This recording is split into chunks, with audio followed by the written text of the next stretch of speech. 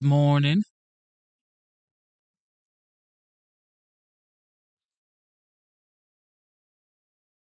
Good morning. It is currently 10:29 a.m.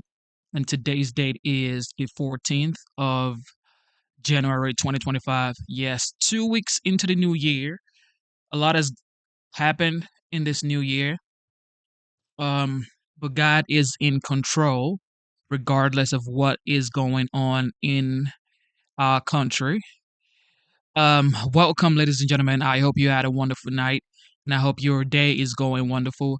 It is Tuesday, of course. It's a work day, and I hope you guys are having a productive day. Today, we're gonna be checking out Pete Hegseth Senate confirmation hearing.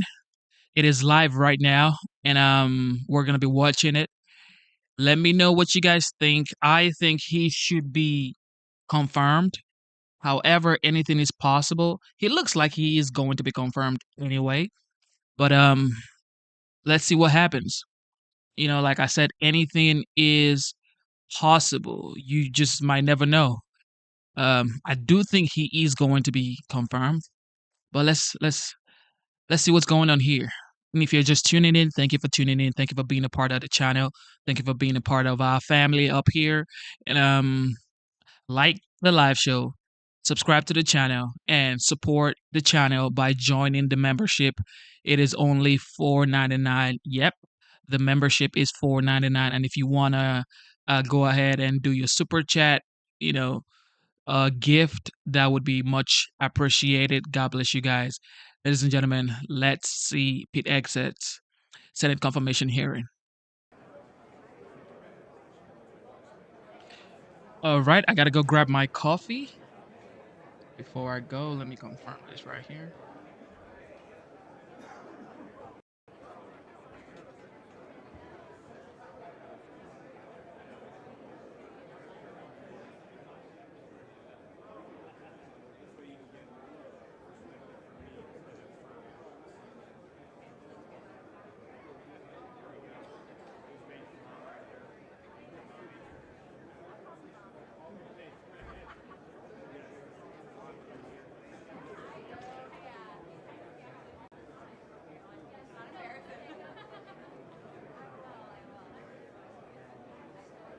Hmm.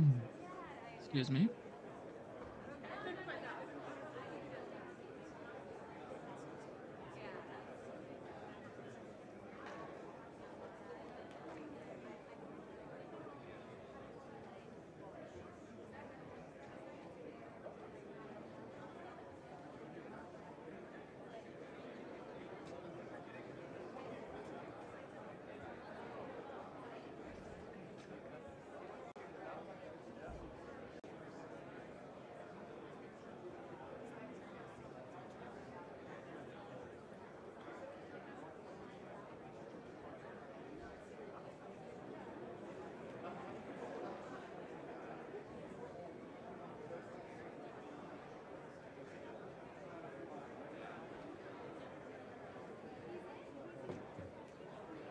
Tune in, ladies and gentlemen. We are going to see Pete Hegseth's confirmation here. I think he just walked in.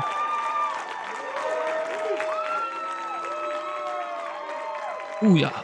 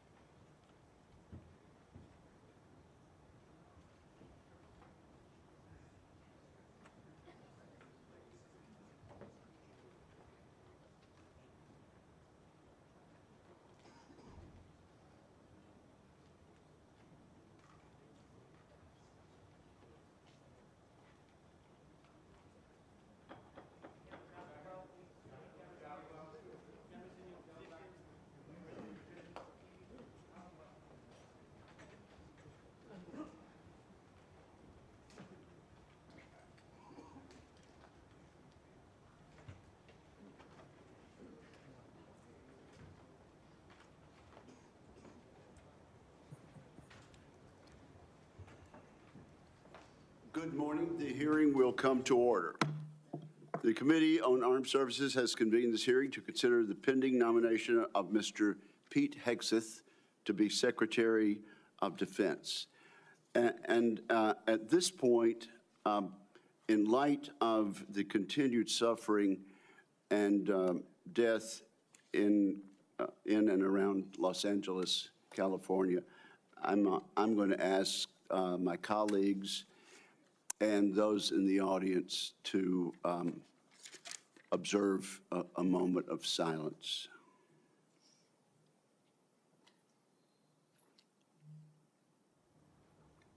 Amen.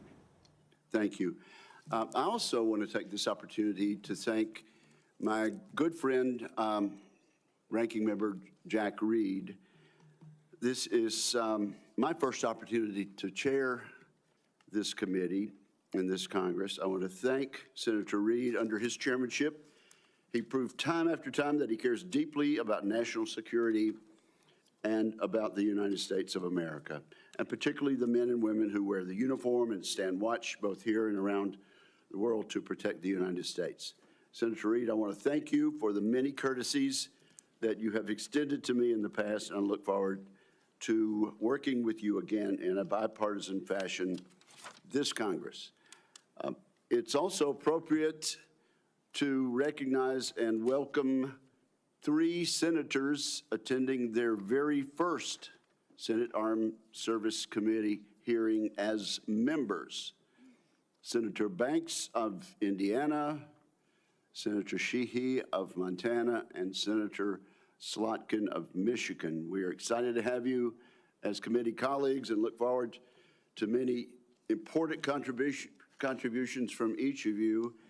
And Senator Slotkin, as I look down at the end of the dais there, it seems that only a week or two ago I was sitting in that very chair being recognized by the chairman of the committee, the distinguished senator from Michigan. So time flies. Now, let me say this. We had a very appropriate expression of approval by the members of the members of the audience as our nominee and his family walked in. The distinguished ranking member and I sincerely hope that that is the last signal of approval or disapproval in today's hearing. People of the public are here. They're welcome to observe today's hearing, and Senator Reed and I agree, though, that no disruptions will be allowed. Audience members may not verbally or physically distract from the hearing, to include shouting, standing, or raising signage or gestures that block the view of the audience. And we're very serious about this, aren't we, Mr. Reed? And absolutely, sir. Those who do so will be immediately escorted from the room.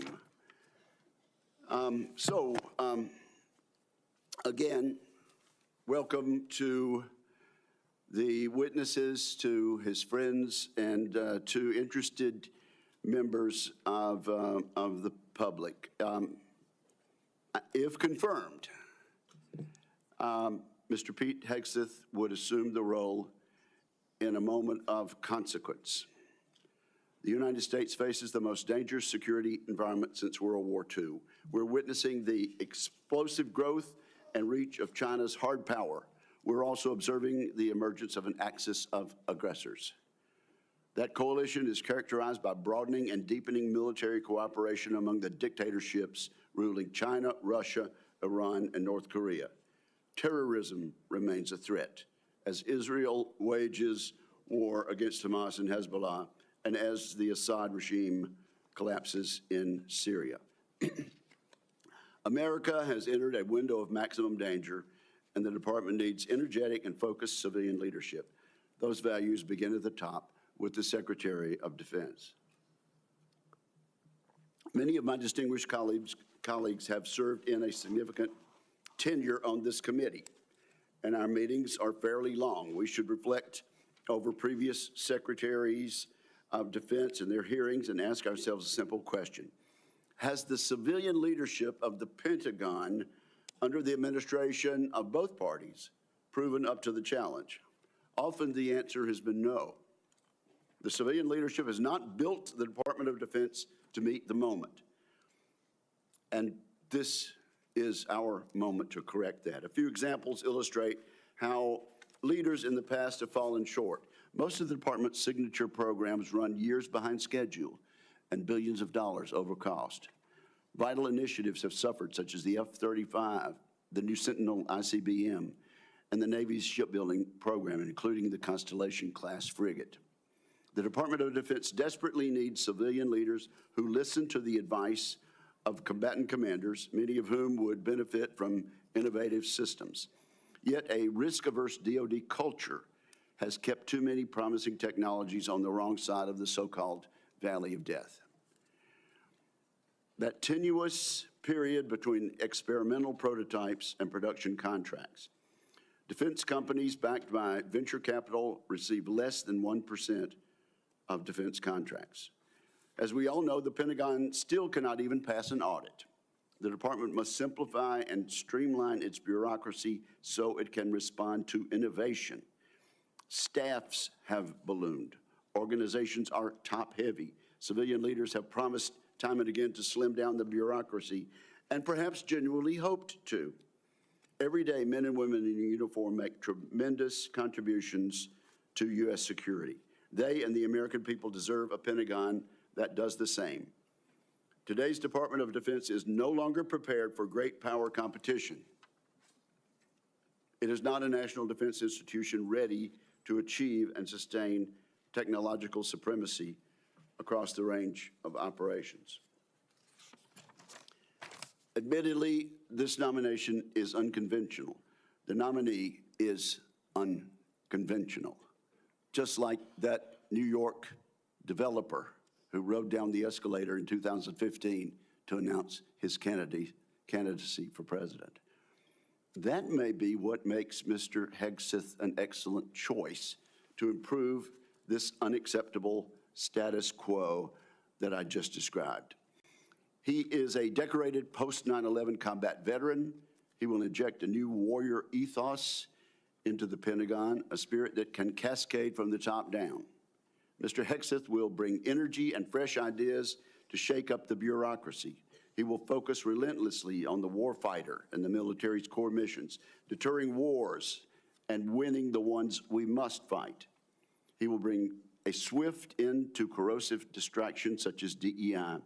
Today, many simply acknowledge and live with these systemic problems I have mentioned earlier in acquisition, accountability, technology transition, and organizational civil service reform. Mr. Hegseth will actually move to fix these issues decisively. In short, I'm confident that Mr. Hegseth, supported by a team of experienced top officials, will get the job done. The Secretary of Defense is an incredibly important position, but the Secretary's span of control is limited. The Pentagon is vast, with 3 million plus personnel, uniformed civilian and contractor. A successful secretary understands that steering the ship means focusing his attention on strategic level priorities. The secretary must be supported with exceptional subordinates who will run the day-to-day affairs of the Office of the Secretary of Defense, the military services, and the other DoD components. I'm also confident that as an infantryman, Mr. Hegseth understands the military principle of commander's intent. Communicate the clear objective, empower subordinates to use initiative and judgment, and hold everybody accountable. We must not underestimate the importance of having a top-shelf communicator as Secretary of Defense. Other than the President, no official plays a larger role in telling the men and women in uniform, the Congress, and the public about the threats we face and the need for a peace through strength defense policy. I have no doubt Mr. Hegseth will excel in a skill in which many of his predecessors have fallen short. Much has been made of both Mr. Hegseth's personal life and some of his policy pronouncements. Regarding his personal conduct, Mr. Hegseth has admitted to falling short, as we all do from time to time. It is noteworthy that the vast majority of the accusations leveled at Mr. Hegseth have come from anonymous sources. Contrast these anonymous accusations with the many public letters of support and commendation. We have seen letters from people who served with Mr. Hegseth. These individuals have worked with him professionally. They really know him and his character. These patriotic Americans have been willing to put their names and reputations on the line to support Mr. Hegseth. I look forward to sharing these testimonials with the American people. Let me mention one right now. It comes from David Bellavia, who earned the Medal of Honor for heroic actions in combat in Fallujah, Iraq. David Bellavia writes the following: Pete is fearless, unflappable, and confronts conflicts head-on. He's a leader to the core. When Pete is confirmed as the next Secretary of Defense of the United States of America, this country will finally know the privilege of having a true ambassador able to speak on behalf of this generation and its two-decade global war on terror. Washington doesn't build men like Pete. Combat builds men like Pete. As I said, there are more letters expressing the same endorsement. Today, we'll hear from the nominee directly. I want to thank Mr. Hegseth as well as his loved ones for being here today. I look forward to discussing his nomination. I look forward to hearing from Mr. Hegseth about the ways he hopes to rebuild the American strength that secures the peace. And so now I turn to my friend and colleague, Ranking Member Reed, for his opening remarks. Well, thank you very much, Mr. Chairman. I'd like to first congratulate you on your chairmanship. I look forward to continuing our committee's strong tradition of bipartisanship and collaboration. And thank you for your thoughtful and conscientious service to the committee over many years. Thank you very much, Mr. Chairman. I'd also like to take a moment to join Chairman Wicker in welcoming our new members, Senator Slotkin, Senator Banks, and Senator Sheehy. Welcome. We look forward to working with you. Mr. Hegseth, I welcome you and your family to today's hearing, and I'm also glad to recognize my former colleague, Norm Coleman, and Congressman Mike Waltz. Thank you, Congressman. Mr. Hegseth, I want to begin by saying that I respect and appreciate your military service in the Army National Guard. I know from experience that there is no greater privilege than to lead American soldiers, and I thank you for answering the call. You have been nominated to be the Secretary of Defense. The Secretary is responsible for leading a department of 3.5 million service members and civilians, an annual budget of nearly $900 billion, and hundreds of thousands of aircraft, ships, submarines, combat vehicles, satellites, and the nuclear arsenal. The Secretary also plays a powerful role with our allies, partners, and adversaries abroad. And as we speak, China is seeking to undermine our interests, intimidate our friends, and challenge our standing in the world. Russia's campaign against Ukraine threatens not only Europe, but the entire global order. Ongoing violence in the Middle East has teetered on the edge of all-out war, and the ideologies and actions of violent extremists endanger our citizens, even on our own soil, as the recent tragedy in New Orleans painfully reminds us. These are perilous times, and the position of Secretary of Defense demands a leader of unparalleled experience, wisdom, and above all else, character. The Secretary is expected to be a fair, nonpartisan, and responsible leader, as well as a trustworthy advocate for the men and women that he leads. Mr. Hegseth, I do not believe that you are qualified to meet the overwhelming demands of this job. We must acknowledge the concerning public reports against you. A variety of sources, including your own writings, implicate you with disregarding the laws of war, financial mismanagement, racist and sexist remarks about men and women in uniform, alcohol abuse, sexual assault, sexual harassment, and other troubling issues. I have reviewed many of these allegations and find them extremely alarming. Indeed, the totality of your own writings and alleged conduct would disqualify any service member from holding any leadership position in the military, much less being confirmed as the Secretary of Defense. Nonetheless, I understand that you reject many of these reports as they involve whistleblowers, non-disclosure agreements, and anonymous, although numerous, sources, including those who have faced political intimidation for sharing their experiences. I hope you will address each of these allegations thoroughly and truthfully during your testimony. Just as importantly, I hope you will pledge to prevent any repercussions for whistleblowers, both civilian and military, if confirmed. Mr. Hegseth, during our meeting last week, you said that if confirmed, your top priority would be, quote, restoring a warrior culture to the Department of Defense, because you believe the U.S. military has been weakened by political correctness. Over the years, you have made clear your opinion of the military's diversity initiatives. As you have said, quote, diversity is not our strength, unity is. And on a recent podcast, you said, quote, I'm straight up just saying we should not have women in combat roles. When I joined the Army as a young officer in the 1970s, the U.S. military was rife with racial tension. Women were prohibited from serving in most roles. Gay service members were banned, and we relied on a national draft to fill our ranks. The soldiers I served with were proud to do so, but it was certainly not the nation's most capable military by any standard. We have made great progress since then. Today, the Department of Defense is fully integrated. Every race and religion is accepted. Women serve in all combat roles and leadership positions. Sexual orientation is irrelevant to service, and the all-volunteer force visibly reflects the nation it protects. Our military is more diverse than it has ever been, but more importantly, it is more lethal than it has ever been.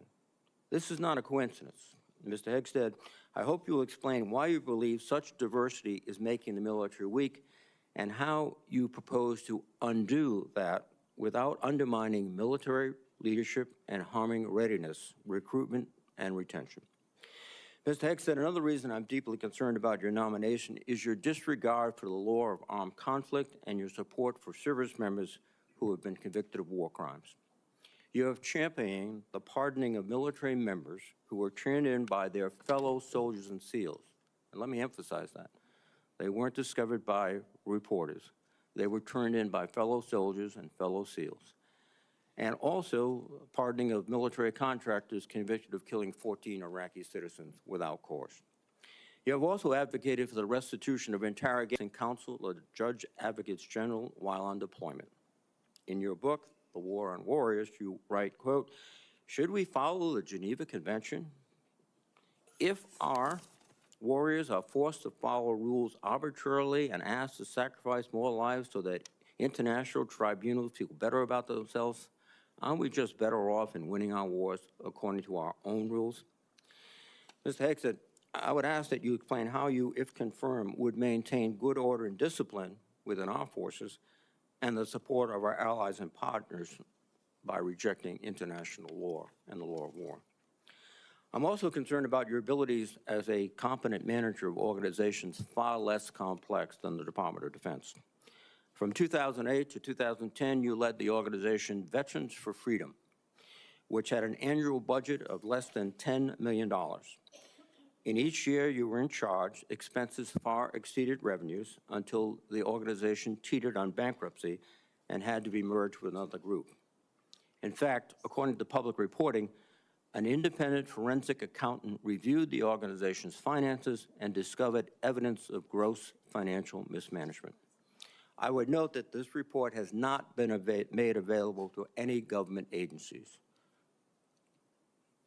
which is, I think, alarming. But a Republican advisor to you during your tenure at the organization who read the report stated, and I quote, I watched him run an organization very poorly, lose the confidence of donors. The organization ultimately folded and was forced to merge with another organization who individuals felt could run and manage funds on behalf of donors more responsibly than he could. I don't know how he's going to run an organization with an $857 billion budget and 3 million individuals. And that is the only comment we've had and the only access we've had to the forensic report. A similar thing happened with the Concerned Veterans for America, a second veterans group that you led from 2011 until 2016. During those 5 years, tax records show that the organization spent more than it raised. Just as troubling are reports that a significant amount of debt was incurred from social events and parties filled with excessive drinking and questionable personal behavior. Mr. Hegseth, I hope you will explain what actions you will take, if confirmed, to be a better steward of Defense Department's large budget. Finally, while I appreciate our meeting last week, it is unacceptable that you did not meet with any other Democratic members of this committee before this hearing, as has been our bipartisan tradition. During my time in the Senate, I have voted for and worked closely with Secretaries of Defense appointed by Republican presidents. While we may disagree politically, there was always an understanding that rank partisanship should have no place when it comes to providing for the men and women who serve in uniform. And Mr. Hegseth, I am troubled by the many comments you have made both as a commentator and in your published writings. For example, in your book, American Crusade, you wrote, quote, "Modern leftists who represent the soul of the modern Democratic Party literally hate the foundational ideas of America." You also wrote, "The other side, the left, is not our friend. We are not esteemed colleagues, nor mere political opponents. We are foes. Either we win or they win. We agree on nothing else." Mr. Hegseth, if confirmed as Secretary of Defense, you would lead an organization that, like the country it represents, is composed of Democrats and Republicans. Yet your language suggests that you regard many of these men and women as foes.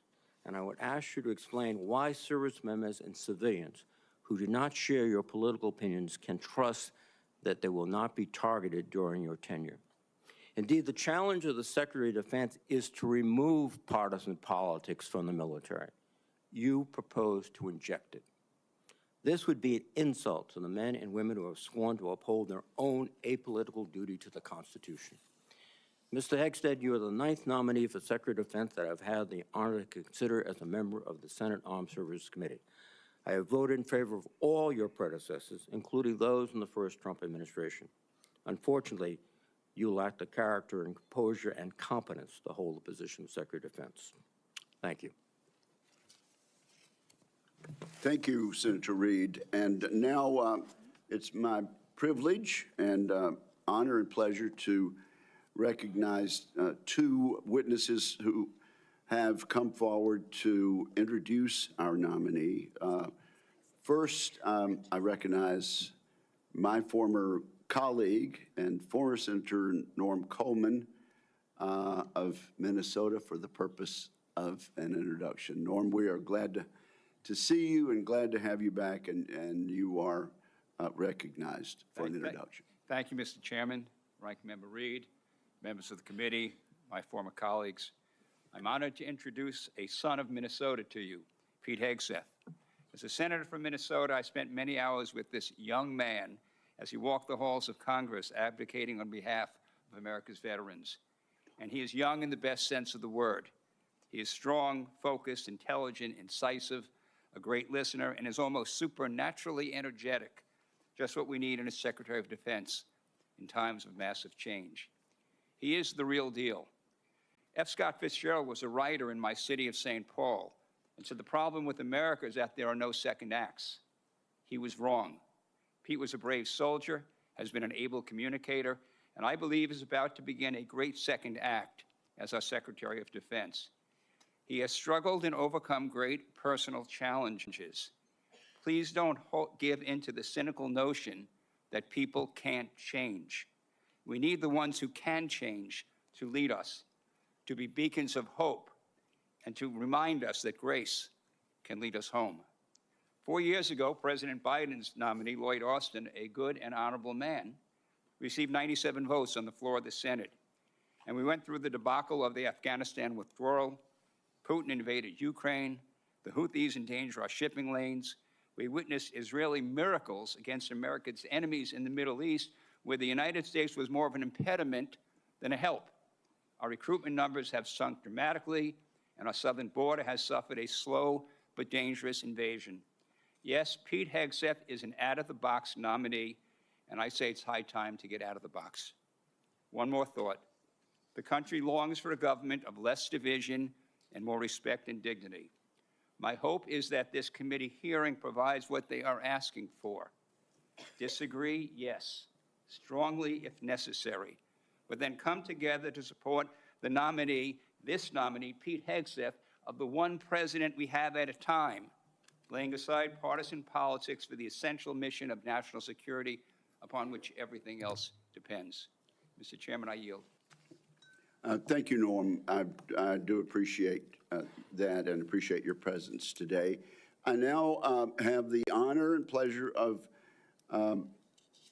introducing Congressman Walz.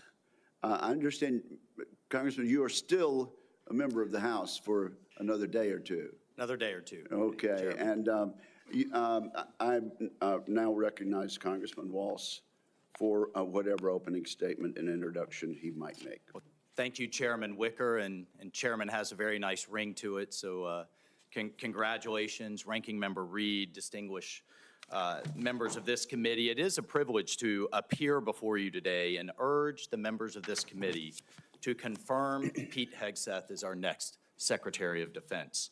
And I'm not here today just to advocate on behalf of a future colleague, but to speak on behalf of someone I consider a dear friend for over a decade now. Like Pete, I served in the U.S. Army. Like Pete, I'm a veteran. We deployed to Afghanistan and all over the world at the height of the war on terror, which is the war of our generation. And like thousands of other warfighters, we've witnessed the hardships of war. We've experienced the loss of friends in combat. We've endured too much time away from family and friends, and no one, I can promise you this, no one hates war more than those who have had to go fight it. No one does.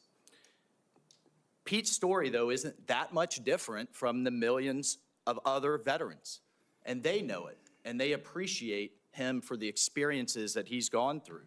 And after our country was brutally attacked on 9/11, Pete Hegseth answered the call of duty like so many others. He put the interests of this country ahead of his own. And I can tell you firsthand, as can the heroes sitting in this audience behind me, Pete's character of country, his selflessness, his duty, these are the key tenets that have shaped him into the leader that he is today. These are the traits that President Trump recognized when making the decision to nominate Pete for this critical role. He will bring the perspective of being the first Secretary of Defense to have served as a junior officer on the front lines, not in the headquarters, on the front lines in the war on terror, and recognizes the human costs, the financial costs, and the policy drift that was discussed often in this very room that led us to decades and decades of war. So not only does he understand the threats he faces, but as the chairman mentioned, he is brilliant, in my mind, at communicating those to the American people in a way that is often not communicated in Washington, D.C., to reach out to the American people so that they understand why the military needs to do what it needs to do. And look, I have no doubt that he is going to get the Pentagon back to its primary mission, lethal readiness. That warrior ethos is what our enemies will respect. That warrior ethos is what our enemies will fear, and it's that warrior ethos that will keep the peace. And so, ladies and gentlemen, in my humble opinion, our military deserves better than it's getting. Our country faces a devastating recruitment crisis. Men and women are not volunteering to serve at the levels required. Our readiness is down. Our costs are up. And it seems like nearly every major weapon system, again, often discussed in this very room, is costing too much, delivering too little, and taking way too long. The bottom line is the status quo is unacceptable. It's not working. And the members of this committee, you all know it. You know it's not working. And the members of the House Armed Services know it's not working. And we have hearing after hearing, year after year. And here we are, decades later, describing the same problems. The Pentagon has continuously failed audits. The businesses that want to do business with the Pentagon have to pass an audit. but the entity itself fails an audit. Innovation is stalled, morale is down, standards have been weakened, and meritocracy is less valued. And as a result, our adversaries have been emboldened all over the world. Ladies and gentlemen, it's time for change. It is time for change. You all have literally seen thousands of veterans, as the chairman cited one amazing Medal of Honor recipient. But we have seen thousands of veterans expressing their support for Pete. This is a man who can reinvigorate that warrior ethos, and this is a man that will lead. I can't imagine having a more capable partner in my position as National Security Advisor. Pete is a man of family, of faith, and he's committed to making our country strong again. And most importantly, and brother, I know this in my core, he will always have as a first principle the service members that are out there on the front lines for all of us at the heart of every decision he makes. So senators, I urge you to support this confirmation. It is critical that President Trump has his national security team in place for the challenges ahead, and I thank you. Thank you, Mike, for your testimony, and I'm guessing that each and every member of this committee will want to have you on speed dial for the next few years. So thank you both. Our two guests may stay, or I know they have other engagements and responsibilities also, but thank you both for your testimony. At this point, Mr. Hegseth, I'm required to ask you as a nominee a series of questions that the committee asks all civilian nominees who appear before it. If you would, please simply respond in the affirmative or negative to each question. Have you adhered to applicable laws and regulations governing conflicts of interest? Yes, sir. Have you assumed any duties or taken any actions that would appear to presume the outcome of the confirmation process? No, sir. Exercising our legislative and oversight responsibilities makes it important that this committee, its subcommittees, and other appropriate committees of Congress receive testimony, briefings, reports, records, and other information from the executive branch on a timely basis. Do you agree, if confirmed, to appear and testify before this committee when requested? Yes, sir. Do you agree to provide records, documents, and electronic communications in a timely manner when requested by this committee, its subcommittees, or other appropriate committees of Congress, and to consult with the requester regarding the basis for any good faith delay or denial in providing such records? Yes, sir. Will you ensure that your staff complies with deadlines established by this committee for the production of reports, records, and other information, including timely responding to hearing questions for the record? Yes, sir. Will you cooperate in providing witnesses and briefers in response to congressional requests? Yes, sir. Will those witnesses and briefers be protected from reprisal for their testimony or briefings? Yes, sir. All right. So at this point, Mr. Hegseth, you are recognized for your opening statement. Well, thank you, Chairman Wicker, Ranking Member Reed, and all the members of this committee for this opportunity today. I'm grateful for and have learned a great deal from this advise and consent process. Our founders knew what they were doing. Should I be confirmed, I look forward to working with this committee, senators from both parties, to secure our nation. I want to thank the former senator from Minnesota, Norm Coleman, for his mentorship and friendship in this process, and the incoming National Security Advisor, Congressman, and more importantly for our purposes, Colonel Mike Waltz, for his powerful words. I'm grateful to them both. Thank you to my incredible wife, Jennifer, who has changed my life and been with me throughout this entire process. I love you, sweetheart, and I thank God for you. And as Jenny and I pray together every morning, all glory, regardless of the outcome, belongs to our Lord and Savior, Jesus Christ. His grace and mercy abounds each day. May his will be done. Thank you to my father, Brian, and mother, Penny, as well as our entire family, including our 7 wonderful kids, Gunnar, Jackson, Peter Boone, Kensington, Luke, Rex, sorry, it's a lot of them, and Gwendolyn. Their future safety and security is in all of our hands.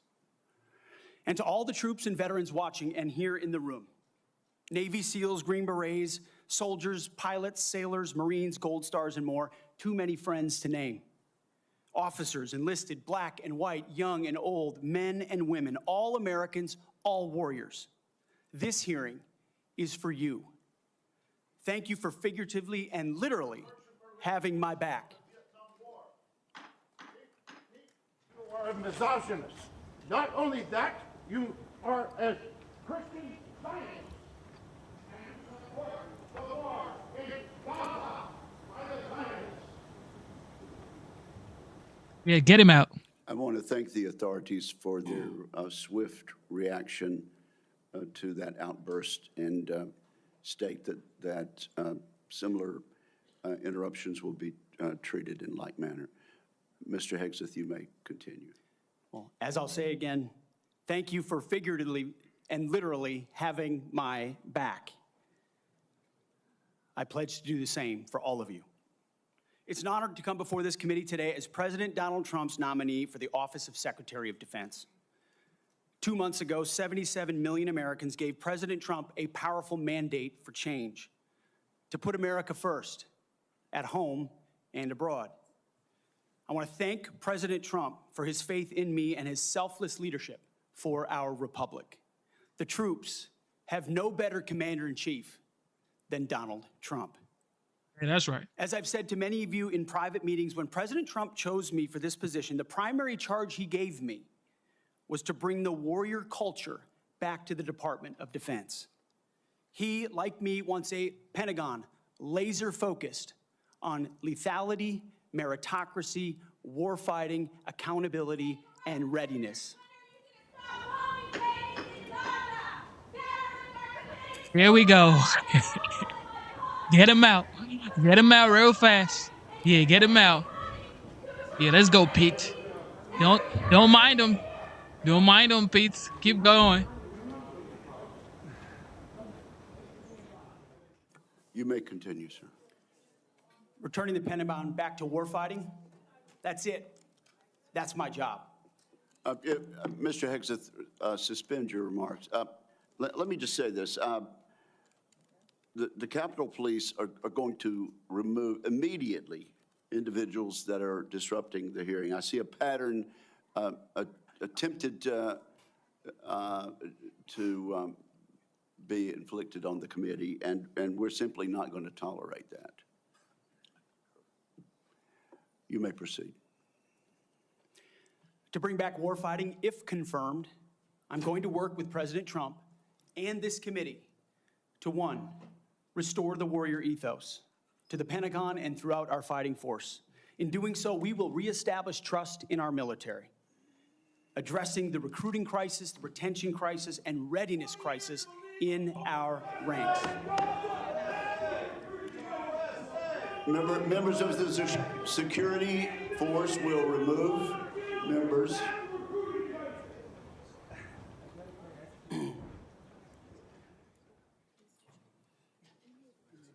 Mr. Hegseth, you may. The strength of our military is our unity and our shared purpose, not our differences. Number 2, we're going to rebuild our military, always matching threats to capabilities. This includes reviving our defense industrial base, reforming the acquisitions process. As you mentioned, Mr. Chairman, no more valley of death for new defense companies, modernizing our nuclear triad, ensuring the Pentagon can pass an audit, and rapidly fielding emerging technologies. And number 3, we're going to reestablish deterrence. First and foremost, we will defend our homeland, our borders, and our skies. Second, we will work with our partners and allies to deter aggression in the Indo-Pacific from the Communist Chinese. And finally, we will responsibly end wars to ensure that we prioritize our resources to reorient to larger threats. We can no longer count on reputational deterrence. We need real deterrence. The Department of Defense under Donald Trump will achieve peace through strength. And in pursuing these America First national security goals, will remain patriotically apolitical and stridently constitutional. Unlike the current administration, politics should play no part in military matters. Facts. We are not Republicans. We are not Democrats. We are American warriors. Our standards will be high and they will be equal, not equitable. That's a very different word. We need to make sure every warrior is fully qualified on their assigned weapons system, every pilot's fully qualified and current on the aircraft they are flying, and every general or flag officer is selected for leadership or promotion purely based on performance, readiness, and merit. Leaders at all levels will be held accountable, and warfighting and lethality and the readiness of the troops and their families will be our only focus. This has been my focus ever since I first put on the uniform as a young Army ROTC cadet at Princeton University in 2001. I joined the military because I love my country and felt an obligation to defend it. I served with incredible Americans in Guantanamo Bay, in Iraq, in Afghanistan, and on the streets of Washington, D.C., many of which are with me here today. This includes enlisted soldiers I helped become American citizens, and Muslim allies I helped immigrate from Iraq and Afghanistan. Because when I took off the uniform, my mission never stopped. Now, it is true and has been acknowledged that I don't have a similar biography to defense secretaries of the last 30 years. But as President Trump also told me, we've repeatedly placed people atop the Pentagon with supposedly the right credentials, whether they are retired generals, academics, or defense contractor executives. And where has it gotten us? He believes, and I humbly agree, that it's time to give someone with dust on his boots the helm. A change agent, someone with no vested interest in certain companies or specific programs or approved narratives. My only special interest is the warfighter. Deterring wars, and if called upon, winning wars by ensuring our warriors never enter a fair fight. We let them win, and we bring them home. Like many of my generation, I've been there. I've led troops in combat. I've been on patrol for days. I've pulled a trigger downrange, heard bullets whiz by, flex-cuffed insurgents, called in close air support, led medevacs, dodged IEDs, pulled out dead bodies, and knelt before a battlefield cross. This is not academic for me. This is my life. I led then, and I will lead now. Ask anyone who's ever worked for me or with me. I know what I don't know. My success as a leader, and I very much look forward to discussing my organization's successes at Vets for Freedom and Concerned Veterans for America. I'm incredibly proud of the work that we've done. But my success as a leader has always been setting a clear vision, hiring people smarter and more capable than me, empowering them to succeed, holding everyone accountable, and driving toward clear metrics. Build the plan, work the plan, and then work harder than everyone else around you. I've sworn an oath to the Constitution before, and if confirmed, I will proudly do it again. This time, for the most important deployment of my life. I pledge to be a faithful partner to this committee, taking input and respecting oversight. We share the same goals: a ready, lethal military, the health and well-being of our troops, and a strong and secure America. Thank you for the time, and I look forward to your questions. Thank you very much, Mr. Hegseth. Before we begin with member questions, I would like to remind my colleagues that, consistent with the bipartisan staff agreement from December, and in concert with exactly how this committee dealt with the last Secretary of Defense nominee, each member will be recognized for one round of 7 minutes to question the nominee. Out of respect for the time of all members of this committee, the time limits will be tightly enforced. We've now been here 45 minutes, and I think we've done very well with the time.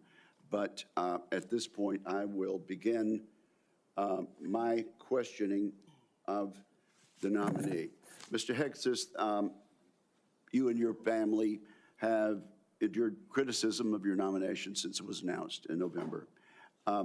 Let's get into this allegation about sexual assault, inappropriate workplace behavior, alcohol abuse, and financial mismanagement during your time as a nonprofit executive.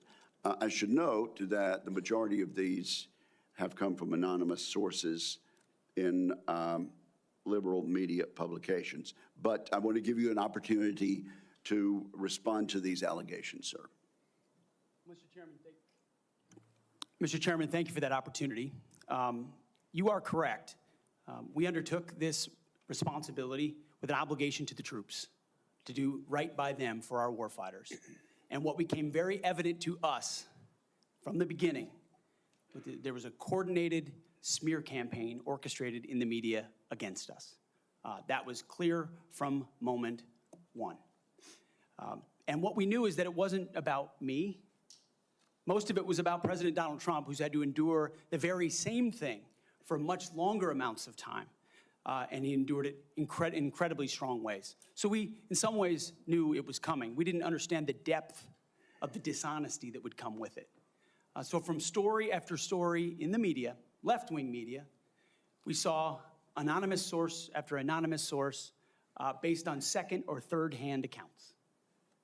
And time again, stories would come out, and people would reach out to me and say, you know, I've spoken to this reporter about who you really are, and I was willing to go on the record. But they didn't print my quote. They didn't print any of my quotes. Or, I've worked with you for 10 years, or I was your accountant, or I was your chief operating officer, or I was your board member, or I was with you on 100 different tour stops for Concerned Veterans for America. No one called me. No one asked about your conduct on the record or off the record. Instead, a small handful of anonymous sources were allowed to drive a smear campaign, an agenda about me, because our left-wing media in America today, sadly, doesn't care about the truth. All they were out to do, Mr. Chairman, was to destroy me. And why do they want to destroy me? Because I'm a change agent and a threat to them, because Donald Trump was willing to choose me, to empower me, to bring the Defense Department back to what it really should be, which is warfighting. So I'm willing to endure these attacks. But what I will do is stand up for the truth and for my reputation. False attacks, anonymous attacks, repeated ad nauseum, printed as nauseum, as facts. We have provided to the committee, Mr. Chairman, and I know you're going to share, on-the-record statement after on-the-record statement from people who have served with me, worked with me at Fox News, Concerned Vets, Vets for Freedom, you name it, from the top of the chain to the bottom, who will say, I treat them with respect, with kindness, with dignity. That's men, that's women, that's black, that's white, that's every background. I have prided myself as a leader of respecting people, being professional. That is the balance of mine. I'm not a perfect person, as has been acknowledged. Saved by the grace of God, by Jesus and Jenny. I'm not a perfect person, but redemption is real. And God forged me in ways that I know I'm prepared for.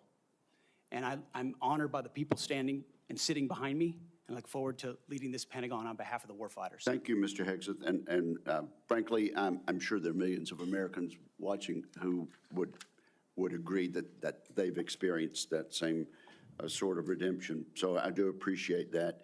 I realize that it involves a little bearing of the soul, but thank you for that. Now let's talk about top-line defense spending. I have a plan. I think you've read it.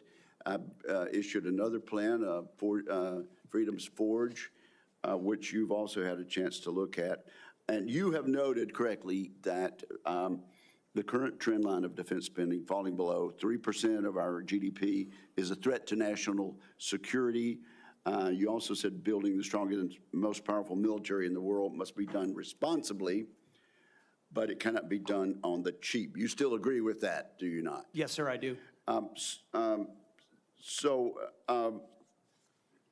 tell us what you think about, particularly about my plan to make the Defense Department less bureaucratic, less top-heavy, cut out some of the bureaucracy and layers, make it more friendly to startups and to new ideas, contained in my 20 or so page white paper, Defending Freedom's Forge.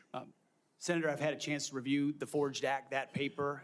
Those are precisely the kinds of ideas that need to be pursued. And I look forward to working with this committee to ensure we cut the red tape, we incentivize innovation, we rebuild the defense industrial base, cut out the bureaucracy, all the things that are preventing the platforms and the tools from getting rapidly from our great defense companies here that should, and those that want to compete, into the hands of warfighters. But past his prologue on this, sir, and I would just look at what President Trump did after the drawdowns of lead from behind under President Obama. President Trump rebuilt our military. He didn't start wars, he ended them, and he didn't allow wars to start on his watch. We've had the same kind of defense cuts under the Biden administration. And so, look, I would present to the committee the reputation of President Donald Trump and me coming alongside him to ensure we have peace through strength by rebuilding our military, investing as necessary. Going under 3%, Mr. Chairman, is very dangerous. Okay, we've got 45 seconds. Tell us, in that point, get us started at least talking about deterring China and the Indo-Pacific. It starts with priorities. The 2017 National Defense Strategy was the first step in reorienting away from simply entanglement in the Middle East, which our generation knows a lot about, and reorienting the behemoth that is the Pentagon toward new priorities, specifically the Indo-Pacific. So that strategy has started and was barely followed through on under the Biden administration. So we're going to start by ensuring the institution understands that as far as threats abroad, the CCP is front and center, also obviously defending our homeland as well. Thank you very much. Senator Reed, you're recognized. Well, thank you very much, Mr. Chairman. Before I begin my questioning, I would like to make 3 requests. First, many of my members would like a second round. That has been the custom. Senator Hagel was afforded 3 rounds. Senator Ash Carter, 2 rounds. And that was done by a Republican chairman with the consent and the appropriate guidance of Democrats. I must say, too, my recollection is I've never denied anyone the opportunity to ask the second round of questions as I chaired. I would request the second round. And my time is running. I think these are administrative. Oh, yeah, you're using your time. No, if the timekeeper will pause the time. I must say, I think we're going to have adequate time for questioning. And I know Democrat members have coordinated their questions as much as we have. And we are following the same exact precedent on all things that we did with Secretary Austin. So I respectfully understand what you're saying, but I think we have an agreement. It's been known for quite some time, and I intend to stick with that agreement which we made last December. What is your second request? Second, as been publicly reported, you and I have both seen the FBI background investigation of Mr. Hegseth. And I want to say for the record, I believe the investigation was insufficient, frankly. There are still FBI obligations to talk to people. They have not had access to the forensic audit, which I referenced to, and the person who had access to was quite critical of Mr. Hegseth. And I think people on both sides have suggested that they get the report. I know your colleagues have asked for it. Senator Thune assured me personally that he thought it was an appropriate idea. So I would ask, and I would say too, as a precedent, one of President Trump's appointees had similar very complicated personal issues. The report was made available to all the members of the committee. We would be following precedent, and I ask that that be made possible. Again, there's been much discussion about this. And what I intend to do is follow the exact precedent that we've had for the last two hearings with regard to secretaries of defense. Not only Secretary Austin, but Secretary Mattis 8 years ago. And that was for the chair and the ranking member to see the report. And so that is my intention as chair of this committee. Finally, Mr. Chairman, I have several letters that I would include for the record. One from Count Every Hero, which is an organization of retired four-star generals and former secretaries of defense that is critical of the proposed purge panels. One from an organization for domestic violence. One for a Council on American Relations. And also several letters that raise questions. I would ask they be submitted for the record. Without objection, they will be submitted. And Mr. Reed, your time has now expired. Just kidding. Yeah. You're recognized for 7 minutes. Thank you. You're a very understanding chairman. I like that. I like that. Ms. Hegseth, you've written, and it's quote, "Oh yeah, and fire any general who hasn't carried water for Obama and Biden's extra constitution and agenda-driven transformation for our military. Clean house and start over." It's come to my attention that current serving military personnel have received emails threatening them with being fired for supporting the current DOD policies. One mail that was sent to a military officer with the subject line, "Clean house," reminiscent of your specific comment, states, and I quote, "With the incoming administration looking to remove disloyal, corrupt, traitorous, liberal officers such as yourself, we will certainly be putting your name into the list of those personnel to be removed. We know you support the woke DEI policies and will ensure you never again influence anyone in the future. You and the redacted spouse's name will be lucky if you're able to collect your military requirement," end quote. Now, I want to remind everyone that these policies that are being referred to date back decades, to the 1940s and 50s with respect to racial discrimination particularly, and administrations of both parties, including the Trump administration and their first party, caused those policies to be enforced. Mr. Hegseth, are you aware of these emails being sent to officers? Hey. Senator, you mentioned the word accountability, which is something we have not had for the last 4 years. Are you aware of these messages being sent to officers? Certainly, I'm not aware of that. It's not one of my efforts, but there's been no accountability for the disaster of the withdrawal in Afghanistan. And that's precisely why we're here today. Excuse me. Is that leadership has been unwilling to take accountability. It's the time to restore that to our most senior ranks. You've written publicly that DI policy is a distraction and have military personnel walking on eggshells. Do you believe that emails like that are essentially threatening both a serving officer and a spouse and claiming that they'll lose their pension will have a distraction and detract from the lethality? Senator, you mentioned the 40s and 50s, and you're precisely right. The military was a forerunner in courageous racial integration in ways no other institutions were willing to do. I served with men and women of all backgrounds because of the courage of people decades and decades ago. Incredibly important. However, the DEI policies of today are not the same as what happened back then. They're dividing troops inside formations, causing commanders to walk on eggshells, not putting meritocracy first. That's the indictment that's made by those serving right now. Excuse me. And why we're having this conversation. All of your public comments don't talk about meritocracy. They talk about liberal democratic efforts that are destroying the military, that those people are our enemies. That's not meritocracy.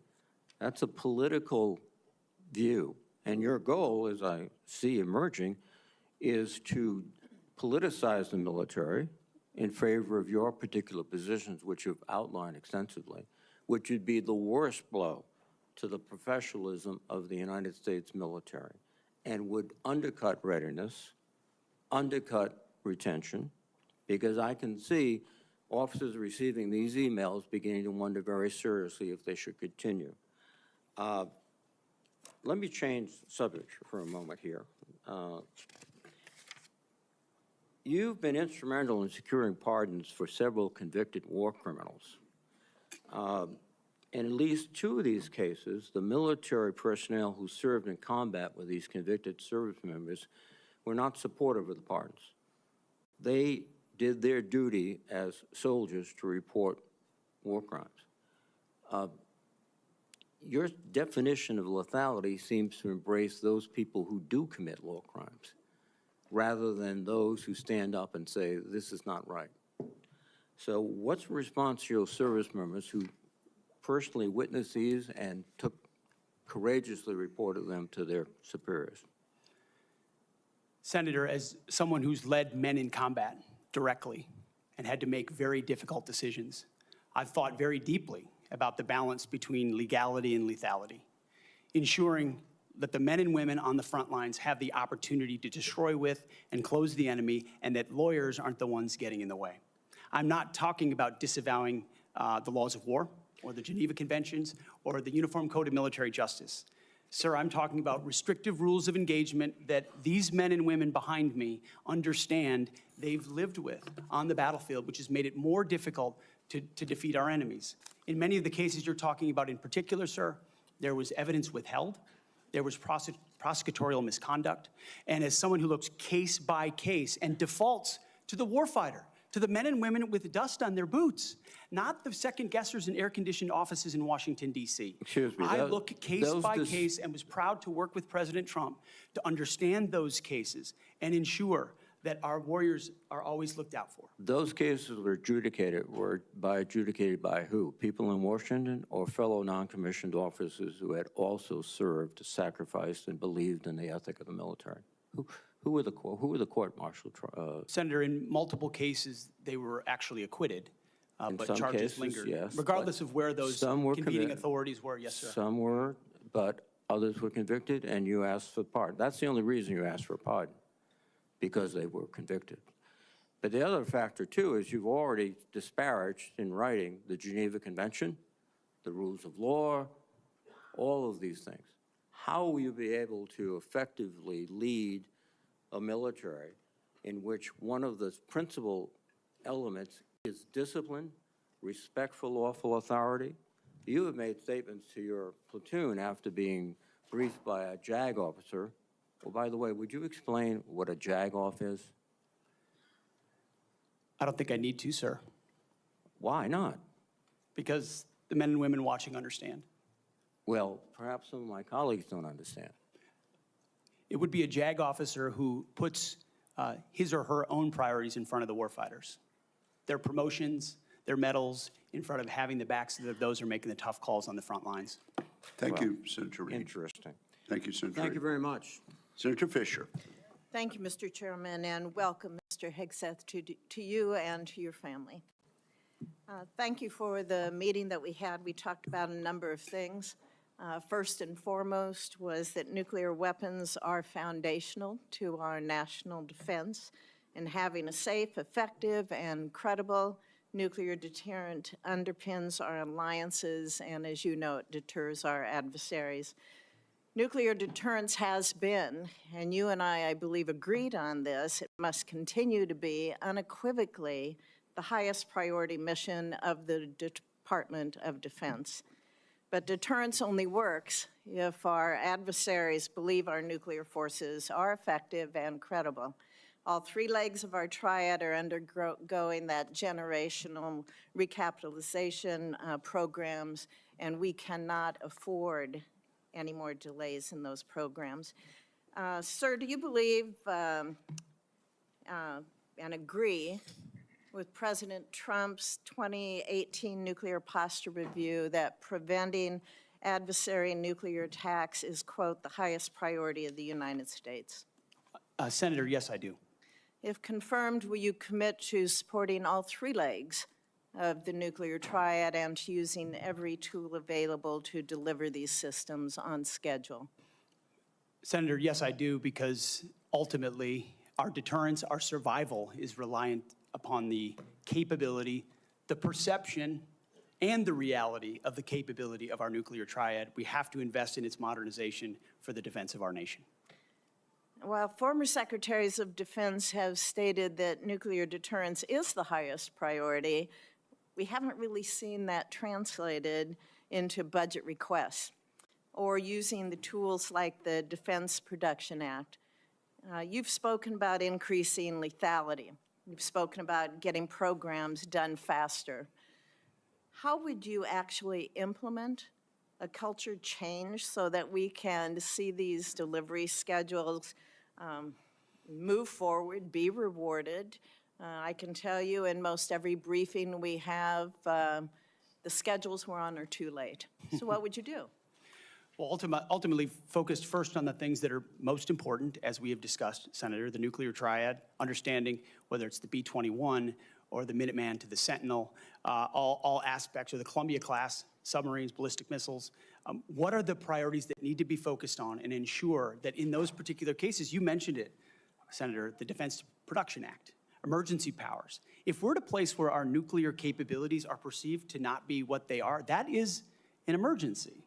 And we have an ally in our incoming commander-in-chief, in President Donald Trump, who has spoken about these things, understands the power and strength of nuclear deterrence, will not allow them It's the to be existential deprioritized. threat. It's the existential threat to this nation. How do you change the culture? It's not just the Production Act that's going to be able to do it. How are you going to move forward faster?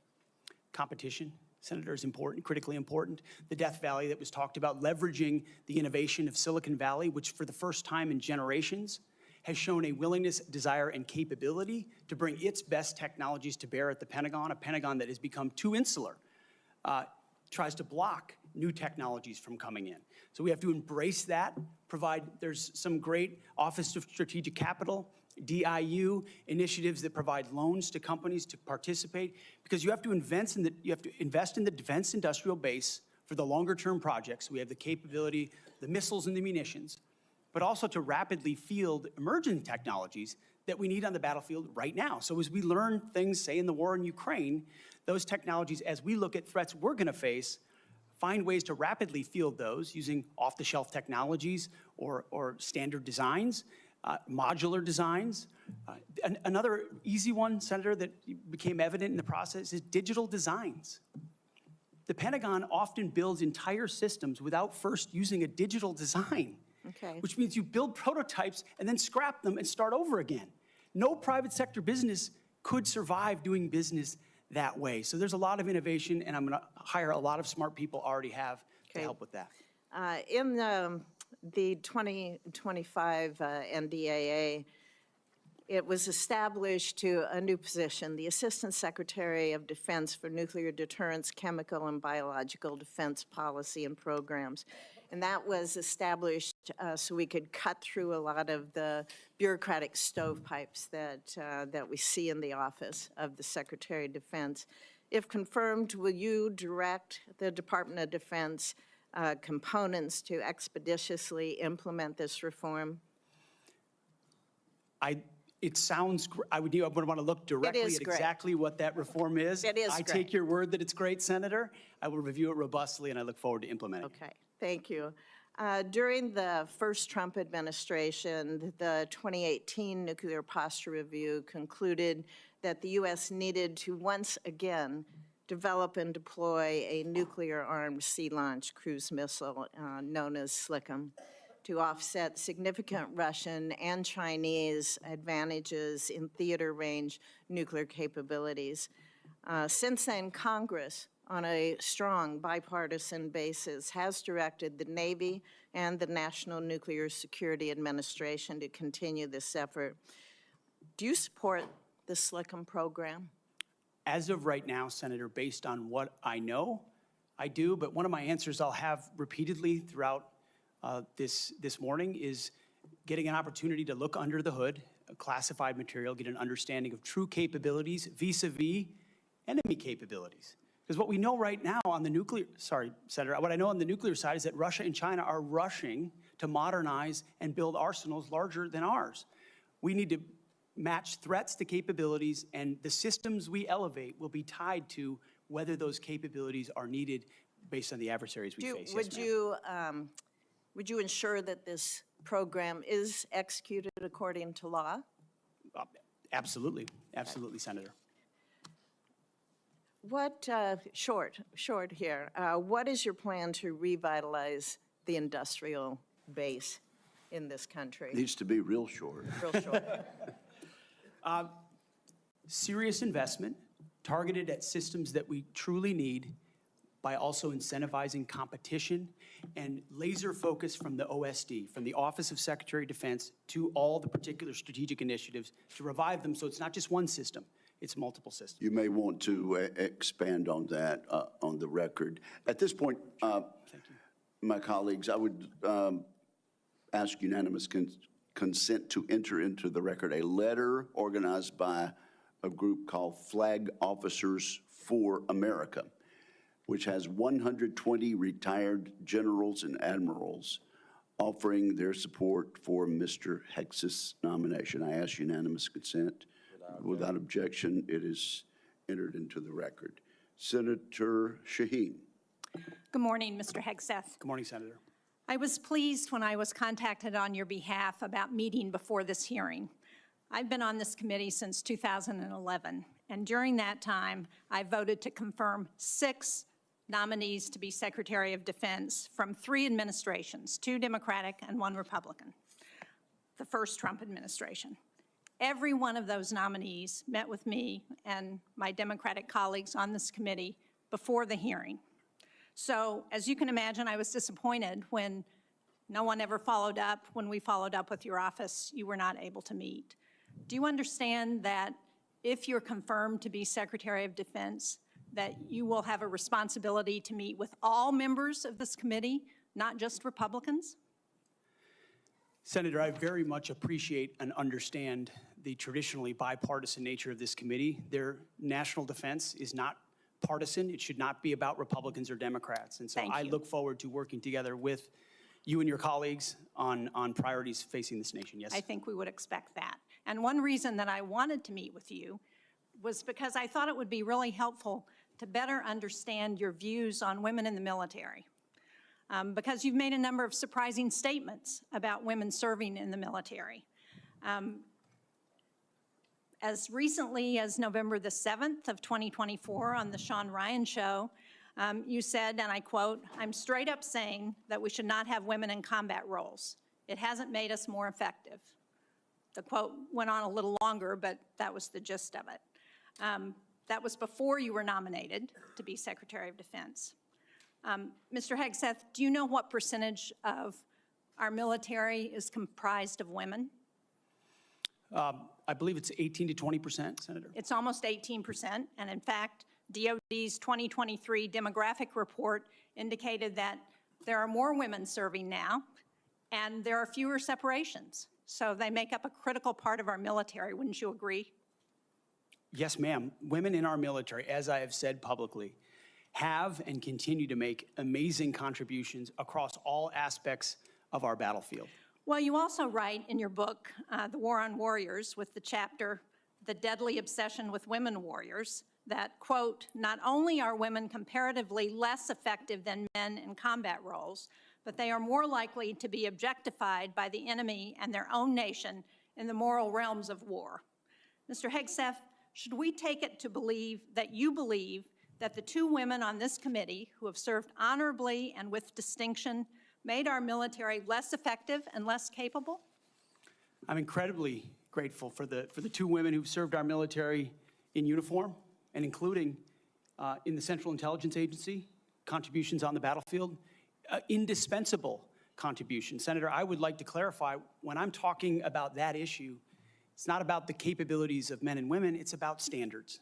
And this committee has talked a lot about standards. Standards that we, unfortunately, over time, have seen eroded in certain duty positions, certain schools, certain places, which affects readiness, which is what I care about the most, readiness on the battlefield. I appreciate that. And so my comments point time and time again to standards.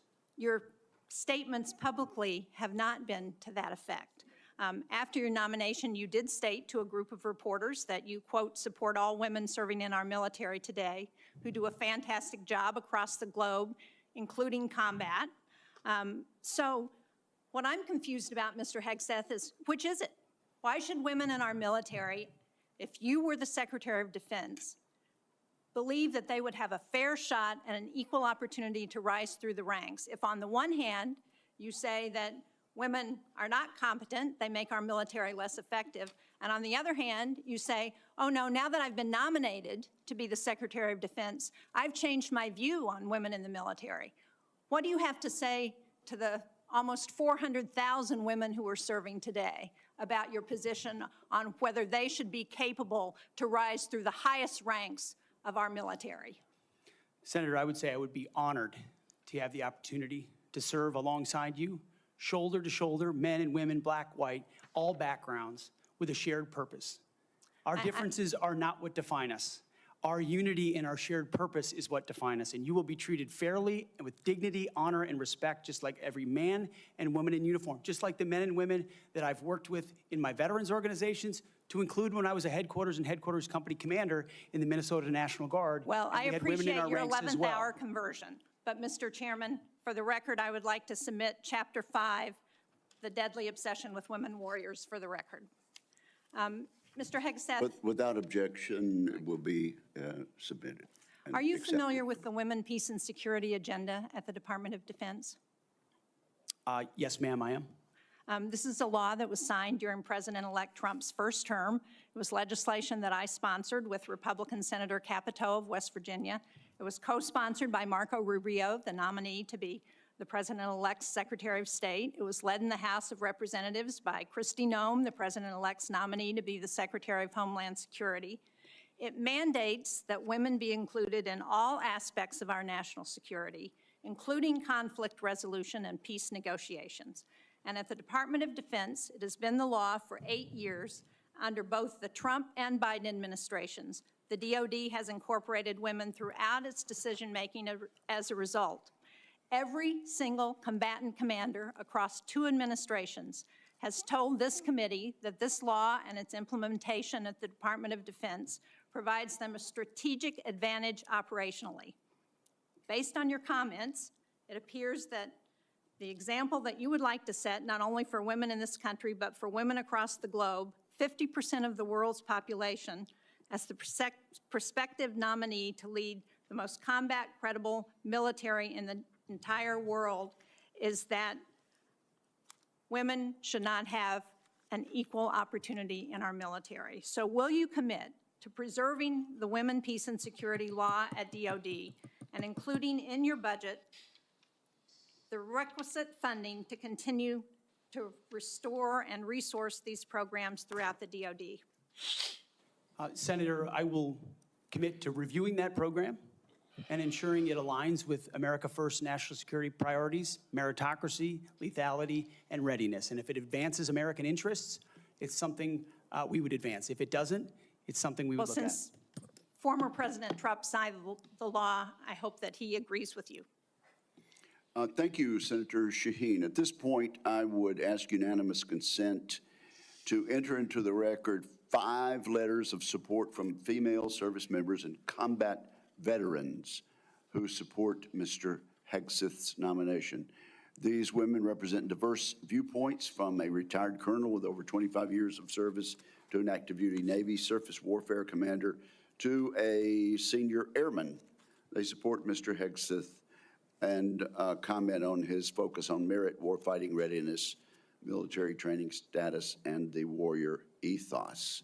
So without objection, it will be entered into the record. And now I'm honored to recognize Senator Cotton for 7 minutes.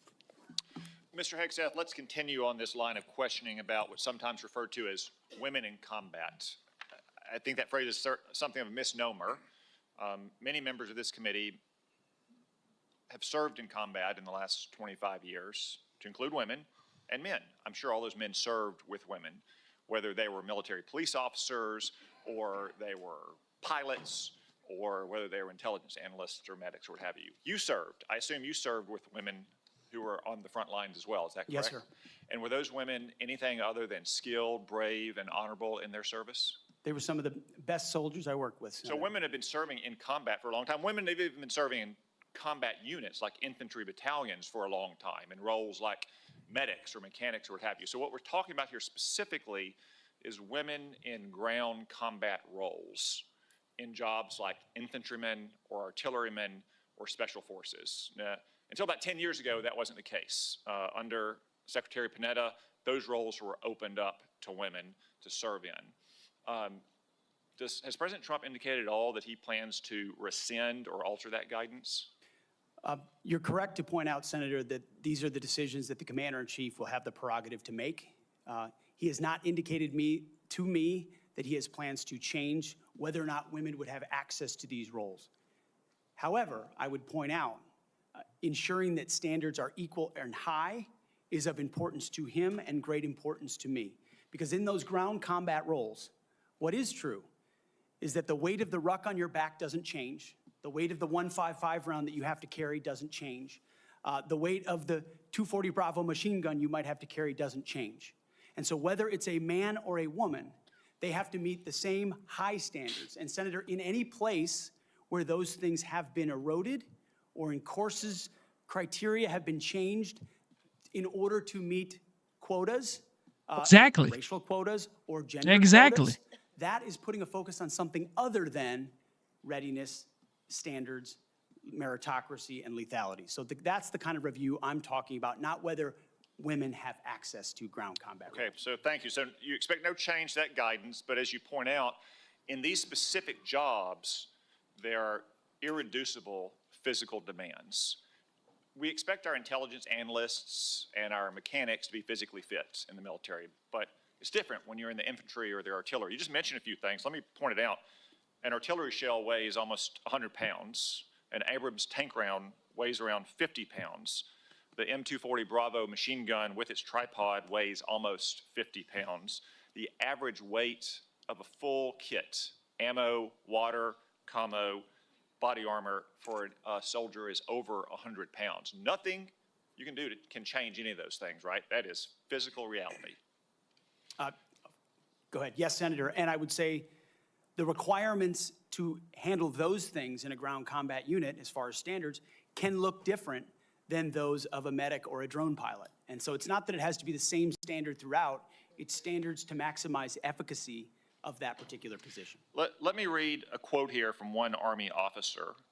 While it may be difficult for a 120-pound woman to lift or drag 250 pounds, the Army cannot artificially absolve women of that responsibility. It may still exist on the battlefield. The entire purpose of creating a gender-neutral test was to acknowledge the reality that each job has objective physical standards to which all soldiers should be held, regardless of gender. The intent was not to ensure that women and men will have an equal likelihood of meeting those standards. I assume, based on your testimony, you agree with that Army officer? Absolutely. The standards need to be the same and they need to be high. And they need to be set by the people closest to the problem set, closest to the understanding of what is required by that job. Commanders, commanding officers, and COCOMs and elsewhere who understand the reality of what they face, that's the feedback we should get. That's what should be enshrined and enforced, and no other set of political prerogatives. When I talk about removing politics, ideological or political prerogatives should contribute to those determinations. Nothing other than the execution of the mission. Thank you. For the record, that Army officer was Captain Kristen Griest, the Army's first female infantry officer and one of its first female Ranger School graduates. One final point, you said they need to be objective, gender neutral, and high. That's because the demands are, in fact, very high. The current physical fitness test for the Army has a minimum 2-mile run of 22 miles. Run. And I want the reporter to note that I'm putting run in air quotes, because 22 miles at 2 miles is not running. It may be jogging, it's probably walking fast. Let's move on. We've got a big, 22 minutes. We've got a big audience here. Many of them seem to be patriotic supporters of you, Mr. Hegseth. Some of them seem to be liberal critics of you. I would note that it's only the liberal critics that have disrupted this hearing. As was my custom during the Biden administration, I want to give you a chance to respond to what they said about you. I think the first one accused you of being a Christian Zionist. I'm not really sure why that is a bad thing. I'm a Christian. I'm a Zionist. Zionism is that the Jewish people deserve a homeland in the ancient Holy Land where they've lived since the dawn of history. Do you consider yourself a Christian Zionist? Senator, I'm a Christian, and I robustly support the state of Israel and its existential defense, and the way America comes alongside them is a great ally. Thank you. Because another protester, and I think this one was a member of Code Pink, which, by the way, is a Chinese Communist front group these days, said that you support Israel's war in Gaza. I support Israel's existential war in Gaza. I assume, like me and President Trump, you support that war as well, don't you? Senator, I do. I support Israel destroying and killing every last member of Hamas.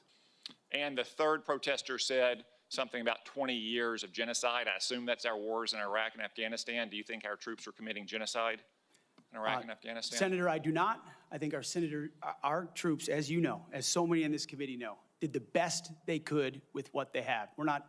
The outcomes, and tragically, the outcome we saw in Afghanistan under the Biden administration put a stain on that, but it doesn't put a stain on what those men and women did in uniform, as you know full well, Senator. Thank you, Mr. Hegseth.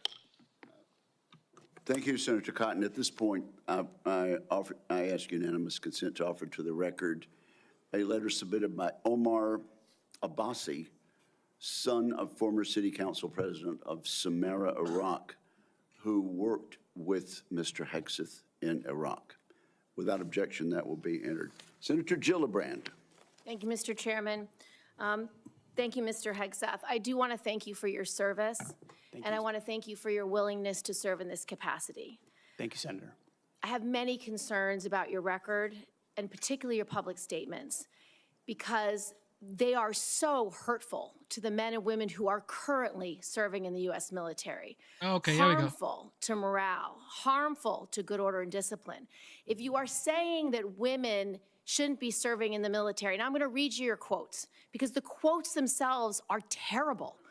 You will have to change how you see women to do this job well, and I don't know if you are capable of that. So I want to press on these issues that my colleague Jean Shaheen brought up, because she said it so well. So first of all, you answered your questionnaire. Do you believe that any American who wants to serve in their country in the military and can meet objective standards set by the military should be allowed to serve without limitation? You've said yes to that question. But then in all of these other circumstances, you've denigrated active duty service members. We have hundreds of women who are currently in the infantry, lethal members of our military serving in the infantry, but you degrade them. You say, we need moms, but not in the military, especially in combat units. So specific to Senator Cotton's question, because Senator Cotton was giving you layups to differentiate between different types of combat, and specifically, as Secretary, would you take any action to reinstitute the combat arms exclusion for female service members, knowing full well you have hundreds of women doing that job right now? And the standards, your 2 mile run, Tom, is about the Army Combat Fitness Test. It is not the requirements to have an MOS 11 Bravo, which is the infantry. These are the requirements today for people serving in the industry, men and women. They are gender neutral, and they are very difficult to meet. They have not been reduced in any way, and our combat units, our infantry is lethal. So please explain specifically, because you will be in charge of 3 million personnel. It is a big job. And when you make these public statements, and I get you were not Secretary of Defense then, I get you were on TV, I get you were helping veterans, I get it was a different job. But most recently, you said this in November of 2024, knowing full well you might have been named as Secretary of Defense. So please explain these types of statements, because they're brutal and they're mean and they disrespect men and women who are willing to die for this country. Okay, here we go. Well, Senator, I appreciate your comments, and I would point out I have never disparaged women serving in the military. I respect every single female service member that has put on the uniform past and present. My critiques, Senator, recently and in the past, and from personal experience, have been instances where I've seen standards lowered, and you mentioned 11 Alpha, 11 Bravo, MOS, places in units, and the book that has been referenced multiple times here, The War on Warriors. I spent months talking to active duty service members, men and women, low ranks, high ranks, combat arms and not combat arms. And what each and every one of them told me, and which personal instances have shown me, is that in ways direct, indirect, overt, and subtle, standards have been changed inside infantry training units, ranger school, infantry battalions, to ensure that Give me one example. Please give me an example. I get you're making these generalized meet statements. quotas to have a certain number of female infantry officers or infantry enlisted, and that disparages those women who are Commanders do incredibly not have to capable meet of meeting quotas that for the infantry. standard. Commanders do not have to have a quota for women in the infantry. That does not exist. It does not exist. And your statements are creating the impression that these exist, because they do not. There are not quotas. We want the most lethal force. But I'm telling you, having been here for 15 years, listening to testimony about men and women in combat and the type of operations that were successful in Afghanistan and in Iraq, women were essential for many of those units. When Ranger units went in to find where the terrorists hiding in Afghanistan or in Iraq, if they had a woman in the unit, they could go in, talk to the women in a village, say, where are the terrorists hiding? Where are the weapons hiding? And get crucial information to make sure that we can win that battle. So you cannot denigrate women in general, and your statements do that. We don't want women in the military, especially in combat. What a terrible statement. So please, do not deny that you've made those statements. You have. We take the responsibility of standards very seriously, and we will work with you. I'm equally distressed you would not meet with me before this hearing. We could have covered all of this before you came here, so I could get to the 15 other questions that I want to get to. So women, you have denigrated. You have also denigrated members of the LGBTQ community. Oh, yeah, here we go. Did you know that when Don't Ask, Don't Tell was in place, we lost so many crucial personnel, over 1,000 in mission-critical areas. We lost 10% of all our foreign language speakers because of a political policy. You said in your statement, you don't want politics in the DOD. Everything you've said in these public statements is politics. I don't want women. I don't want moms. What's wrong with a mom, by the way? Once you have babies, you therefore are no longer able to be lethal. I mean, you're basically saying women after it means they your kid have needs children you. can't ever serve in the military in a combat role. It's a silly thing to say. It's a silly thing to say, beneath the position that you are aspiring to. Okay, here we go. To denigrate LGBTQ service members is a mistake. If you are a sharpshooter, you're as lethal regardless of what your gender identity is, regardless of who you love. So please know this to be a true statement. So you say it was a political thing. You say it undermined us, social engineering. I don't know why someone having to publicly say or not publicly say who they love is social engineering. I think having that policy in the first place was highly problematic. And as you said in your statement, do you agree anybody should be able to serve in the military if they meet the standards? Senator, as the president has stated, I don't disagree with the overturn of Don't Ask, Don't Tell. Great, because I don't want you thinking, can't serve if you're a mom, can't serve if you're LGBTQ, and then last, can't serve if you're a leftist. The statements you said about people who have views differently than you, that we're the enemy, are you saying that 50% of the DOD, if they hold liberal views or leftist views or are Democrats, are not welcome in the military? Are you saying that? Senator, I volunteered to deploy to Afghanistan under Democrat President Barack Obama. I also volunteered to guard the inauguration of Joe Biden, but was denied the opportunity to serve because I was identified as an extremist by my own unit for a Christian tattoo. Thank you very much. Senator Gillibrand, you held up a document and referred to it during your questioning. Would you like that entered into the record? It may be one without my marks. Okay, yeah, okay, we'll delete. We'll submit a clean clean it up. copy. Without objection, that will be admitted at the point of your question. And I would like to enter into the record at this point a letter of support from retired Air Force Colonel Melissa Cunningham, Colonel Cunningham supports Mr. Hegseth and mentions his warrior ethos, combat effectiveness, and maintaining military training standards. So without objection, both of those will be admitted, and I now recognize Senator Rounds. Thank you, Mr. Chairman. First of all, good morning. I'd like to thank you for your service to our nation in uniform and also your work on behalf of your fellow veterans and for your willingness to enter into this maelstrom of public service. I think the presence of so many veterans who have showed up to support you speaks volumes. I also want to recognize your family's service and sacrifice. You know as well as anyone that it's not just the man that enters the arena, but it's the entire family who also works their way through this process as well.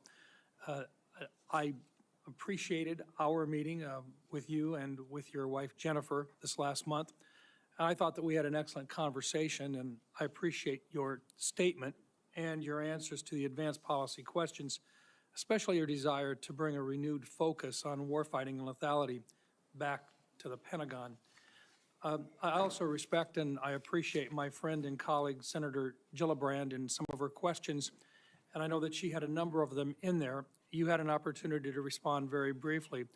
Were there any other responses that you would like to make or clarifications that you would like to make before I move on to my questions? Senator, thank you very much for the opportunity to meet and for the question. I would also acknowledge you were mentioning female engagement teams, which have shown a great deal of success on the battlefield. It would be and universally acknowledged as such. I've been in Iraqi homes where the language and gender barrier was real, and the ability to have someone there to help in that process would be a massive accelerant in mission success. So I recognize that reality. I also recognize that female engagement teams assigned to a SEAL team or a Green Beret team meet different standards also, which is okay because of the duty positions involved in that job. As far as politics, Senator, it has been the joy of my life to lead men and women in military outfits. When you're in combat or in training, there's a lot of conversations that happen. And you start to realize that a lot of people you're serving with share your political ideals or they don't. You find out there's Republicans, there's Democrats, there's Libertarians, there's Independents, there's Vegetarians, everything in between. None of that matters. It never mattered in how I led men and women, how I interacted with them, what missions we undertook. Politics has nothing to do with the battlefield, which is why President Trump has asked me to say, let's make sure all of that comes out. This is about warfighting capability, setting standards high, and making sure we give our boys, our men and women, everything they need to be successful on the battlefield. So politics can play no part in that, and I look forward to infusing that, as we always have inside our units. I appreciate you making that very clear. And one of the areas that we want to do our best is to provide for the equipment and the technical capabilities so that no young man or woman enters into a battle as a fair fight, and that they always have the advantage. Those are the types of questions that I'd like to get into right now, and I want to start by talking about something that sometimes gets a little bit into the weeds, but I think it's critical.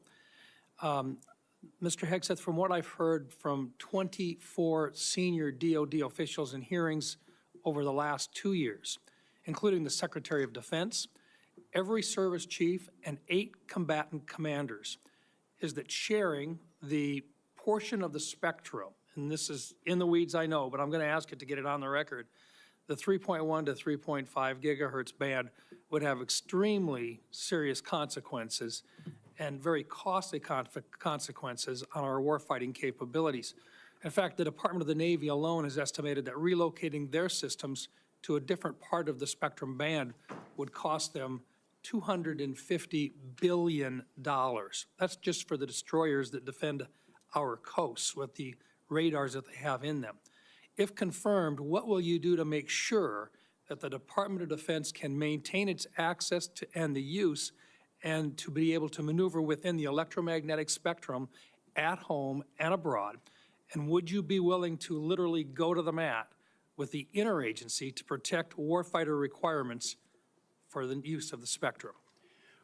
Well, Senator, thank you for the question. And my job, in part, will be to go to the mat when necessary for things I believe are an absolute requirement for the Department of Defense and the men and women in uniform. There's no doubt about that.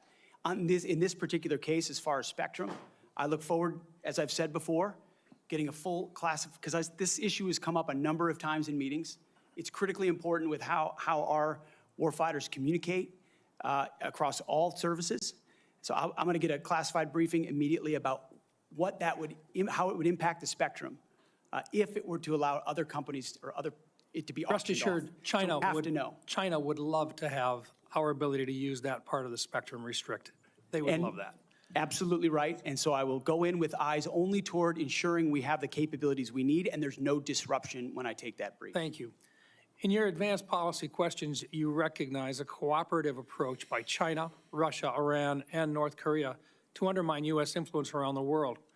As you point out, aggression by any one actor would be an opportunity for others to engage the U.S. on multiple fronts along the continuum of the conflict. As we discussed in my office, neither of us wants to send our troops into a fair fight. We want to make sure that they have every advantage that the United States can give them, and that requires resources and reforms.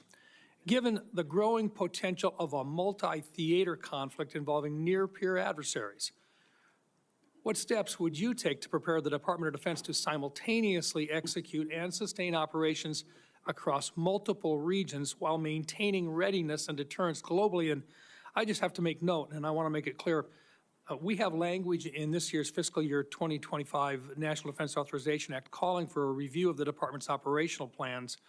And I just want to make sure that you're aware of that, and that we will have, if we have a fight with one, the chances are very good that we're going to have two battles or two different battlegrounds at the same time. Senator, which is why I believe our country's incredibly fortunate to have a new commander-in-chief in Donald Trump, who through the strategic approach he has taken with allies and against foes has prevented wars and is determined to do the same. That's our chief job, is deter and prevent wars. My job, should I be confirmed at the Secretary of Defense, is to ensure we have the right prioritization of assets and strategy, and then the tools in the toolbox necessary, the pointiest possible spear for President Trump to wield if necessary as the last resort. So President Trump at the helm, I think, will go a long way in making sure our enemies know there's a new sheriff in town. Thank you. Thank you, Mr. Chairman. And thank you very much, Senator Blumenthal. Thanks, Mr. Chairman. Thank you for having this hearing. Thank you for being here, Mr. Hegseth. And I want to join in expressing appreciation and respect for your service to our country, and thanks to all the veterans who are here today, and thank you for your service as the ranking member of the Veterans Affairs Committee. I hope we can focus on doing better for our veterans and doing better in management of the Department of Defense. There's always room for improvement. I think what we need in that position is not just better, but the best in financial management, because those decisions are life and death decisions affecting the 3.4 million Americans who serve our national security and our national defense and put their lives on the line. I want to talk about financial mismanagement at the two organizations that you headed, which are the only test of your financial management that we have before this committee, the Veterans for Freedom and Concerned Veterans for America. You took over the Veterans for Freedom in 2007. In 2008, you raised $8.7 million, but spent more than $9 million, creating a deficit. By January 2009, you told donors that the organization had less than $1,000 in the bank and debts of $434,000. By 2010, revenue at the Veterans for Freedom had dropped to about $265,000. In the next year, it had dropped further to $22,000. You don't dispute these numbers, do you? Senator, I'm extremely proud of the work me and my fellow vets did at Vets for Freedom. A bunch of young vets with no political experience, a small group, working Well, hard I every apologize single for day. interrupting. We raised donor funds. And I took, and we have letters submitted for the record from almost everyone that worked with me every single day, including our chief operating officer, who will attest that every dollar we raised was used intentionally toward the execution of our mission, which is supporting the warfighters, exactly why we're here today, the warfighters in the Iraq surge. There was a campaign in 2008, Senator. It was Barack Obama if I versus can John just McCain. ask you another We believe John question, McCain would be the right because I person to have win, and so we spent the tax more. returns from that organization. I'm glad they're for the record. I am going to ask to be entered into the record, Mr. Chairman. Without objection. These tax returns are yours. They have your signature. And I'm going to ask that members of the committee review them because they're the only documents. I've asked for others. I've asked for the FBI report that would presumably document, it should have documented, this kind of financial mismanagement. And these are the 990s from that organization. By the year of 2011, donors had become so dissatisfied with that mismanagement, they, in effect, ousted you. They merged that organization with Military Families United, and thereafter, you joined a second organization as executive director. In between, Senator, I went to Harvard I want to University ask for 2 you years and questions. Afghanistan. I want to ask you questions about Concerned Veterans for America. Again, another set of tax returns, the 990s from that organization. I ask they be made part of the record, Mr. Chairman. Without objection, both of those returns are now part of the record. 2011 to 2016. At the end of 2013, shortfall of $130,000. At the end of 2014, shortfall of $428,000. You had a surplus the following year, but then another deficit of $437,000. By the time you left, that organization had deep debts, including credit card transaction debts of about $75,000. That isn't the kind of fiscal management we want at the Department of Defense. We can't tolerate it at the Department of Defense. That's an organization with a budget of $850 billion, not 10 or 15 million, which was the case at those two organizations. And it has command responsibility for 3.4 million Americans. The highest number that you managed in those two organizations was maybe 50 people. Let me ask you, how many men and women now serve in the United States Army? What is Sen's strength? Senator, I would like an opportunity to respond to Well, I've asked you a impugning question. of my leadership of a veterans organization. Concerned currently Veterans for serve? America, you're on the VA committee, sir, and I appreciate your service there. The VA Accountability Act and the Mission Act were all brainchilds of Concerned Veterans for America. We used our donor money very intentionally and focused to create policy that bettered the lives of veterans. Mr. Hegseth, I'm asking you a very simple question.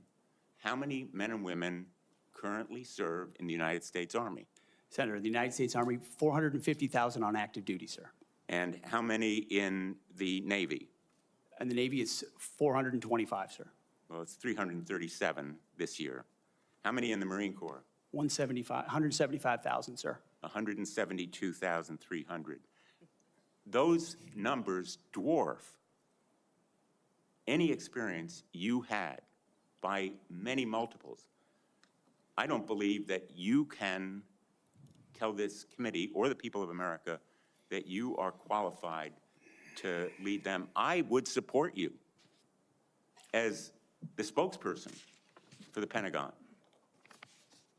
I don't dispute your communication skills, but I believe that we are entitled to the facts here. I've asked for more documents.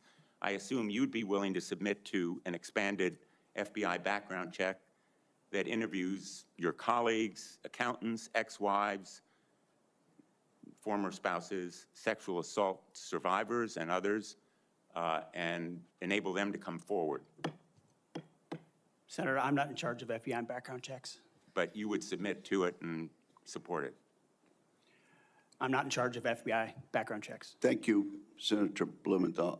I at this point, want to submit a letter from Captain Wade Zirkle, the founder of Vets for Freedom and the person who hired Pete Hegseth to run the organization. Although the 2008 financial crisis dried up fundraising for nonprofits, Captain Zirkle says, and I quote, "Pete responded to this crisis with decisive action by reducing staff and renegotiating all debts with creditors until they were fairly resolved, an impressive feat and a testament to Pete's character."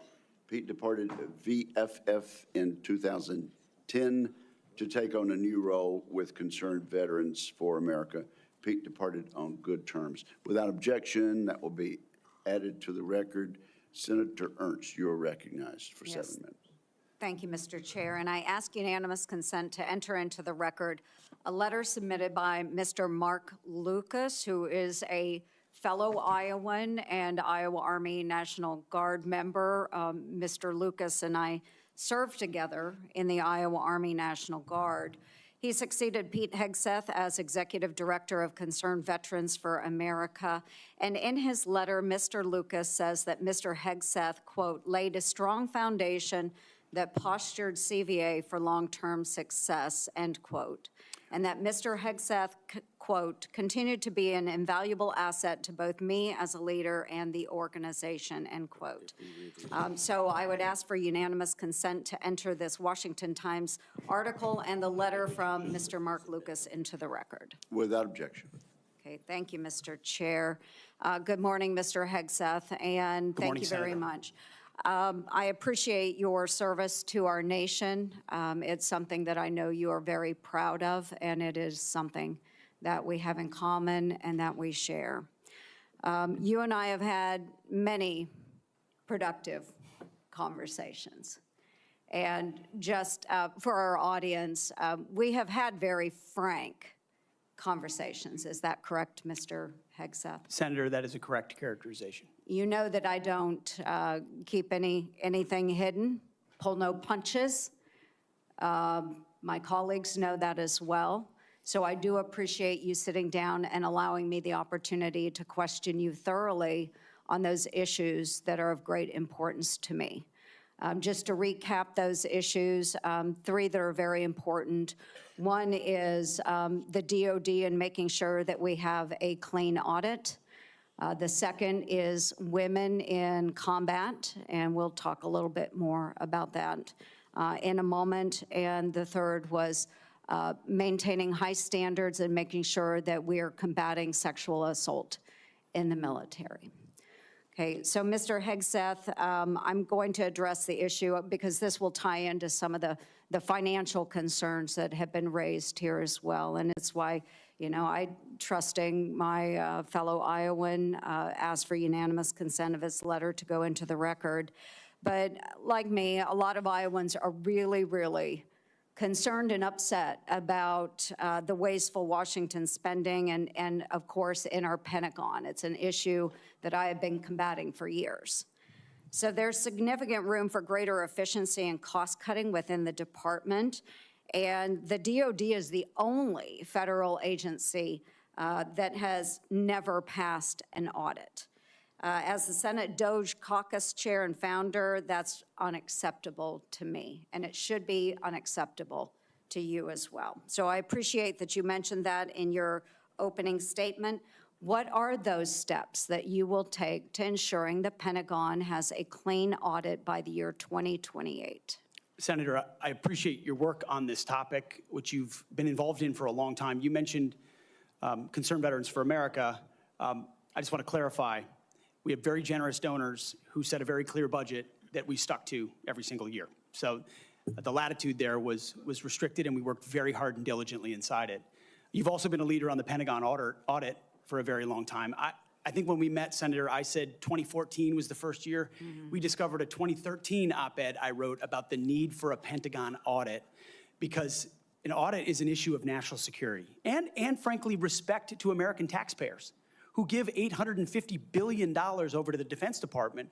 and expect that we know where that money goes. And if that money is going somewhere that doesn't add to tooth and instead goes to fat or tail, we need to know that. Or if it's wasted, we need to know that. So I think previous secretaries of defense, with all due respect, haven't necessarily emphasized the strategic prerogative of an audit.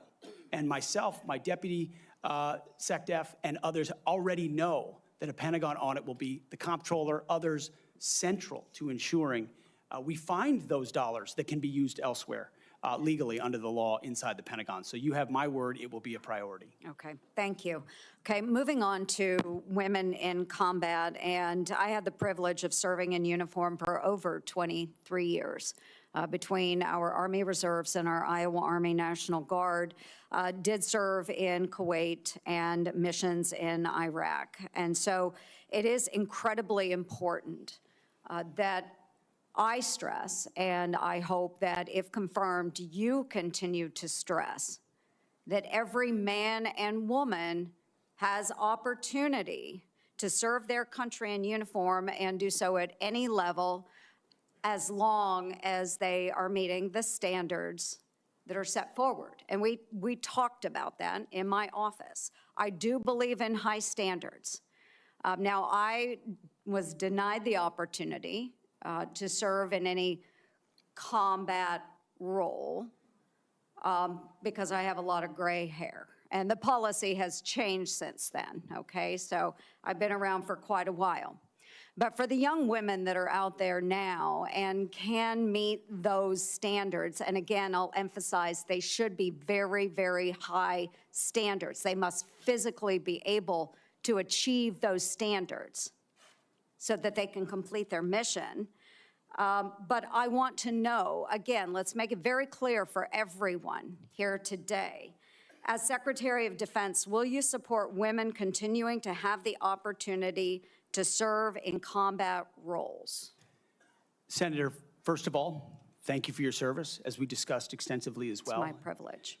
And my answer is yes, exactly the way that you caveated it. Yes, women will have access to ground combat roles, given the standards remain high, and we'll have a review to ensure the standards have not been eroded in any one of these cases. That'll be part of one of the first things we do at the Pentagon, is reviewing that in a gender-neutral way, the standards, ensuring readiness and meritocracy is front and center. But absolutely, it would be the privilege of a lifetime to, if confirmed, to be the Secretary of Defense for all men and women in uniform who fight so heroic. They have so many other options.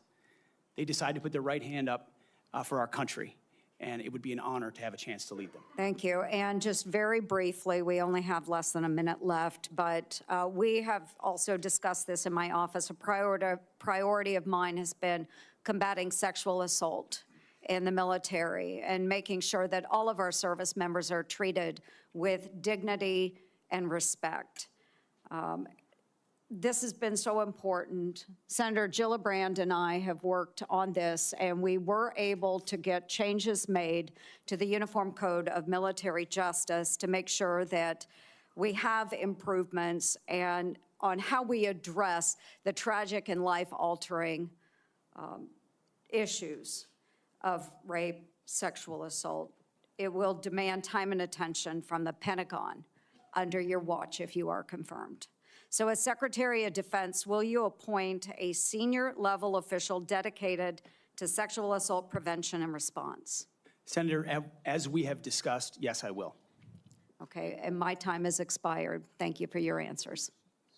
Senator Hirono. Thank you, Mr. Chairman. Mr. Hegseth, welcome. Thank you.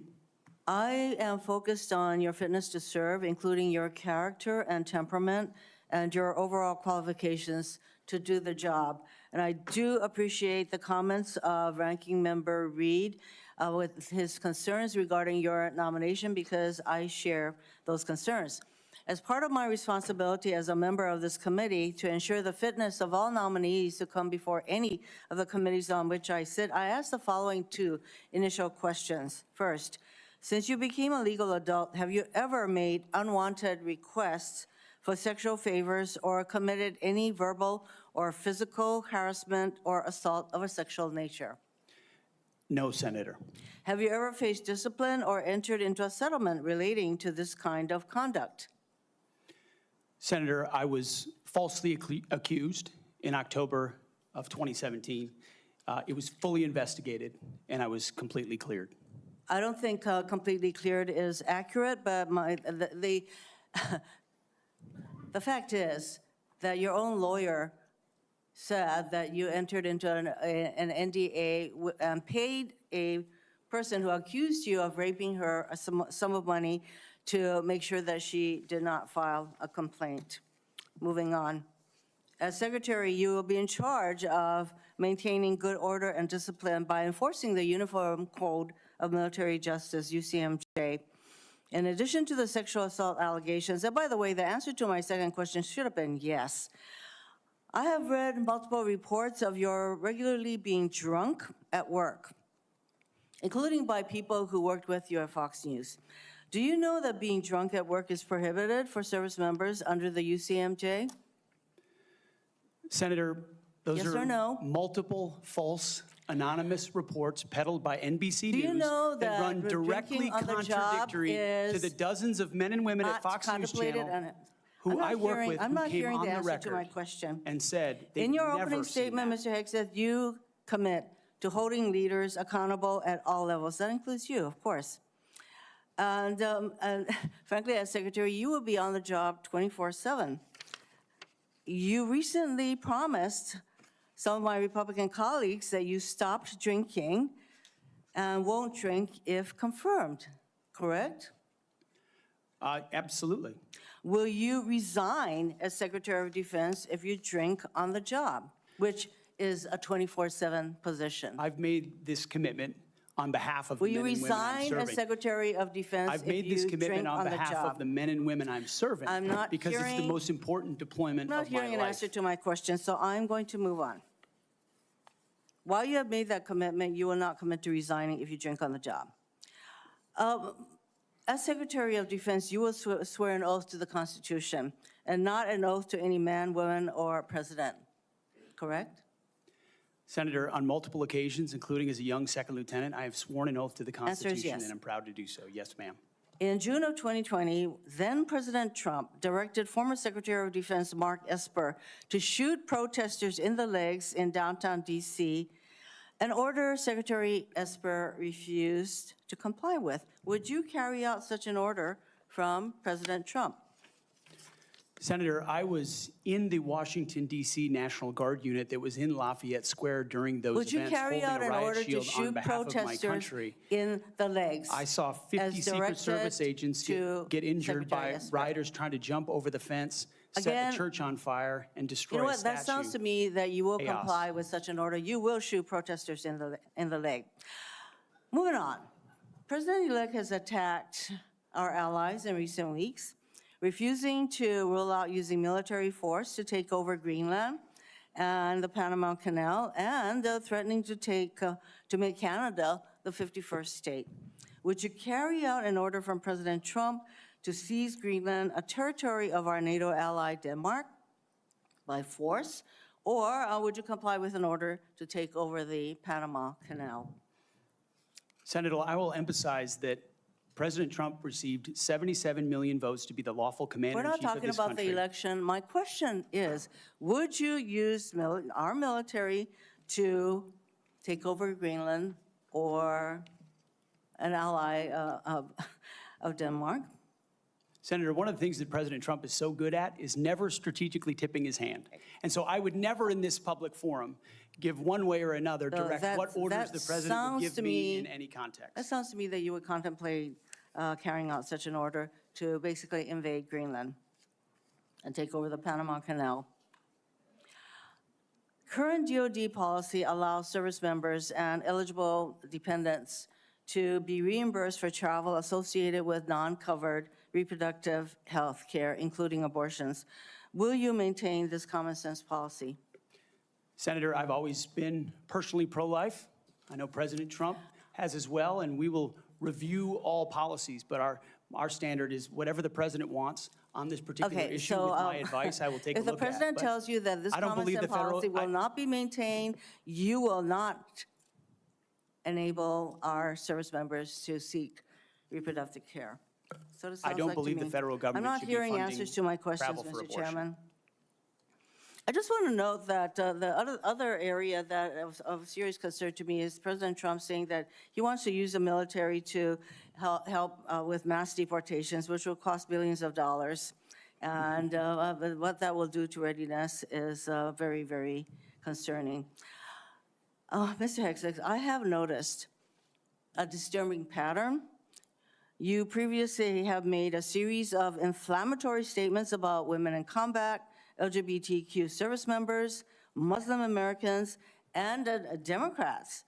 Since your nominations, however, you have walked those back on TV and interviews, and most recently in your opening statements. You are no longer on Fox and Friends, Mr. Hegseth. If confirmed, your words, actions, and decisions will have real impacts on national security and our service members' lives. There are close to 3 million personnel in the Department of Defense, $900 billion budget. I hardly think you are prepared to do the job. Thank you, Mr. Senator, Chairman. Thank you. That wasn't a question, Mr. Hegseth. Thank you, Senator Rono. Senator Sullivan. Thank you, Mr. Chairman, and Mr. Hegseth. Congratulations on your nomination, and thank you and your family for your service and sacrifice. thank you, Senator. Now for the most important question you will receive all day. In 1935, before the Congress, the father of the United States Air Force, General Billy Mitchell, was testifying about a certain place in the world. He said, quote, "I believe that in the future, whoever holds this place will control the world. This location is the most strategic place in the world." What place was Billy Mitchell talking about? And let me give you a hint, it wasn't Greenland. I believe he was talking about the great state of Alaska. He was talking about the great state of Alaska. Great answer. If confirmed, will you commit to come with me to the great state of Alaska and meet our warriors who are on the front lines every day? Senator, I have, and as I mentioned to you in the past, I did a brief training exercise up at Fort Wainwright at a previous part of my military life. I look forward to returning. Great. And I will say, we are on the front lines with this new era of authoritarian aggression in Alaska. The last 2 years, we've had Chinese and Russian naval task forces, joint strategic bomber task forces in our EEZ, in our ADIZ. And after his election, President Trump put out an extensive statement on Alaska, which included the following statement: "We will ensure Alaska gets even more defense investments as we fully rebuild our military, especially as Russia and China are making menacing moves in the Pacific." Mr. Hegseth, if confirmed, will you work with me, this committee, and the incoming Commander-in-Chief on continuing to build up our military assets and infrastructure in Alaska to reestablish deterrence in the Arctic and in the Indo-Pacific? If confirmed, Senator, it would be a pleasure to work alongside you and this entire committee to recognize the very real threat in the Indo-Pacific, the very real ways, even these past couple of weeks, that Russia has attempted to probe and push in and around Alaska, and also the very real strategic significance of Alaska vis-a-vis shipping lanes through the Arctic. There are many, many ways in which Alaska is strategically significant, and with a necessary shift toward Indo-PACOM, Alaska, by necessity, will play an important role in that. Thank you, Ms. Hegseth. I very much appreciate your focus on lethality in warfighting. We desperately need it. I want to provide a few examples of the Biden woke military, which is not focused on readiness or lethality, and want to get your comments on it. Nobody wants an extremist or racist in our military, but one of the most disgraceful and shameful things I've seen over the past 4 years as a senator on this committee and as a Marine Corps Reserve officer was on day one, the Biden administration played up a false and insulting narrative that our military was chock full of racist and violent extremists. This reached a pinnacle in this committee when Biden's Undersecretary of Policy, Colin Kahl, the number 3 guy at the Pentagon, testified that one of his top goals would be to, quote, ending violent extremism and systemic racism within the ranks of the military. He had no data on this. The media loved it, fanned the flames, wrote baloney stories on this false narrative. Disappointingly, some of my colleagues on the other side of the aisle here reinforce this ridiculous narrative, one even suggesting that almost 10% of our uniformed military was extremists, 200,000 members, ridiculous, by the way, from this committee on the other side of the aisle. Mr. Hegseth, unlike Undersecretary Call, you have a lot of experience with our military. Do you believe the military is a systemically racist organization? And if confirmed, will you commit to defend, not denigrate our troops? Senator, I was also offended by those comments because anyone who's been on active duty in the National Guard, man, woman, in units, understand that is fundamentally false. By the way, there's 3 studies, to his credit, Secretary Austin put out one of them, that said exactly what you just said. Fundamentally false. Senator, they knew it. Anyone who'd been in a unit knew it. One could argue that if not the least, one of the least racist institutions in our country is the United States military. Being a racist in our military has not been tolerated for a very long time. One of the greatest civil rights organizations in America. Would you agree the U.S. military is one of the most forward-leaning, probably one of the greatest civil rights organizations in American history? No doubt. Let me turn to another one. Last year at a hearing before this committee, I called on the Biden Secretary of the Navy to resign because he's failing in his ability to build ships. We are being completely outbuilt in terms of ships by the Chinese, and yet this Secretary of the Navy has been focused on climate change, not building ships in lethality. Mr. Hegseth, if your Secretary of the Navy ends up focusing on climate change more than shipbuilding and lethality, will you commit to me to fire him? My Secretary of the Navy, should I be confirmed, sir, will not be focused on climate change in the Navy. Just like the Secretary of the Air Force won't be focused on LG-powered fighter jets, or the Secretary of the Army will not be focused on electric-powered tanks. Let me ask, We're going to be focused on lethality and defeating our enemy. And I appreciate that. The other thing President Biden did, his first executive order as president was to focus on transgender surgeries for active duty troops. This is all, I'm describing the woke military here under Biden over the last 4 years. If confirmed and you issue an order saying we are going to rip the Biden woke yoke off the neck of our military and focus on lethality and warfighting, how do you think the troops will react? Senator, I know the troops will rejoice. They will love it. They will love it. And we've already seen it in recruiting numbers. There's already been a surge since President Trump won the election of recruiting. The Army says do you think our military will surpass its recruiting goals. Will follow that order? Our military will follow that order, Senator. Gladly, because they want to focus on lethality and warfighting and get all the woke, political prerogative, politically correct, social justice, political stuff out of the military. Thank you, Senator Sullivan. Thank you, Senator Kane.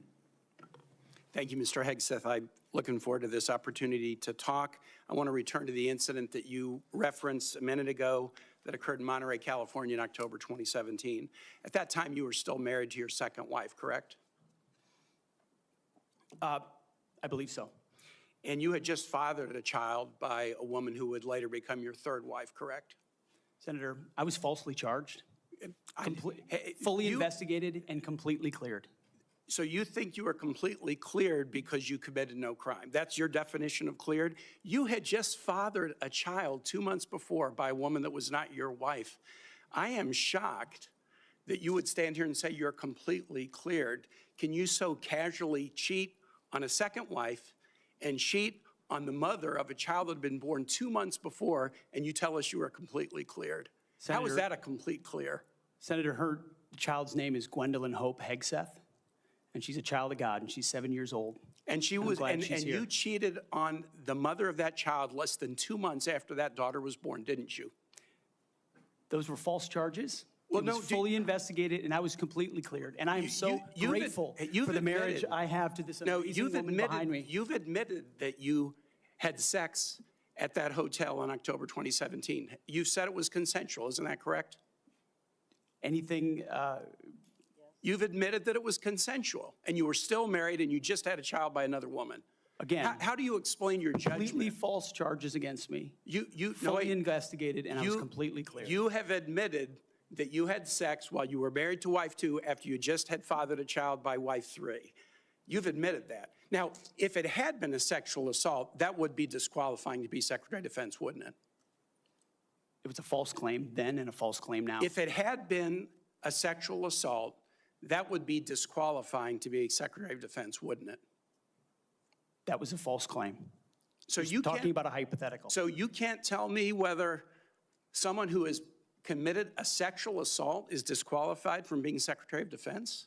Senator, I know in my instance, and I'm talking about my instance only, it was a false claim. But you acknowledge And you it was cheat, but fully you acknowledge investigated. that you cheated on your wife and that you cheated on the woman by whom you had just fathered a child. You have admitted that. I will allow your words to speak for themselves. You're not retracting that today. That's good. I assume that in each of your weddings, you've pledged to be faithful to your wife. You've taken an oath to do that, haven't you? Senator, as I've acknowledged to everyone in this committee, not a perfect person, not claiming to But be. no, I just asked a simple question. You've taken an oath, like you would take an oath to be Secretary of Defense in all of your weddings to be faithful to your wife. Is that correct? I have failed in things in my life, and thankfully I'm redeemed by my Lord and Savior, Jesus Christ. In finalizing divorces from your first and second wives, were there non-disclosure agreements in connection with those divorces? Senator, not that I'm aware of. If there were, would you agree to release those first and second wives from any confidentiality agreement? Senator, it's not something I'm aware of. But if there were, you would agree to release them from a confidentiality agreement? Senator, that's not my responsibility. Did you ever engage in any acts of physical violence against any of your wives? Senator, absolutely not. But you would agree with me that if someone had committed physical violence against a spouse, that would be disqualifying to serve as Secretary of Defense, correct? Senator, absolutely not have I ever done that. You would agree that that would be a disqualifying offense, would you not? Senator, you're talking about a hypothetical. I don't think it's a hypothetical. Violence against spouses occurs every day. And if you as a leader are not capable of saying that physical violence against a spouse should be a disqualifying fact for being secretary of the most powerful nation in the world, you're demonstrating an astonishing lack of judgment. The incident in Monterey led to a criminal charge, a criminal investigation, a private settlement, and a cash payment to the woman who filed the complaint. And there was also a non-disclosure agreement, correct? It was a confidential settlement agreement off of a nuisance lawsuit. Right. During an interview, you claimed that you settled the matter because you were worried that if it became public, it might hurt your career. Do you maintain that you were blackmailed? Senator, I maintain that false claims were made against me. And ultimately, Your attorney those used false the phrase, claims, I have the opportunity to attest my innocence in those false claims. But you didn't reveal any of this to President Trump or the transition team as they were considering you to be nominated for Secretary of Defense. You didn't reveal the action. You didn't reveal the criminal complaint. You didn't reveal the criminal investigation. You didn't reveal the settlement. You didn't reveal the cash payment. Why didn't you inform the commander-in-chief and the transition team of this very relevant event? Senator, I've appreciated every part of the process with the transition team. They have been open and honest with me. We've had great conversations between the two of us, and I appreciate the opportunity that President-elect Trump has given me. You chose not to reveal this, right? Because you knew it would hurt your chances. So you chose not to reveal this really important thing to the commander-in-chief and the transition team because you were worried about your chances rather than trying to be candid with the future president of the United States. Are there any other important facts that you chose not to reveal to the president-elect and his team as they were considering you to be Secretary of Defense?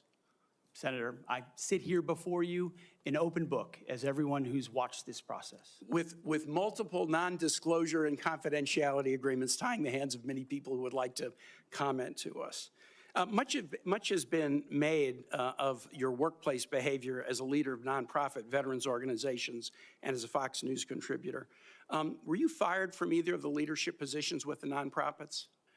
I was the leader, I was the CEO of Concerned I know Veterans which for ones, America and but the those executive two, director were of you Vets for fired? Freedom. Were you fired from either And I of was them? never fired from a Do you have veterans organization. do you have non-disclosure agreements with either of those organizations? Not that I'm aware of, Senator. Many of your work colleagues have said that you show up for work under the influence of alcohol or drunk. I know you've denied that, but you would agree with me, right, that if that was the case, that would be disqualifying for somebody to be Secretary of Defense. Senator, those are all anonymous false claims, and the totality They're not anonymous. The letters We've on the seen- record here. They're not anonymous. On the record, people We've who've seen worked with records me with at names Vets attached for to them. Freedom, Concerned Vets for America, and Fox News One of attributing your- to me one of being your colleagues working said- hard every day on behalf of One of my your mission. colleagues said that you got drunk at an event at a bar and chanted, "Kill all Muslims." Another colleague, not anonymous, we have this, said that you took coworkers to a strip club. You were drunk, you tried to dance with strippers, you had to be held off the stage, and one of your employees in that event filed a sexual harassment charge as a result of it. Now, I know you denied these things, but isn't that the kind of behavior that, if true, would be disqualifying for somebody to be Secretary of Defense? Senator, anonymous false charges. They're not anonymous. And I'll just conclude and say this to the chairman. You claim that this was all anonymous. We have seen records with names attached to all of these, including the name of your own mother. So don't make this into some anonymous press thing. We have seen multiple names of colleagues consistently throughout your career that have talked about your abusive actions, Chairman, I attitudes, think he's words, over and his time. statements He's to way women. over his time. I now yield. And thank you very much. I now ask unanimous consent to enter into the record a family court order concerning the appointment of parenting time between Mr. Hegseth and Mrs. Samantha Hegseth. It states that there were no claims of domestic abuse or probable evidence of abuse in the relationship. Without objection, that will be added to the record. And we now move to Senator Kramer. Thank you, Mr. Chairman. Thank you, Mr. Hegseth, for your service, for your willingness to endure this. And I'm sorry for what has been happening to you, particularly the very idea that you should have to sit there and answer hypothetical potential, in somebody's imagination, crimes that may take place at some point, and wouldn't that disqualify you if you were a murderer or if you were a rapist? Unfair, and I'm embarrassed for this behavior. But first, I want to say thank you for your strong proclamation, unapologetic proclamation of faith in Jesus Christ. I sat here and listened to your opening statement and thought, wow, this is a guy who in today's culture is willing to stand up and say the first thing is first, faith in Jesus Christ. And I was reminded of what Christ said in Matthew, seek ye first the kingdom of God and his righteousness, and these things shall be added unto you. You are going to have a great future as our secretary, and I look forward to that day happening. I also want to get back to, you mentioned, and it got rather dismissed quickly, pivoted, as a lot of things do. You'd mentioned that you were not able to serve with your National Guard unit in the protection of the inauguration of Joe Biden because of a tattoo, a Christian tattoo. Can you elaborate just a little bit on what is this very offensive, extremist, racist tattoo that you have? It's a tattoo I have right here, Senator. It's called the Jerusalem Cross. It's a historic Christian symbol. In fact, interestingly, recently I attended briefly the memorial ceremony of former President Jimmy Carter on the floor of our National Cathedral. On the front page of his program was the very same Jerusalem Cross. It is a Christian religious symbol. And when the events happened before preceding the Biden inauguration, I was a part of the mobilization to defend that inauguration as someone who'd been a proud supporter of Donald Trump, but also a member of the military, had orders to come to Washington, D.C. to guard that inauguration. And at the last minute, those orders were revoked. I'd never had orders revoked before. I'd been on orders to a lot of places to do a lot of difficult and dangerous things. They were revoked, and I was not told why. Later, when I wrote my book, I was able to get information that was because I had been identified. someone who'd served in Iraq, in Afghanistan, in Guantanamo Bay, holding a riot shield outside the White House, I'd been identified as an extremist, as someone unworthy of guarding the inauguration of an incoming American president. And if that's happening to me, Senator, how many other men and women, how many other patriots, how many other people of conscience? We haven't even talked about COVID and the tens of thousands of service members who were kicked out because of an experimental vaccine. In President Trump's Defense Department, they will be apologized to, they will be reinstituted with pay and rank. Things like focusing on extremism, Senator, have created a climate inside our ranks that feel political when it hasn't ever been political. Those are the types of things that are going to change. And Senator Sullivan, you mentioned that study. After a whole study was held, extremism working group study, 100 extremists were identified in the ranks of 3 million. And most of those were gang-related. So it was a made-up boogeyman to begin with. You, Mr. Hegseth, are not the extremist. The people who would deny you your expression of faith are the extremists. They're the racists. They're the bigots. You're the one that is protecting their right to be one. Thank you for that. I want to go to another point in your opening statement, and it's summarized in this beautiful one-sentence paragraph. You said, quote, "Leaders at all levels will be held accountable, and warfighting and lethality and the readiness of the troops and their families will be our only focus." At that moment, in my mind's eye, I heard soldiers, airmen, Marines, sailors, guardians from the Pentagon to the Pacific and everywhere in between applaud. Applaud. And they're thinking, it's about time. I can get on board with that idea. And quite honestly, and I want to get to this because I think it's so important.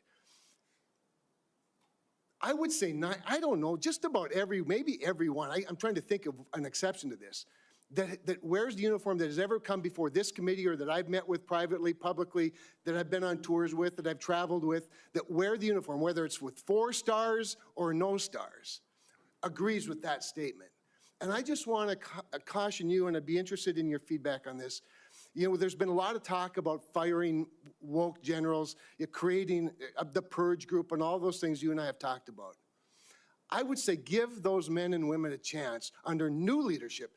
You know, my favorite painting in the rotunda is of George Washington retiring his commission, establishing on day one, a man who could have been king, chose to be a civilian leader of this country. And I just would encourage you to trust them first, and look forward to them saluting the civilian leadership of this country. So just maybe if you could spend a minute just elaborating a little bit about the wokeness, where it comes from, and who will be held accountable.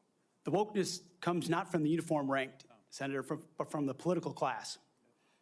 On day one, on January 20th, when President Trump is sworn in, he will issue a new set of lawful orders. And the leadership of our services will have an opportunity to follow those lawful orders or not.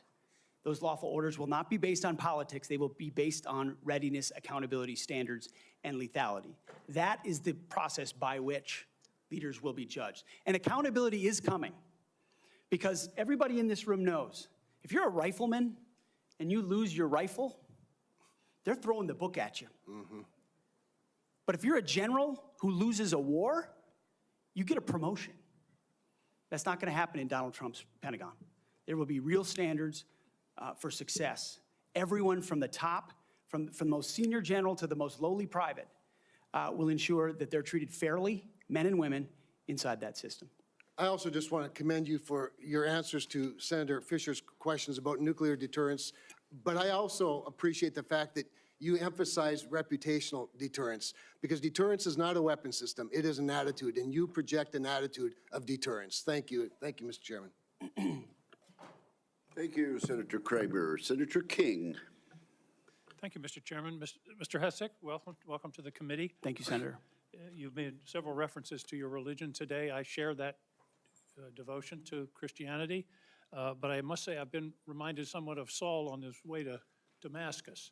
You seem to have been converted over the last several weeks and several months.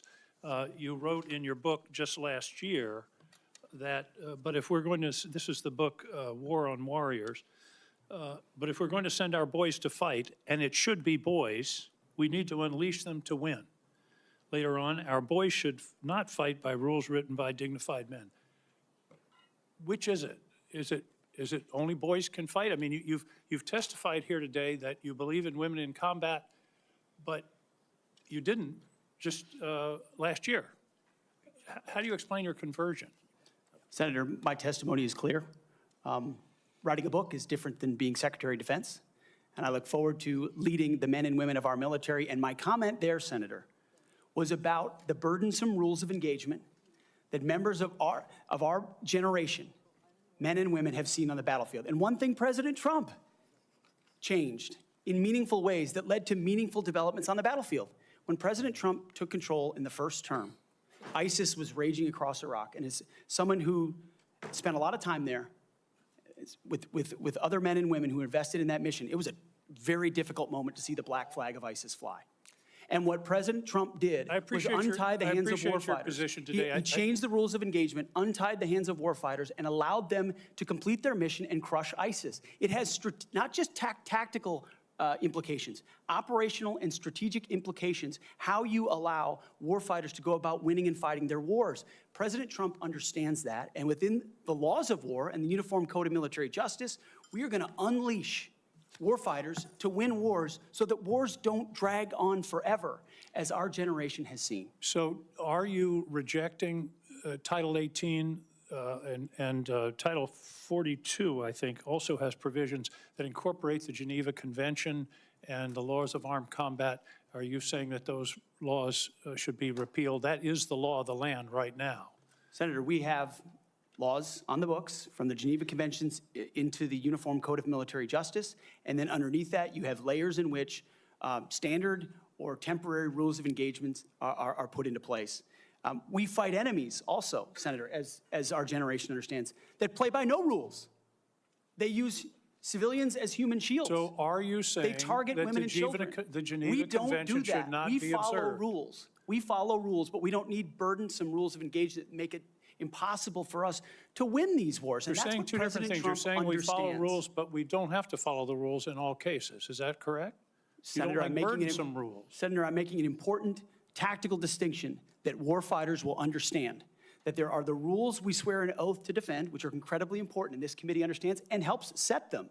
And then there are those echelons above reality, from, corps to division to brigade to battalion, and by the time it trickles down to a company or a platoon or a squad level, you have a rules of engagement that nobody recognizes. And then it makes you incredibly difficult to actually do your job on the battlefield. That's the kind of assessment and look that an Army major will give to this process if I was confirmed to be the Secretary of Defense. Your quote is, true understanding of that. Your quote in 2024, our boys should not fight by rules written by dignified men in mahogany rooms 80 years ago. That would be the Geneva Convention. America should fight by its own rules, and we should fight to win or not go in at all. Are you saying that the Geneva Convention provisions, which clearly outlaw torture of prisoners, should not apply in the future? Senator, how we treat our wounded, how we treat our prisoners, the applications of the Geneva Conventions are incredibly important. But we would all have to acknowledge that the way we fought our wars back when the Geneva Conventions were written are a lot different than the asymmetric, non-conventional environment of counterinsurgency that I confronted in Iraq and Afghanistan. I was the senior counterinsurgency instructor in Afghanistan. My job was to understand how the Taliban and Al-Qaeda operated so that NATO units coming in could be informed of what was happening. They knew our rules of engagement, and when they were more restrictive, they took advantage of them, and it put our men and women in a more dangerous and difficult place. And you believe For future wars we fight, we need to have someone atop the Pentagon, sir, who understands how those ripple effects Well, I just want to understand your position. Your position is torture's okay. Is that correct?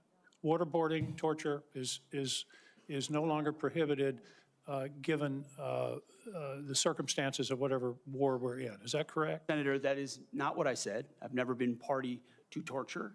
We are a country that fights by the rule of law, and our men and women always do. And yet we have too many people here in air-conditioned offices that like to point fingers at the guys in dark and dangerous places, the gals in helicopters in enemy territory who are doing things that people in Washington, D.C. would never dare to do, or send, in many cases. In one of your interviews, you said they're willing to do this. You're talking about Donald Trump and Senator Cruz. They're willing to do something like waterboarding if it's going to keep us safe. Are you okay with waterboarding? Senator, the law of the land is that waterboarding is not legal. So the statement that you made, you now recant. Is that correct? They are willing to do something like waterboarding if it's going to keep us safe. You expressed that with approval. Senator, I'm very familiar with that as a concept, having spent a year at Guantanamo Bay, Cuba, guarding 700 of those that attacked us on 9/11. I just want to be clear. Are we going to abide by the Geneva Convention and the prohibitions on torture, or are we not? Is it going to depend on the circumstances? As I've stated multiple times, the Geneva Conventions are what we base ours, but what an American first national security policy is not going to do is hand its prerogatives over to international bodies that make decisions about how our men and women make decisions on the battlefield. America First understands we send Americans for a clear mission and a clear objective. We equip them properly for that objective. Right, we give them everything they need, and then we stand behind them with the rules of engagement that allow them to fight decisively to defeat America's enemies, which is why we say I just have a few quietly and seconds left, peacefully Mr. in this Hegseth, conference room. if you could. I was very disturbed in your opening statement where you talked about the priorities that you have. We will work with our partners and allies to deter aggression in the Indo-Pacific from the Communist Chinese. There's not a single mention in this statement about Ukraine or Russia. Is this code for we're going to abandon Ukraine? Senator, the president, that's a presidential level policy decision. He's made it very clear that he would like to see a end to that conflict. We know who the aggressor is. We know who the good guy is. We'd like to see it as advantageous for the Ukrainians as possible, but that war needs to come to an end. You talk a lot about deterrence of China. I would submit that Xi Jinping is watching what we do very carefully. If we abandon Ukraine, that would be the strongest signal possible to Xi Jinping that he can take Taiwan without significant resistance from this country. Thank you, Senator King. Senator Scott of Florida. Mr. Chairman, I'd like to enter into the record 2 letters which testify to Mr. Hegseth's leadership record at Concerned Veterans for America. The first letter submitted by Mr. Darren Selnick, a senior advisor at CFA, stated that there's been no better leader, policy champion, or fighter for the military and veterans than Pete. He was instrumental in 2014 and 2017 in ensuring that veterans had health care choice. The second letter submitted by Mr. Kason Spiro, digital media director of CVA from 2015 to 2017, stated, Pete brought incredible energy, focus, and a clear vision to the organization and showed everything that the team accomplished together. And I similarly asked to submit to the record a letter from Paul J. Roberts, retired Colonel, U.S. Army Special Forces, speaking to the unwavering integrity of Mr. Hegseth. Is there objection? Without objection, those 3 will be admitted. Senator Scott. All right. First, congratulations on your nomination. Thank you, Senator. And thank you for being willing to serve our nation. I served in the Navy. I'm really proud of my dad. He was crazy. He did all 4 combat jumps with the 82nd Airborne. He, after that, survived all that and fought in the Battle of the Bulge. And what they went through, it was hell. So I have a lot of respect for him and for everybody that puts on the uniform and serves in battle and has to lead people in battle, because being on a ship, that didn't happen to me, but I had a lot of friends that happened to, and it clearly happened to my dad. I've served on this committee for 6 years, 2 years under President Trump and the past 4 under President Joe Biden. I've seen how the Biden-Harris administration pushed the DOD to prioritize wokeness over being the most lethal military force in the world. It's our readiness, our national security, and our ability to recruit people who are willing to put their lives on the line for our country. Can you talk about some of the changes we can make to improve recruitment and rebuild our military into the most lethal force in the world? First of all, Senator, thank you for the question. Thank you for your time. I think the first and most important thing we could have done is elect Donald Trump as the new commander-in-chief, because past is prologue. Our warfighters understand what kind of commander-in-chief they're going to get in President Donald Trump, someone who stands behind them, someone who gives them clear missions, someone who ends wars decisively. And the issue of Ukraine was mentioned. and ensures new wars are not started. There was a minor incursion under Barack Obama into Crimea, followed by nothing under President Trump, followed by an all-out assault by Vladimir Putin into Ukraine under the Biden administration. That did not happen under Donald Trump. Donald Trump managed the Taliban. Under the Biden administration, Afghanistan collapsed tragically, ending in the lives of 13 at Abbey Gate, who we remember every single day, and no one was held accountable for that. Chinese spy balloons were flying over the country. None of that happened under Donald Trump, and our warfighters understand that. So there's no better recruiter, in my mind, for our military than President Donald Trump. My job is to come alongside him, should I be confirmed, and continue to emphasize his emphasis on warfighting, on getting anything that doesn't contribute to meritocracy out of how decisions are made inside the Pentagon. What gender you are, what race you are, your views on climate change, or whether you are a person of conscience and your faith should have no bearing on whether you get promoted or whether you're selected to go to West Point or whether you graduate from Ranger School. The only thing that should matter is how capable are you at your job? How excellent are you at your job? I served in multi-ethnic units in every place that I worked, every place that I served. None of that mattered. But suddenly we re-inject DEI and critical race theory, dividing troops into different categories, oppressor and oppressed, in ways that they otherwise just want to work together. That's why I've pointed out before, and I'll say it again, and because I'm sure it'll be quoted to me at some point. The dumbest phrase in military history is our unity is our strength. No, our shared purpose is our strength. Our shared mission is our strength. We are one DoD community of all committed to the same mission. Has nothing to do with your background. Has to do with what your commitment is to the country. And that is my solemn pledge to every single person that would put the uniform on and reflects President Trump's priorities as well, Senator. Thank you. You know, we talked a little bit about the fact the Pentagon can't do an audit, all right? Can you talk about, and I mean, to me, I've run big businesses. It's all about accountability. If you want to get an audit done, you can get an audit done. You might get a letter saying hey, there's things you have to fix, but it all goes to accountability, and we haven't had it. So can you talk about how you bring accountability to the table, what you've done in the past, and what you're going to do with regard to bringing accountability to the Pentagon? I meant it when I said it in the opening statement, Senator. I know what I don't know. I know I've never run an organization of 3 million people with a budget of $850 billion. But what I do know is that I've led men and women. I've led people. And it's leadership of people and motivation of people and a clear vision of people where you build a team, cast that vision, empower people properly. I want smarter and more capable people around me than me. And you will get that at the department. I cast the clear vision, build the plan, work it, we set the metrics, and everyone is held accountable. I know our incoming businessman president believes in accountability and holding people accountable. That will happen at the Pentagon. I mean, this has been a problem for a long time. Secretary Rumsfeld gave a speech on September 10th, 2001 that's mostly forgotten. But it was about the need for acquisition reform, cutting tail to give to teeth to warfighters. And then 9/11 happened. And these are problems that have been persistent for a long time. But now we have new threats. And we need the urgency of this moment. As you said, Mr. Chairman, the most dangerous moment we've been since the end of the Cold War and possibly since World War II.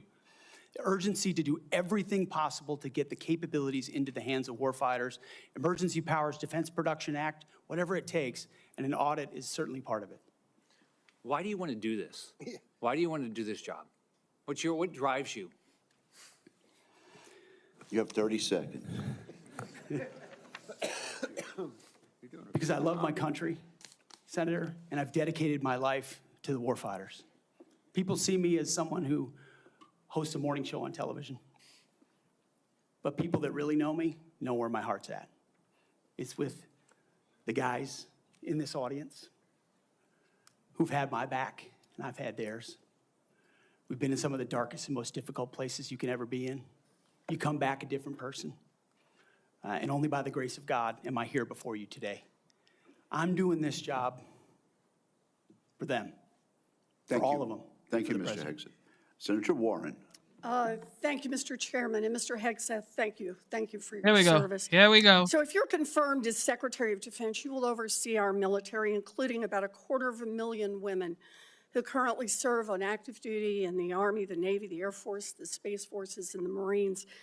And I have serious concerns that your behavior toward women disqualifies you from serving in this role. Now, I've been trying to get answers from you for quite some time on this. You haven't wanted to meet or to answer any of my questions, so we'll just have to do it here and dive in. I want to pick up on some of the questions asked by Senators Shaheen and Gillibrand and Hirono, and I just want to make sure we have a list of some of the facts that I think are undisputed. I'm not going to talk about anonymous sources. I'm just going to quote you directly. We've got the video. We've got it in print. So going back to January 2013, you told a Fox News interviewer that women in the military simply couldn't measure up to men in the military, saying that allowing women to serve in combat roles would force the military to lower the bar. You picked up on that same theme in 2015, making remarks on Fox News, referring to women in combat as, quote, it would erode standards. June 2024, you said on Ben Shapiro's podcast, quote, women shouldn't be in combat at all. And then, of course, we've talked about it in 2024. You published a book, and you say on page 26 of your book, we need moms, but not in the military, especially in combat units. Page 48 of your book, you claim that women should not be in combat roles because men are distracted by women. And then 10 weeks ago, you appeared on the Sean Ryan show and said, I'm straight up just saying we should not have women in combat roles. Now, I presume you recall making all these statements? Senator, I'm not familiar with the article you're pointing to in 2013, but it underscores my argument completely, because in that 2013 argument, I was talking about standards. No, Standards are what it's always been about, Senator. Let's not have Senator. this same fight again. Always been about Senate I've quoted standards. you directly. We've got the video. We're happy to show it. But I want to be clear here. For 12 years, you were quite open about your views, and your views were consistently the same. Women are inferior soldiers, sailors, Marines, airmen, and guardians. And in case anyone missed the point, and these are your words from 10 weeks ago, women absolutely straight up should not be permitted to serve in combat. And I notice on each of these quotes, those are said without qualification. It's not by how much you can lift or how fast you can run. They don't belong in combat, period, or your words, straight up. And then on November 9th, 2024, just 32 days after your last public comment saying that women absolutely should not be in combat, you declared that, quote, some of our greatest warriors are women, and you support having them serve in combat. Now, that is a very, very big about face in a very, very short period of time. So help me understand, Mr. Hegseth, what extraordinary event happened in that 32-day period that made you change the core values you had expressed for the preceding 12 years? Senator, again, I very much appreciate you bringing up my comments from 2013, because for me, this issue has always been about standards. And unfortunately, because of some of the people that have been in political power for the last 4 years, priorities other than standards, lethality, and meritocracy have driven decision-making. I'm quoting you from the podcast. Women shouldn't be in combat at all. Where is the reference to standards? That they should be there if they can carry, if they can run? I don't see that at all, Mr. Hegseth. What I see is that there's a 32-day period in which you suddenly have another description about your views of women in the military. And I just want to know, what changed in the 32 days that the song you sang is not the song you come in here today to sing? Senator, the concerns I have and the concerns that many have had, especially in ground combat units, is that in pursuit of certain percentages or quotas, standards have been changed. And that makes the combat more No, difficult let me make a for everybody suggestion involved. about what happened in that 32 days. You got a nomination from President Trump. Now, I've heard of deathbed conversions, but this is the first time I've heard of a nomination conversion.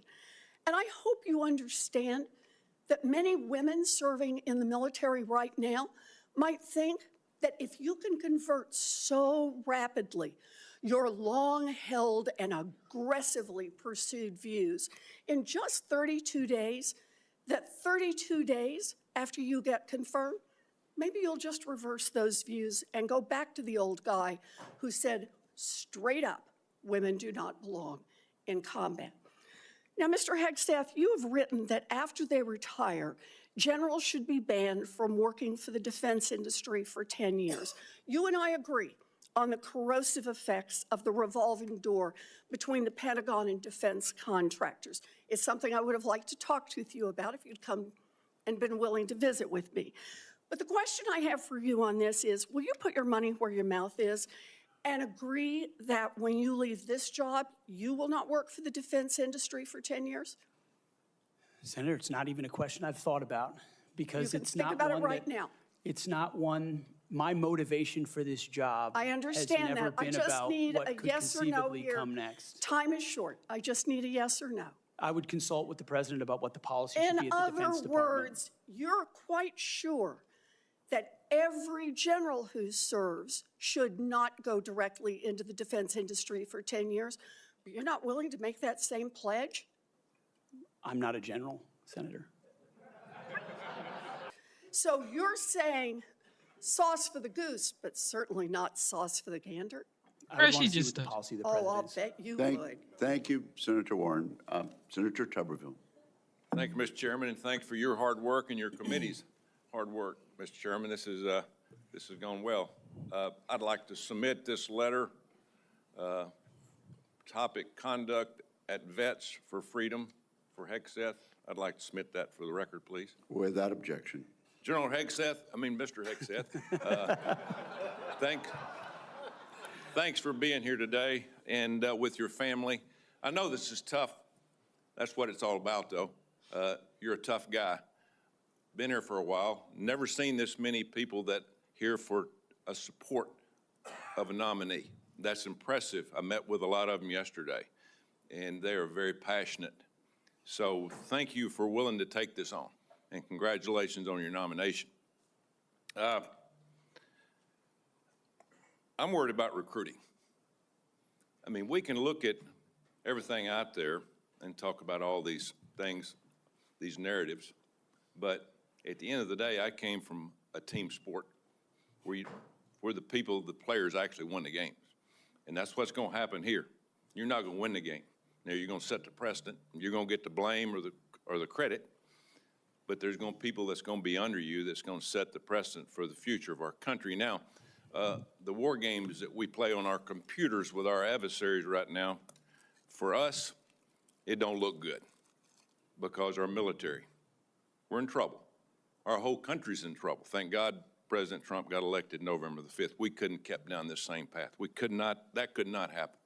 I met with a couple of generals this summer. Coach, we're spending more money on transgender restrooms than we are coverings for $100 million airplanes. That's not acceptable. We can't do that. That's not what this is about. Met with a couple of Navy SEALs not too long ago. They just got back from crawling around in the mud and the muck overseas, unknown places. Couldn't tell you where they've been, carrying a weapon, obviously protecting us and our allies.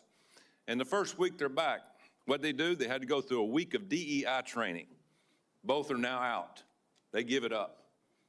It was embarrassing to them of what they had to do.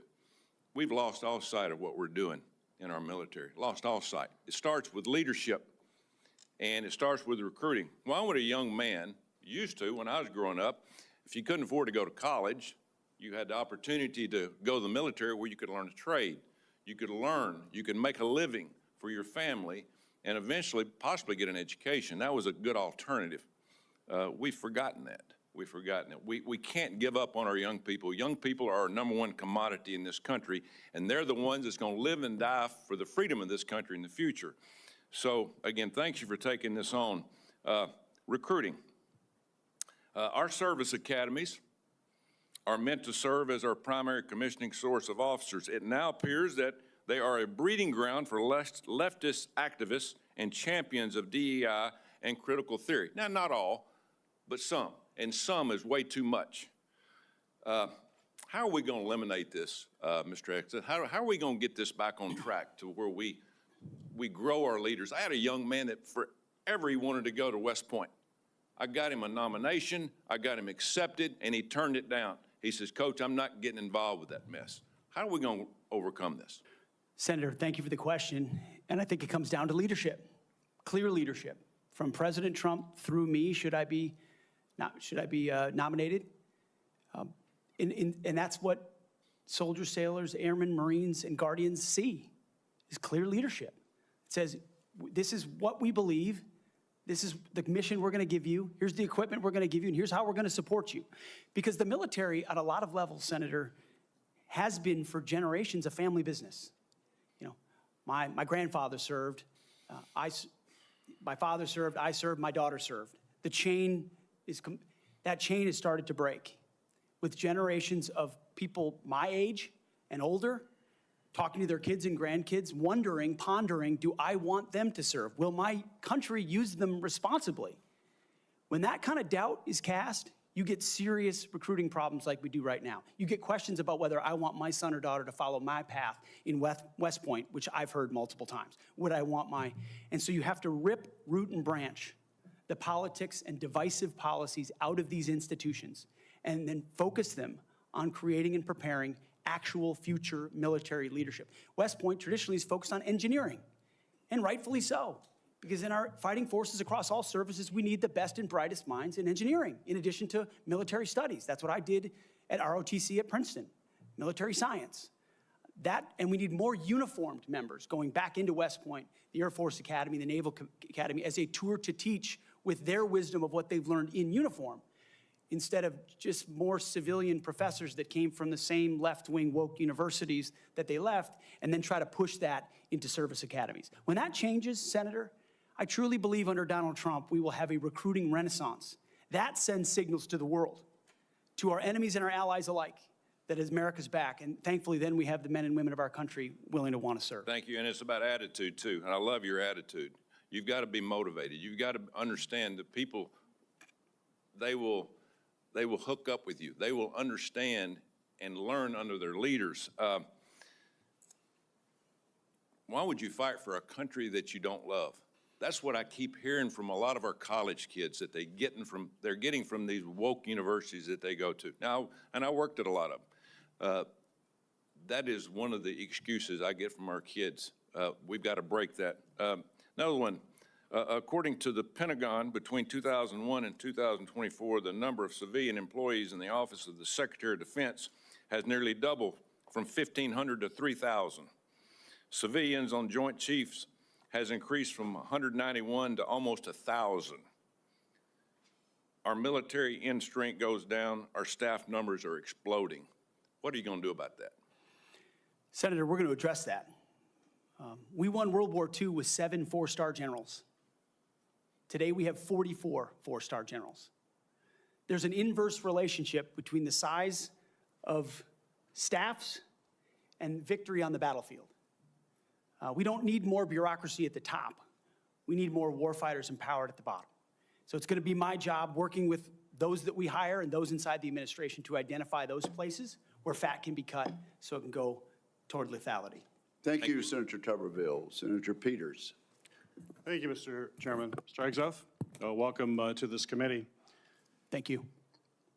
You know, we have far too much partisanship in our country right now. I think it's eating away at the fabric of what has always made this country great, about bringing people together from all sorts of backgrounds, all sorts of experiences, and we know that in our motto, together as one, we are strong.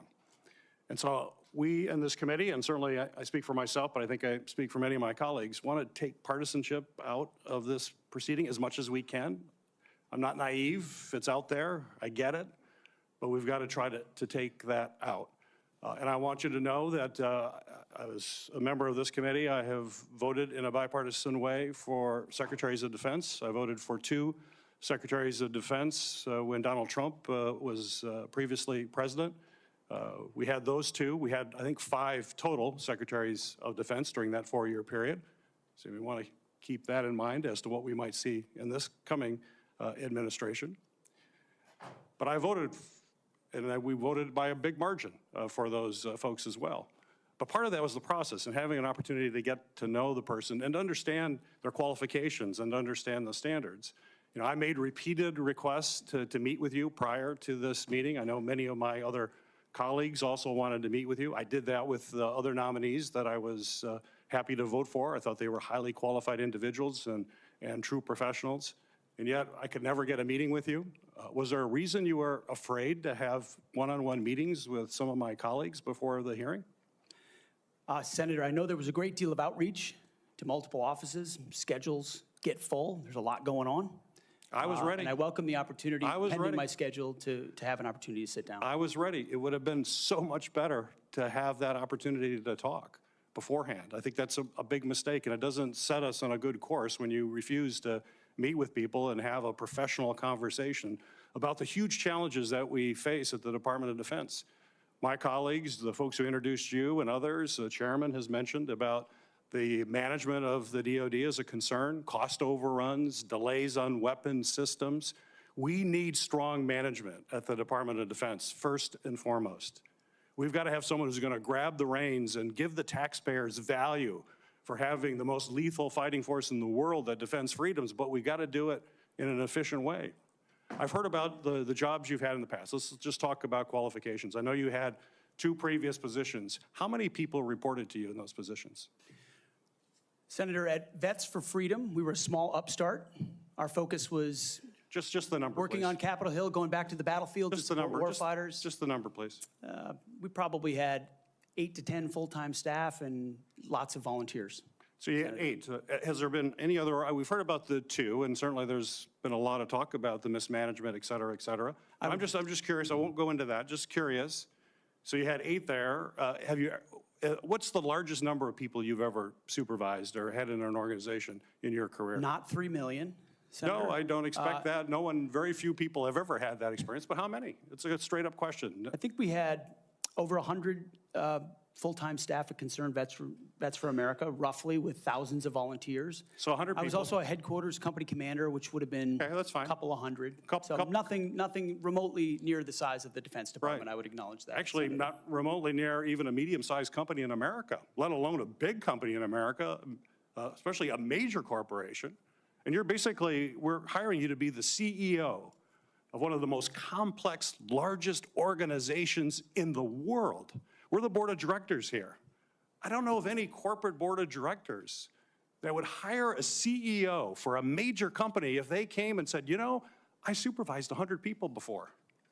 They'd ask you, well, what kind of experiences you had? We need innovation. Can you give me an experience or your actual experience of driving innovation in an organization? Give me an example of where you have done that. Oh, my goodness, Senator, absolutely. At Concerned Veterans for America, we created the Fixing Veterans Healthcare Task Force, a bipartisan task force that never been done before, to create policy, to drive policy change on Capitol Hill that organizations fought ferociously against. We got the VA Accountability Act passed and the Mission Act passed in a way that a nonprofit of our size, veterans organization, has never done. And it's testified in all the letters that we put forward to the committee, which are on the record. I have limited time. Thank you for that. Give me an example of where you've driven down cost. I've heard the examples that Senator Blumenthal gave. The cost was a real problem for you in your 50-person organization that you actually raised a lot less than what you actually spent. Did you drive costs down? If in a 50-person organization, let me tell you, we've got to drive costs down dramatically in an organization of 3 million people and hundreds of billions of dollars. You don't have that experience that you can talk about. To me, this is, or acquisition reform. Acquisition reform, you bring that up. Have you had experience in acquisition reform? I've written about and studied on acquisition reform. Have you for quite actually some done time, it? Because what we need in the hands of our warfighters better change because we're not doing it well right now. It better, and we need people who have experience actually doing that. You know, you talk about standards. Again, I'm going to go back to CEO of the most complex organization in the world. I don't think there's a board of directors in America that would hire you as a CEO with the kind of experience you have on your resume. You talk about standards. You talk about raising or low, that we have a problem of standards in the DOD, and we have to raise standards for the men and women who serve. Do you think that the way to raise the minimum standards of the people who serve us is to lower the standards for the Secretary of Defense, that we have someone who has never managed an organization more than 100 people is going to come in and manage this incredibly important organization and do it with a professionalism and has no experience that they can tell us that they have actually done that? I have real problems with that. This is not about other issues that are brought up. They're all very important. I'm just about trying to get things done, managing efficiently, and having the best people who have demonstrated that in a large organization. And I'm sorry, but I don't see that in your background. There are a lot of other things you can do very well. You're a capable person, but you have not convinced me that you're able to take on this tremendous responsibility with a complex organization and having little or no significant management experience. Senator, I'm grateful to be hired by one of the most successful CEOs in American history, should I be confirmed. Mr. Hegseth, it seems to me that you've supervised far more people than the average United States senator supervises typically.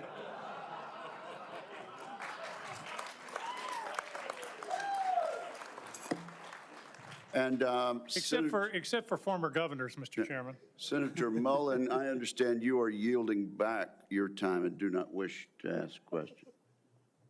I was misinformed. Senator Mullen, Okay. you're right. Caught me totally off guard there. I'd like to submit for the record signatures by 32 members of the House of Representatives who are veterans. The signatures call on the Senate to honor the constitutional duty of advise and consent by conducting a fair, thorough confirmation process that evaluates his nomination solely on the substance and merits. His distinguished military service, academic credentials, and a bold vision for revitalizing the national defense. I ask unanimous consent to enter into the record. Without objection. You know, there's a lot of talk going about, talking about qualifications and then about us hiring him if we are the board, but there's a lot of senators here I wouldn't have on my board because there is no qualifications except your age, and you got to be living in the state and you're a citizen of the United States to be a senator. Other than the fact we got to convince a lot of people to vote for us. And then when we start talking about qualifications, for if you're qualified for it, could the chairman tell me what the qualifications are for the Secretary of Defense? Mr. Chairman, could you tell me what the qualifications are for the Secretary of Defense? I'd be happy I'll read it. for you to do that. Yeah. Let me read it for you because I Googled I was getting some advice from my second in command. Yeah, but I'm just making a point because there's a lot about qualifications, and I think it's so hypocritical of senators, especially on the other side of the aisle, be talking about his qualifications, not being able to lead the Secretary or be the Secretary of Defense, and yet your qualifications aren't any better. You guys aren't any more qualified to be the senator than I'm qualified to be the senator, except we're lucky enough to be here. But let me read you what the qualifications of the Secretary of Defense is, because I Googled it, and went through a lot of different sites, and really it's hard to see. But in general, the U.S. Secretary of Defense position is filled by a civilian. That's it. If you have served in the U.S. Army Forces and have been in the service for, you have to be retired for at least 7 years, and Congress can weigh that. And then there's questions that the senator from Massachusetts brought up about serving on a board inside the military industry, and yet your own secretary that you all voted for, Secretary Austin, we had to vote on a waiver because he stepped off the board of Raytheon. But I guess that's okay because that's a Democrat Secretary of Defense. But you so quickly forget about that. And then Senator Kane, or I guess I better use the senator from Virginia, starts bringing up the fact that what if you showed up drunk to your job? How many senators have showed up drunk to vote at night? Have any of you guys asked them to step down and resign from their job? And don't tell me you haven't seen it, because I know you have. And then how many senators do you know have got a divorce before cheating on their wives? Did you ask them to step down? No. But it's for show. You guys make sure you make a big show and point out the hypocrisy because the man's made a mistake. And you want to sit there and say that he's not qualified? Give me a joke. I mean, it is so ridiculous that you guys hold yourself as this higher standard and you forget you got a big plank in your eye.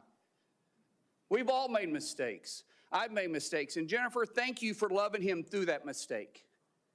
Because the only reason why I'm here and not in prison is because my wife loved me too.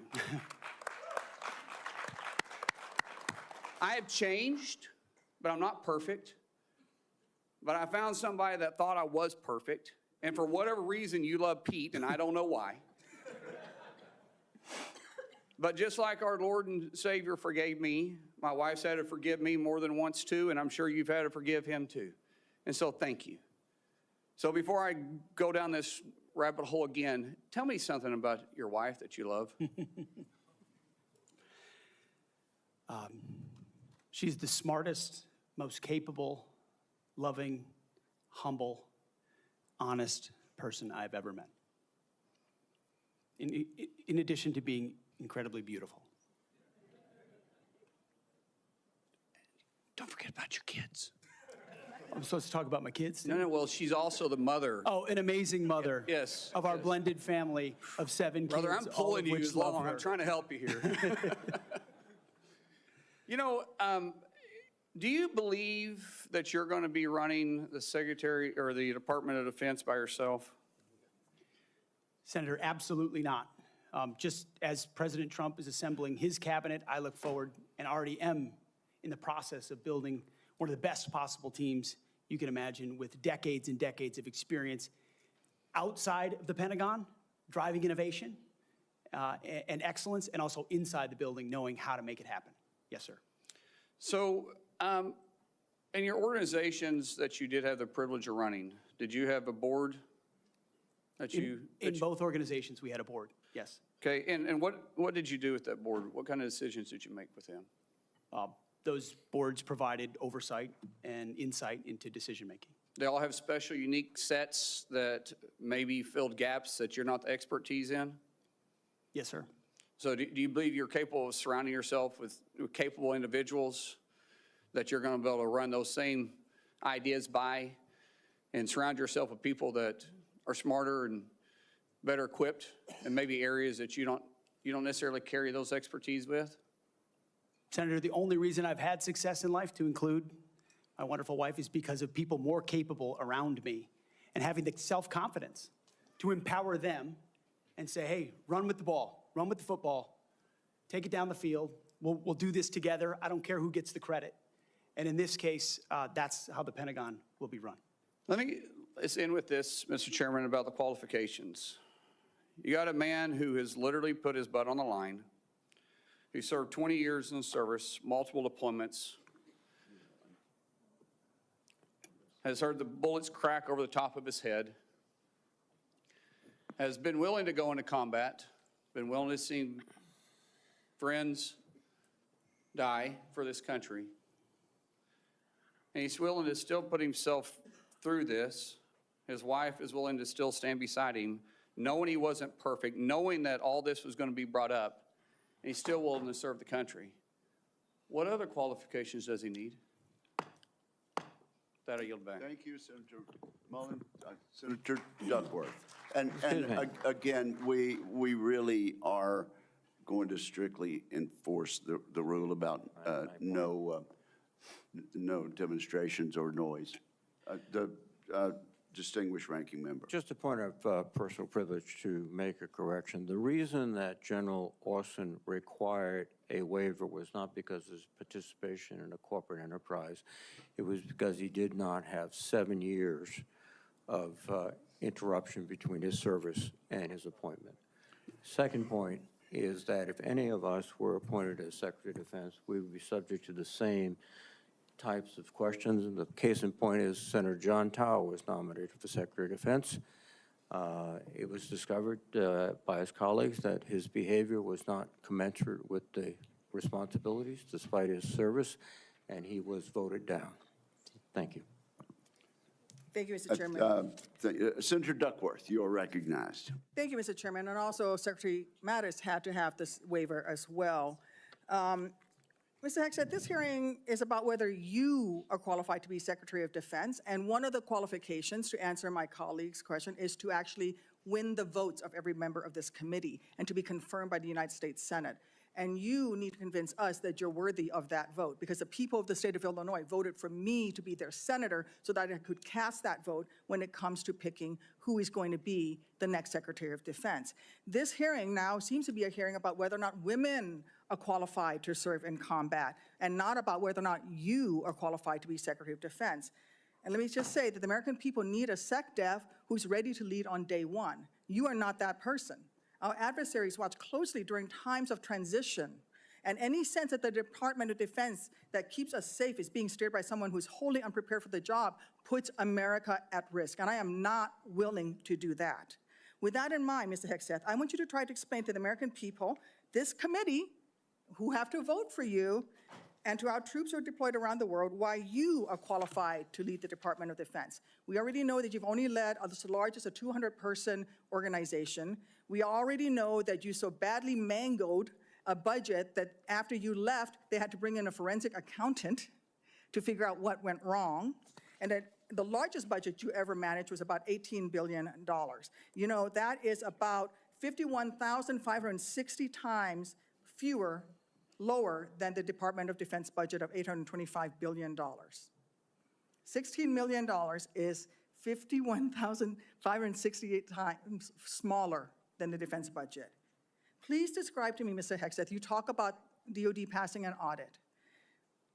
Please describe to me a time or an organization when that you led underwent an audit, because you say you're going to hire smarter people than you to run this audit. I'm not asking you to be an accountant. I want you to be able to tell me what kind of guidance will be given to those employees, what will happen whether or not you pass that audit. Have you led an audit of any organization, yes or no? I don't want a long answer, yes or no. Have you led an audit of any organization of which you were in charge? Senator, in both of the organizations I ran, we were always completely fiscally responsible. Yes or no, did you lead an audit? And the way my leadership has been stated, did you lead an audit? Yes or no? What are you afraid of? You can't answer this question. Yes or no, did you lead an audit? Do you not know this answer? Senator, every part of my leadership of these organizations has been misrepresented. I will take that as a no. What were the findings? So there were no findings because you've never led an audit. What guidance did you give the auditors? None, because you've never led an audit. Nobody expects you to be an accountant, Mr. Hegseth. What we expect is for you to understand the complexity of this Pentagon budget process that is absolutely necessary to outfit our warfighters. Look, the Secretary of Defense is required to make quick decisions every single day with high-level information that's being provided for them. A Secretary of Defense has to have breadth and depth of knowledge. Right now, I am concerned that you have neither. Mr. Hegseth, what is the highest level of international negotiations that you have engaged in, that you have led in? Because the Secretary of Defense does lead international security negotiations. There are three main ones that the Secretary of Defense leads and signs. Can you name at least one of them? Could you repeat the question, Senator? Sure. What is the highest level of international security agreement that you have led? And can you name some that the Secretary of Defense would lead? There's three main ones. Do you know? I have not been involved in international security arrangements because I have not been in government other than serving in the military. So my job has been to lead men and women in combat. The answer is no. Can you name one of the three main ones that the Secretary of Defense signs? You're talking about defense arrangements. I mean, NATO might be one that you're referring to. Status of Forces Agreement would be one of them. Status of Forces Agreement. I've been a part of teaching about Status of Forces Agreements. But you don't remember to mention it? You're not qualified, Mr. Hegseth. You're not qualified. You talk about repairing our defense industrial complex. You're not qualified to that. You could do acquisition and cross-servicing agreements, which essentially are security agreements. You can't even mention that. You've done none of those. You talked about the Indo-Pacific a little bit, and I'm glad that you mentioned it.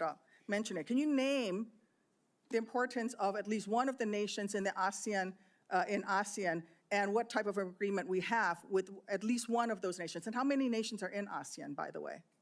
I couldn't tell you the exact No, you amount of couldn't, nations because in you've that, not but I even know we have bothered to allies do- in South Korea and Japan and in AUKUS with Australia, trying to work Okay. on submarines with them. Mr. and data Hegseth, transfers none with of those them. countries We are have in allies ASEAN. across. None of those 3 countries that you've mentioned are in ASEAN. I suggest you do a little homework before you prepare for these types of negotiations. Listen, Mr. Hegseth, this is, we ask our troops to go into harm's way all the time. We ask them to go into harm's way. And this behind me is a copy of the Soldier's Creed, a copy that usually hangs over my desk here in the Senate, and you should be familiar with it. It's the same copy that hung over my desk at Walter Reed every single day that I woke up and fought my way back because I wanted to go back and serve next to my buddies who saved my life. This same copy, these words are repeated over and over and over again. And let me read out 2 things to you, 2 sentences.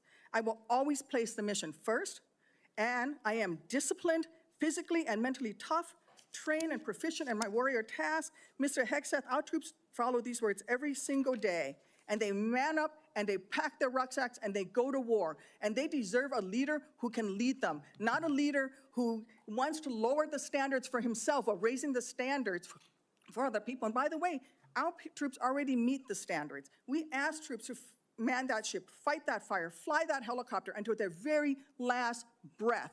And they do that every single day. They cannot be led by someone who's not competent to do the job. How can we ask these warriors to train and perform the absolute highest standards when you are asking us to lower the standards to make you the Secretary of Defense simply because you are buddies with our President-elect? And by the way, he has filed for bankruptcy 6 times. I'm not quite sure he's the kind of CEO you want to refer to as a successful businessman. Let me make it clear.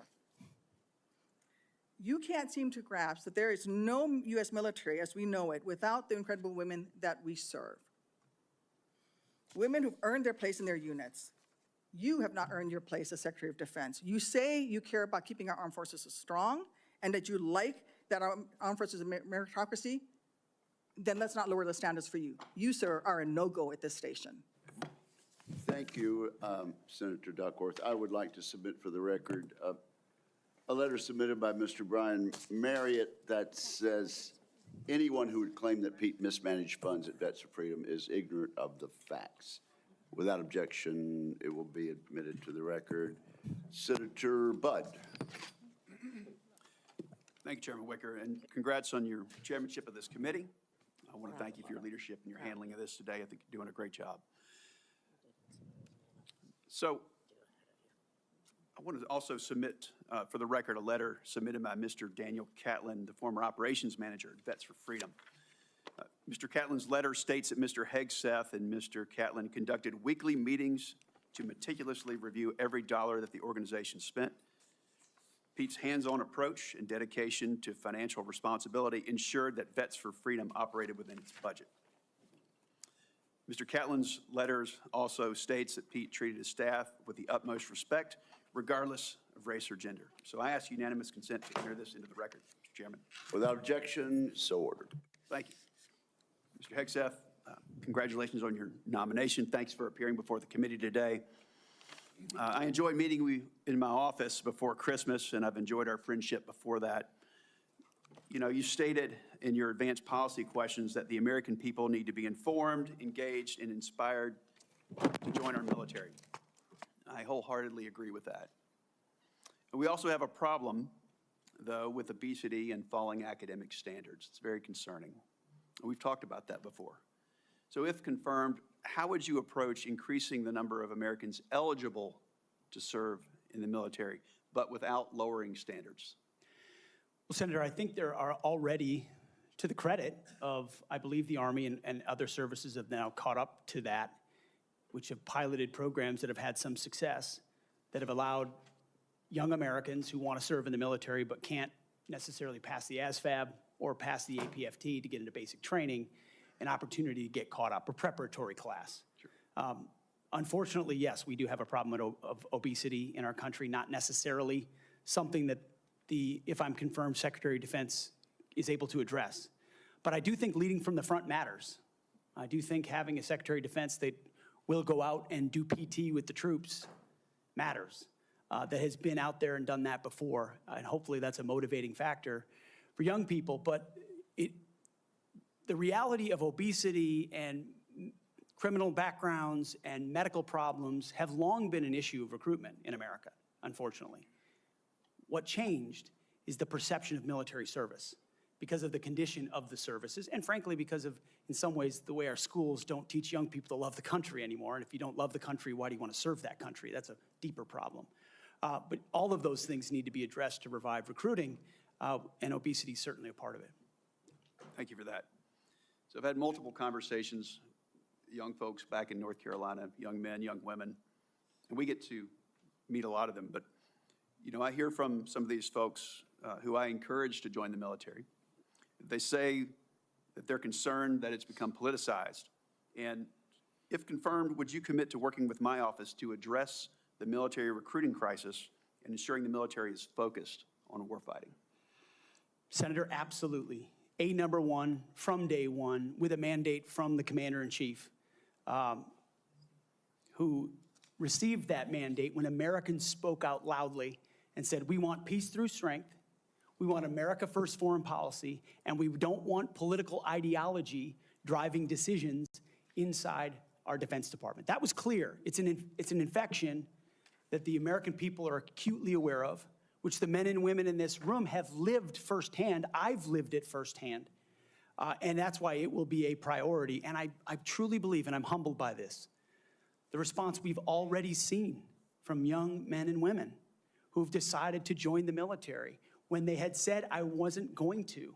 But seeing a Commander-in-Chief, Donald Trump, reassured them. Seeing the possibility, if confirmed, of a Secretary of Defense that would have their back reassured them.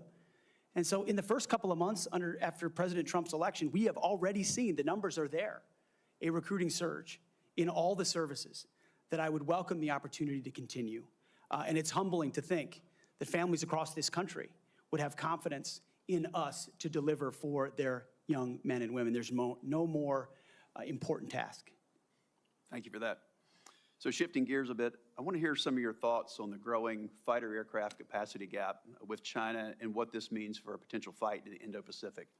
So if confirmed, what policy recommendations will you make to the President on procurement and maintenance of 4th and 5th generation fighters while we continue to research and develop 6th generation and collaborative combat aircraft? Senator, that's a very important conversation, one that I've been looking at a great deal. A lot of it, just to be clear, involves classifications and understanding precisely cost and capabilities, including capabilities of enemy systems, both not just 4th and 5th, but potential 6th generation, which we've already seen a prototype released from the Chinese. That's a dangerous development, considering at least the publicly understood condition of NGAD, which I look forward to the opportunity to looking underneath the hood on that. But ensuring 4th and 5th are capable and upgraded as necessary will be a part of our contingency. But when you look at what's happening in the Indo-Pacific, say operability, range is going to matter because it's such a large battle space. That will all factor in decisions that are made. And that's where I feel, frankly, a little bit liberated, is that I didn't work at Lockheed or any number of, pick a defense contractor. I didn't mean to point one out in particular. Pick any. I don't have a special interest in any particular system or any particular company or any particular narrative. I want to know what works.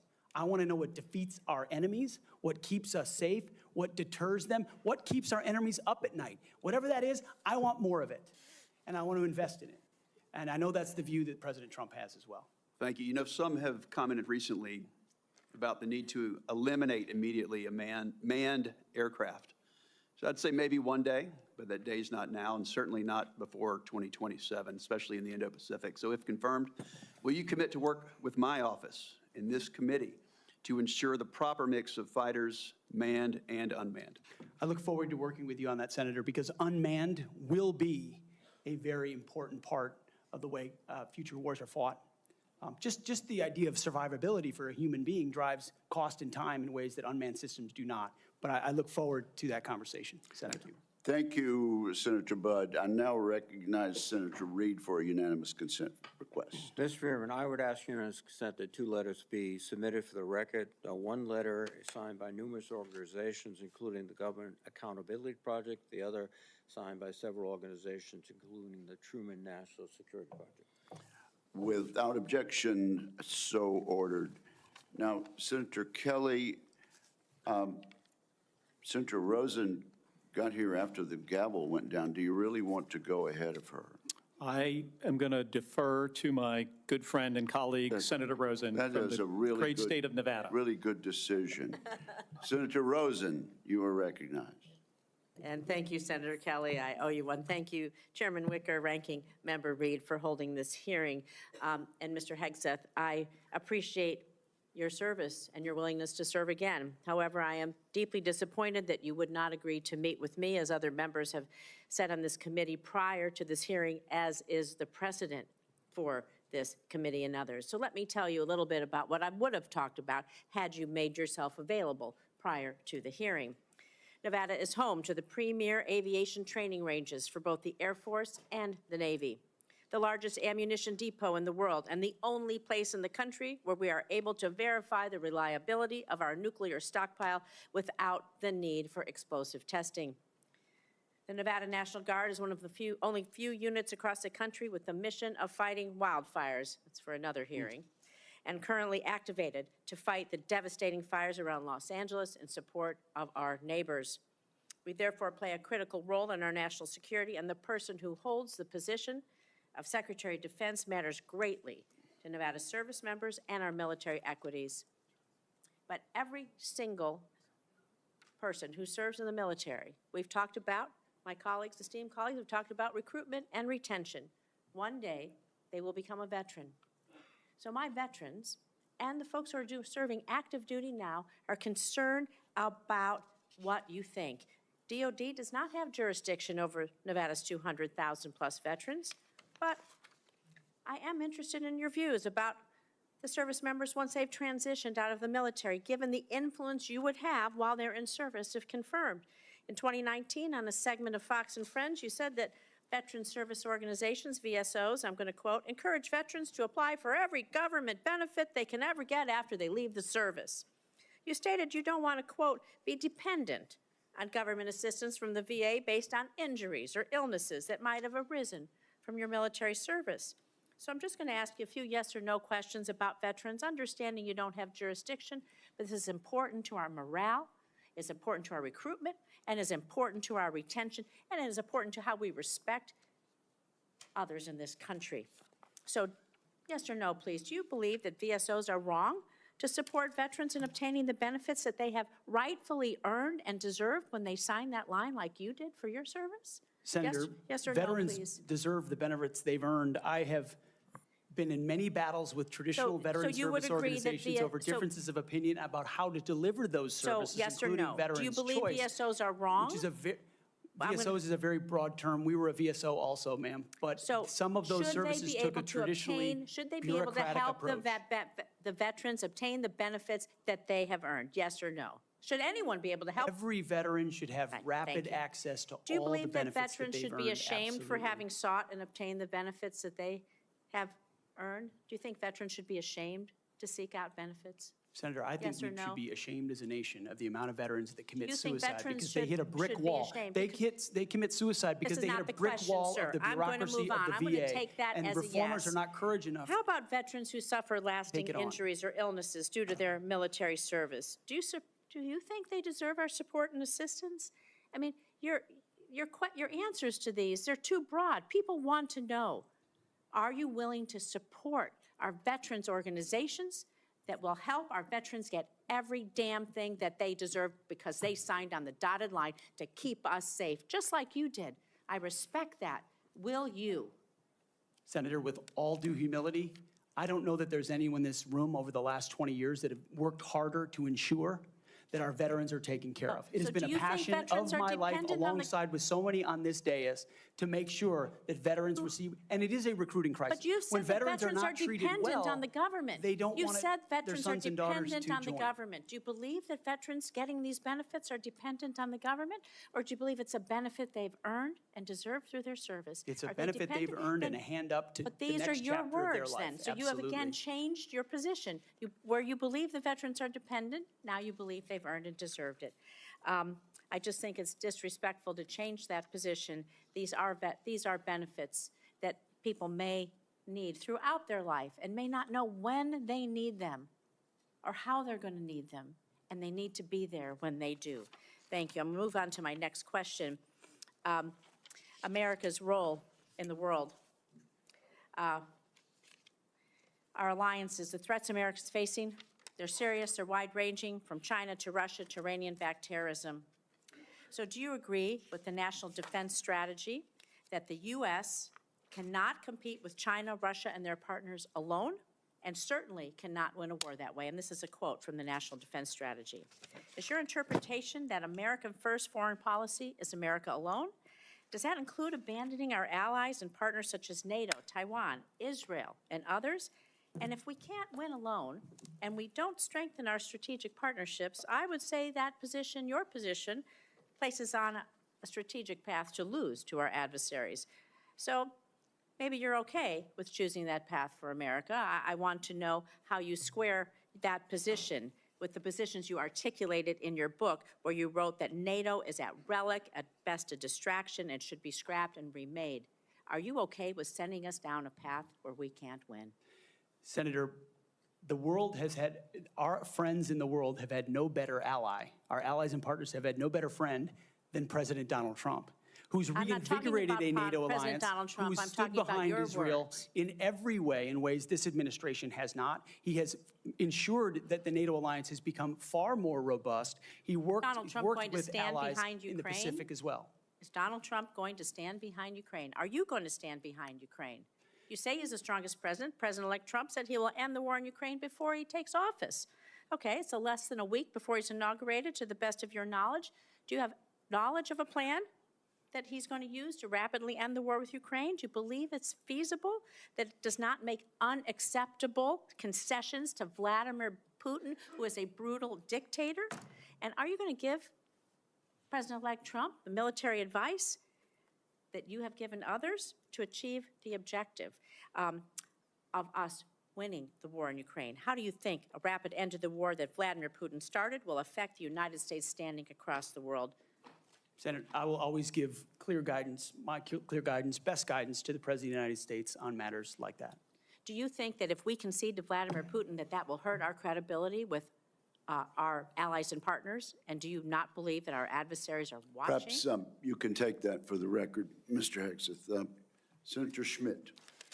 Thank you, Mr. Chairman. I'd like to submit for the record a letter submitted by Mr. Christopher Ahn, the former Director of Operations for Vets for Freedom. Mr. Ahn, his letter states that the suggestion, quote, the suggestion that funds were misused for personal gain, lavish parties, or other improper purposes is categorically false.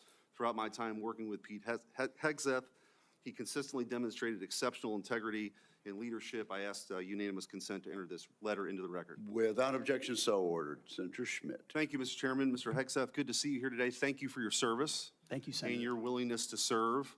I also want to thank you for your clarity in articulating the vision you have for the Department of Defense in restoring an ethos, a warrior ethos, which is in stark contrast to the ethos we've seen the last 4 years, which is of weakness and wokeness. And I want to drill down on a few things specifically and exactly how we've gotten to where we've gotten with recruiting and morale. DEI. There's been a little bit of discussion about this, but for those watching at home, DEI is not about giving everybody opportunity. It is rooted in cultural Marxism. The idea that you pit the room, any room, with oppressor versus oppressed. It's race essentialism, and it is poison. It has no business whatsoever in our military. I think the American people have spoken loudly and clearly about this. They're tired of this. They're tired of woke ideology, And to my Democrat colleagues on the other side, if you haven't picked up on that, you missed the plot. Because that's what November 5th partially was about. And so let's talk specifically about some of these DEI programs that have been funded. In our academies, specifically the Air Force Academy, it was advised as disfavored language to refer to your mom and dad as mom and dad. Okay? Dear mom and dad, I'm writing home. Don't say that. That's insane. We're all just people. You can't say that either. And in an effort to police this, in a 1984 Orwellian novel, there was actually an eyes and ears program to rat on your fellow students who might say mom and dad. Or just say, in a tough situation, you know what, we're all just people, can't say that. This wasn't limited, by the way, to our academies.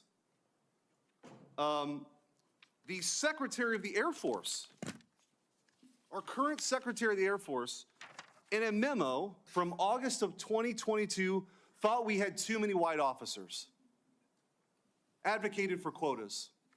And if you crunch the numbers, that meant that 5,800 white officers who've worked really hard should be fired.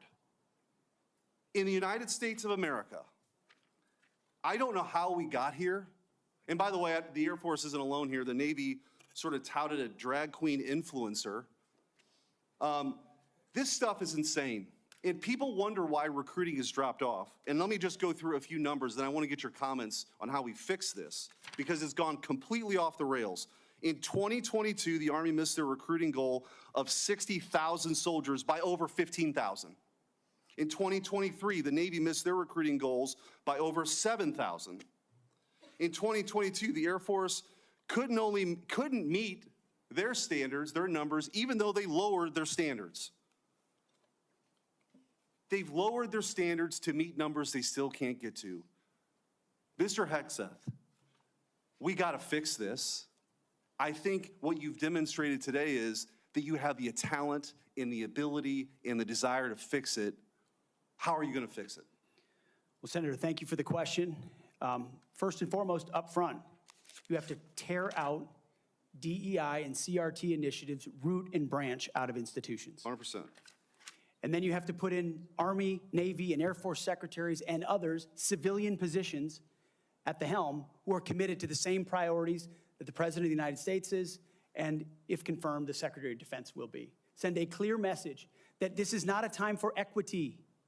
Equity is a very different word than equality. Equality is the bedrock of our military. Men and women, duty positions in uniform, black, white, doesn't matter. We treat you equally based on who you are in the image of God as an individual. And we all get the same bad haircuts. You're not an individual, you're part of a group.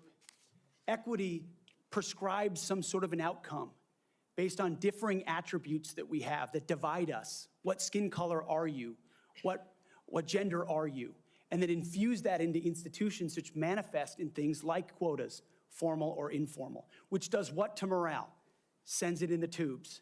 And it makes people feel like they're being judged by something other than how good they are at their job, which is poisonous inside institutions. So on top of this recruiting crisis, that wasn't enough for this administration.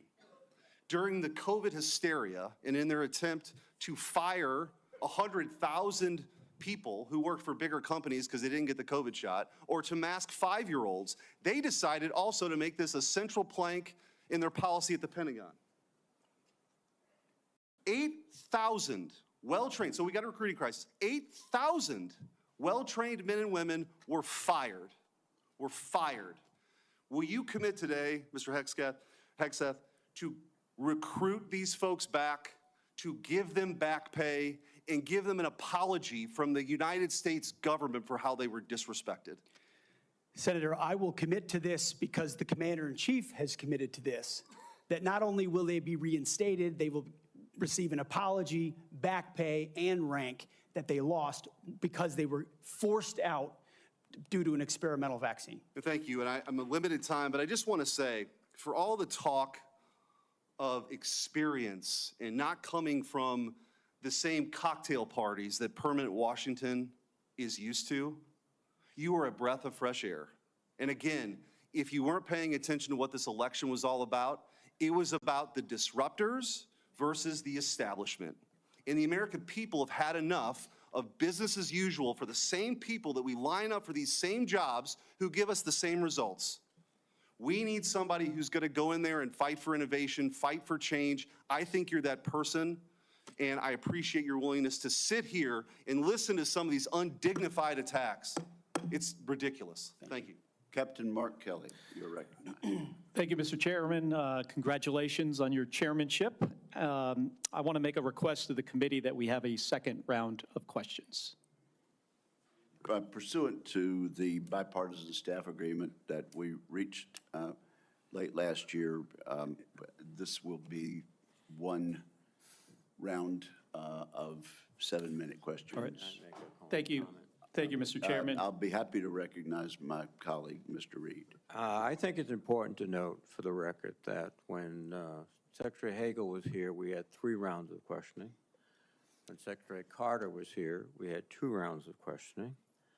And I cannot recall any time where I have denied, as the chairman, a member to ask for a second round and receive the second round. So we are, I think, violating the principles of the committee, and I just want to go on the record. And your comment is noted. Thank you. Mr. Hegseth, thank you for being here today. Thank you for your service to this country. Thank you, Senator. Few nominees come into this room with all the necessary experience to do this job, to be Secretary of Defense. We get that. It's a reflection on just how big of a job this is. What I want to understand is whether or not you bring any of the necessary experience that this job requires.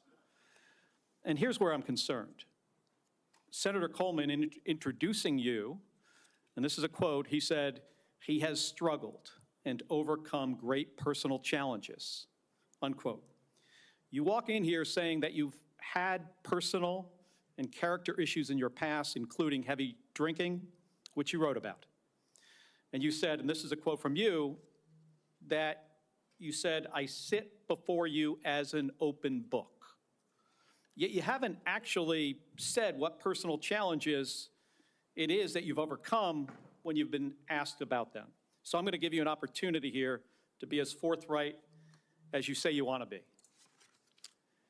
So while leading concerned veterans of America, there were very specific cases cited by individuals about your conduct. I'm going to go through a few of them, and I just want you to tell me if these are true or false.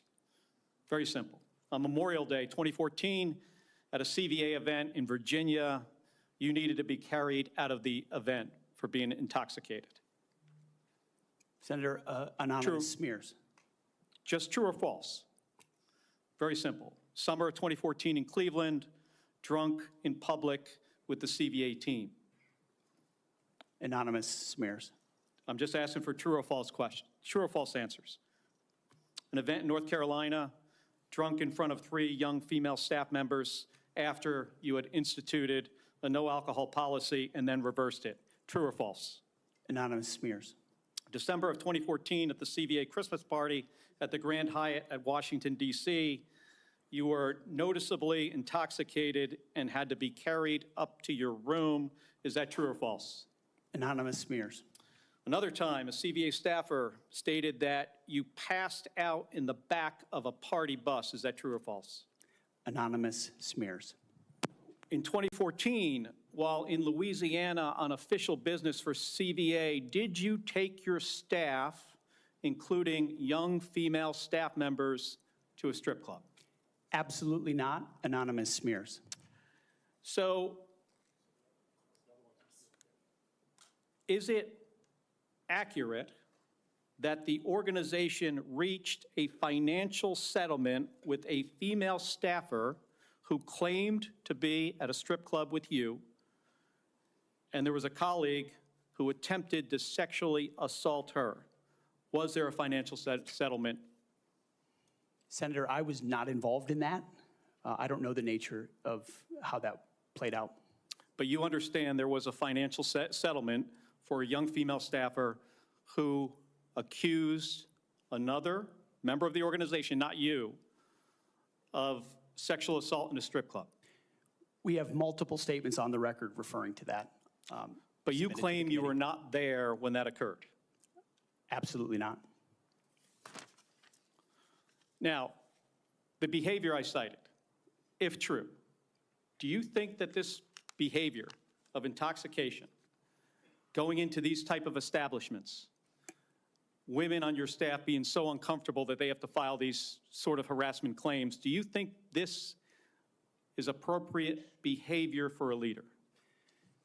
Senator, the overwhelming majority of anyone who's worked for me, including the on-the-record statements that have been submitted to this, with their name on it, on the record, men and women who worked with me every day, are the overwhelming preponderance of evidence that testify to my leadership and professionalism in leading Vets for Freedom and Concerned Veterans for America. My Okay. leadership has been completely impugned on these veterans organizations that did fantastic work. Mr. on behalf Hegseth, of the I'm not men even and going to women go fighting into the, overseas I'm not even and going to go into the advocating, and we managed our accusations. financial books with integrity across the board. How many people, everybody who runs a campaign. I have limited time. I'm not going to get into the accusations that come from Fox News. I know you have some of your Fox News colleagues here.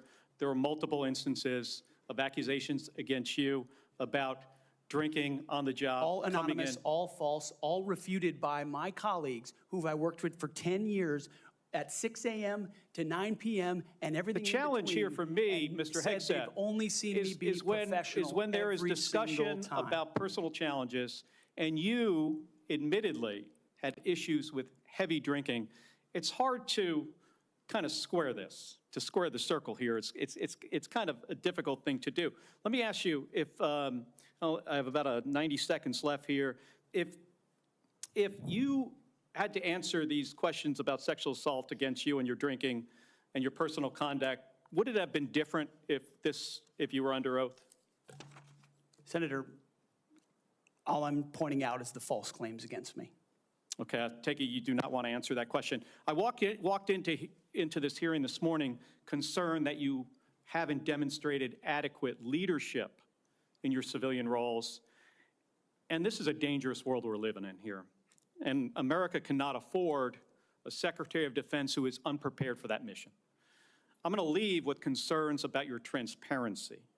You say you've had personal issues in your past, yet when asked about those very issues, you blame an anonymous smear campaign, even when many of these claims are not anonymous. Which is it? Have you overcome personal issues, or are you the target of a smear campaign? It can't be both. It's clear to me that you're not being honest with us or the American people because you know the truth would disqualify you from getting the job. And just as concerning as each of these specific disqualifying accusations are, what concerns me just as much is the idea of having a Secretary of Defense who is not transparent. Thank you, Mr. Chairman. I yield back my 2 seconds. Thank you, Senator Kelly. I would, at this point, ask unanimous consent to introduce into the record letters by Tina Kingston, Louisiana State Director of Concerned Veterans for America, and Holly Talley, Louisiana Local Director of Concerned Veterans for America, attesting to the appropriateness of Mr. Hegseth's conduct with regard to female staffers. Without objection, that is added to the record. And Senator Banks, you are now recognized. Thank you, Mr. Chairman. Welcome, Mr. Hegseth. You have conducted yourself very well today. In fact, so well that I believe it's incumbent upon this committee to confirm you ASAP to get you on the job, to clean up the mess that we have at the Pentagon ongoing at this moment because of the leadership there over the last 4 years that's failed us. In President Biden's first year in office, the Department of Defense spent over 5 million man-hours on quote-unquote counter-extremism and diversity training, what you and I might call woke training or DEI.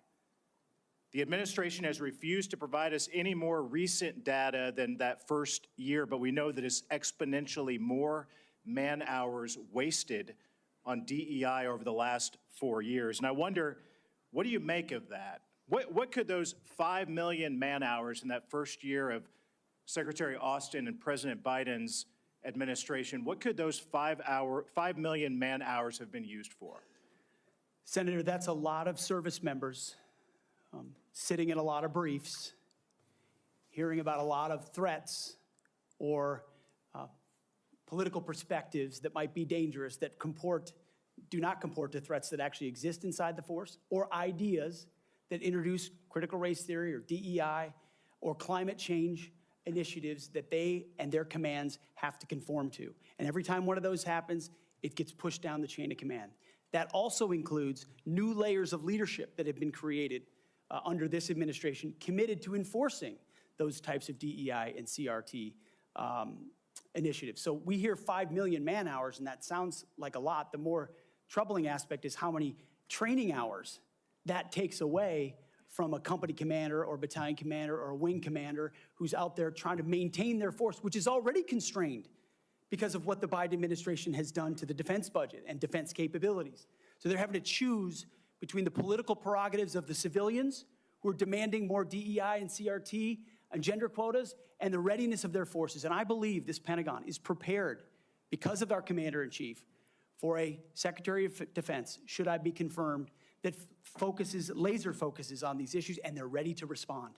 They want to pack their rucksacks and go train because they understand we live in a dangerous world. I think that's an important point, a key point, because months later, while the priority of the Biden-Austin-led Pentagon was on DEI and woke training, one of the biggest embarrassments in American history happened when we lost 13 of our heroes in the botched withdrawal from Afghanistan. Secretary Austin testified before the House Armed Services Committee a couple of years ago, and responding to a question from me said he had, quote, no regrets about what happened in Afghanistan. I wonder, what do you make of that? Senator, it's shameful. They still tout it as the most successful airlift in American history, when what the rest of us all saw was true laid before our eyes. Utter failure, a destruction of a military legacy there, abandonment of our allies, death of American troops, detriment to our reputation, and then no answers and no accountability on the other side. And then what was unleashed because of what happened in Afghanistan? The October 7th attacks, an invasion into Ukraine. The world recognized weakness for what it was. And who bore the brunt for it? The troops on the front lines at Abbey Gate doing an impossible job, whose external security was the Taliban, because there was no actual plan for this under the Biden administration. And yet, not a single person, the only person held accountable in those moments was a Marine Corps lieutenant colonel who had the courage to stand up and say someone should be held accountable for that. His name is Stu Scheller. No one else involved has ever taken accountability for it. When that microcosm becomes the reality of the perception of the American military or America's commitment to victory and success and positive outcomes, the world responds to that. President Trump is going to restore real deterrence by bringing a real warrior culture back, rebuilding our military, and ending wars properly. And if we have to fight them, winning them decisively. I served in Afghanistan, you served in Afghanistan. 75% of our nation's veterans disagree with how the withdrawal from Afghanistan was handled, the embarrassment of it. What that's done, I believe, has directly impacted our historic recruitment crisis in this country, without a doubt. And you've already talked about that, but how do we fix it? How do we bring pride back to wearing the uniform for the next generation, to inspire them to do what you and I did, to raise our right hand and take that oath and serve this great country? I really do think it comes back to strong, clear leadership, patriotic, pro-American leadership that says we're not going to focus on all the other political prerogatives. That's why we all have political perspectives. I said this before and I'll say it again. In uniform, none of that matters. You wear green, you wear blue, you bleed red. That's it. Who you vote for doesn't matter. But when the perception of that changes, then you don't want people deciding whether to serve based on a political party in power. That's a dangerous thing for continuity inside your military. And it's fragile right now. President Trump, and if I'm confirmed with my leadership, we're going to restore the continuity of an apolitical military that acts decisively and only based on merit. They sound basic, but they're fundamental. You and I agree that wokeness is weakness. Mr. Hegseth, do you support racial quotas in recruitment or promotions in the United States military? Senator, I do not support any form of racial quota. Do you support affirmative action in our nation's military academies?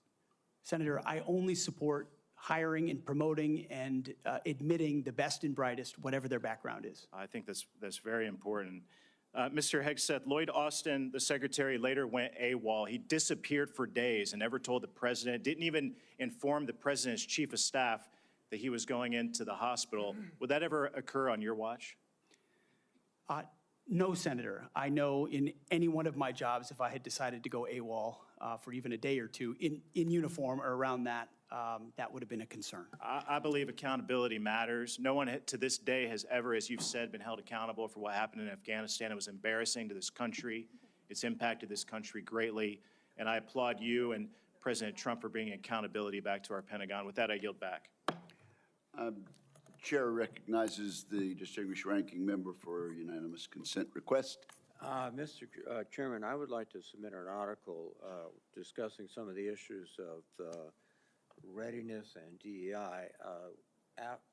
There has been a comment that 5.9 million man-hours have been used for DEI. General Miley clarified that that is an estimate out of more than 2 million man-hours that the Department of Defense invested during the time period. Where is this published, sir? This is published by Megan Myers, and I will get the Okay. citation. Military.com, I'm sorry. Without objection, it will be admitted to the Thank you, record. Mr. And Senator Slotkin, welcome to the committee. Thank and you you. are recognized. Thank you, Senator, and thank you for referencing the great Carl Levin as you introduced me. We miss him in Michigan. For those who I haven't met in my 1 week that I've been sworn into the Senate, I'm a CIA officer recruited after 9/11. I did 3 tours armed in Iraq alongside the military, and have worked for 4 different secretaries of defense, both Democrat and Republican, proudly, and watched them make decisions that literally determine the life and death of Americans in the dark of night. I'm also a Democrat representing a state that Trump won, right? We both won on the same ballot. So I understand that President Trump has the right to nominate his people. We are going to have policies that we disagree with. All of that, to me, comes very standard. What I think I'm most concerned with is that no president has the right to use the uniformed military in a way that violates the U.S. Constitution and further taints the military as that apolitical institution that we all want, right? And our founders designed the system so that, we had posse comitatus, that we weren't going to use active duty military inside the United States and make American citizens potentially scared of their own military. We went through our own experience with that with the British. As the Secretary of Defense, you will be the one man standing in the breach should President Trump give an illegal order, right? I'm not saying he will, but if he does, you are going to be the guy that he calls to implement this order. Do you agree that there are some orders that can be given by the Commander-in-Chief that would violate the U.S. Constitution? Senator, thank you for your service. But I reject the premise that President Trump is going to be giving illegal orders. No, I'm not saying he will, but do you believe there is such a thing as an illegal order that Joe Biden or any other president, Donald Trump, could give? Is there anything that a commander-in-chief could ask you to do with the uniformed military that would be in violation of the U.S. Constitution? Senator, anybody of any party Right. could give an order that is against the Constitution or against the law. Right. Okay. So are you saying that you would stand in the breach and push back if you were given an illegal order? I start by saying I reject the premise that President I Trump will understand. be You've giving done your any genuflecting illegal to him, orders but at all. This isn't a hypothetical, okay? Your predecessor in a Trump administration, Secretary Esper, was asked and did use uniformed military to clear unarmed protesters. He was given the order to potentially shoot at them. Helos flew low in Washington, D.C. as crowd control. He later apologized publicly for those actions. Was he right or wrong to apologize? Senator, I was there on the ground. And I saw the I understand, hero and I myself. respect that. I've been there. But you're about I understand to the be the level of threat Secretary of that was Defense. involved in that moment. I Was also he right understand to- so he was- was he- legality and the Sir, Constitution was he and right the or laws of what wrong you to have. apologize? I'm not going to put words in the mouth of Secretary Esper or No, anybody else from he this said them podium. himself. You don't have to. What are you scared of? Did he do the right thing by apologizing? I'm not scared of anything, Senator. Then say yes or no. You can say no. I'm interested in upholding the laws and the Constitution Okay. in any So particular Donald scenario. Trump asked for the active duty 82nd Airborne to be deployed during that same time. Secretary Esper has written that he convinced him against that decision. If Donald Trump asked you to use the 82nd Airborne in law enforcement roles in Washington, D.C., would you also convince him otherwise? I'm not going to get ahead of conversations I would have with the president. However, there are laws and processes inside our Constitution that would be followed. President Trump said in November that he is willing to consider using the active duty military against the, quote, enemy within.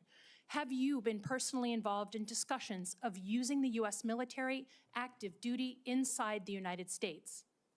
Senator, I'm glad we finally got to the topic of border security equaling national security because it's been abdicated and ignored for the last 4 years. That wasn't my question. I'm just asking, have you been involved? You're about to be the Secretary of Defense potentially. Have you been involved in discussions about using the active duty military inside the United States?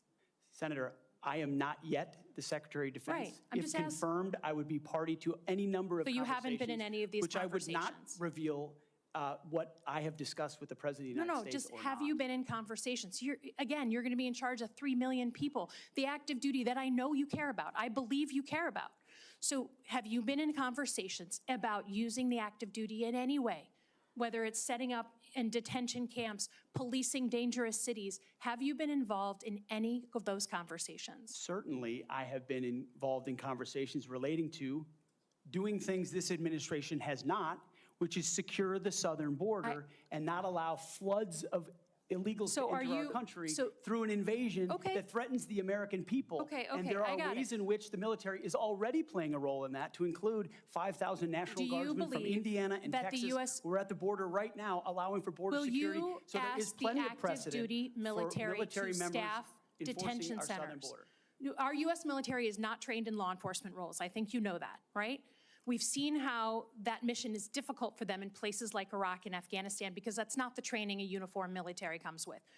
Do you support the use of active duty military in supporting detention camps? Senator, everything we will do would be lawful and under the Constitution, but I I'm gonna take that as a recognize yes. that this administration has abdicated its responsibility. President Trump is going to restore in the order at the spirit border, of preserving prevent our the enemies from institution, invading, and yes, he has said Sir, mass I get your deportations filibustering. will I be get it. a part of what In the happens. spirit of preserving the institution that I think we both care about, legitimately, the Uniform Code of Military Justice.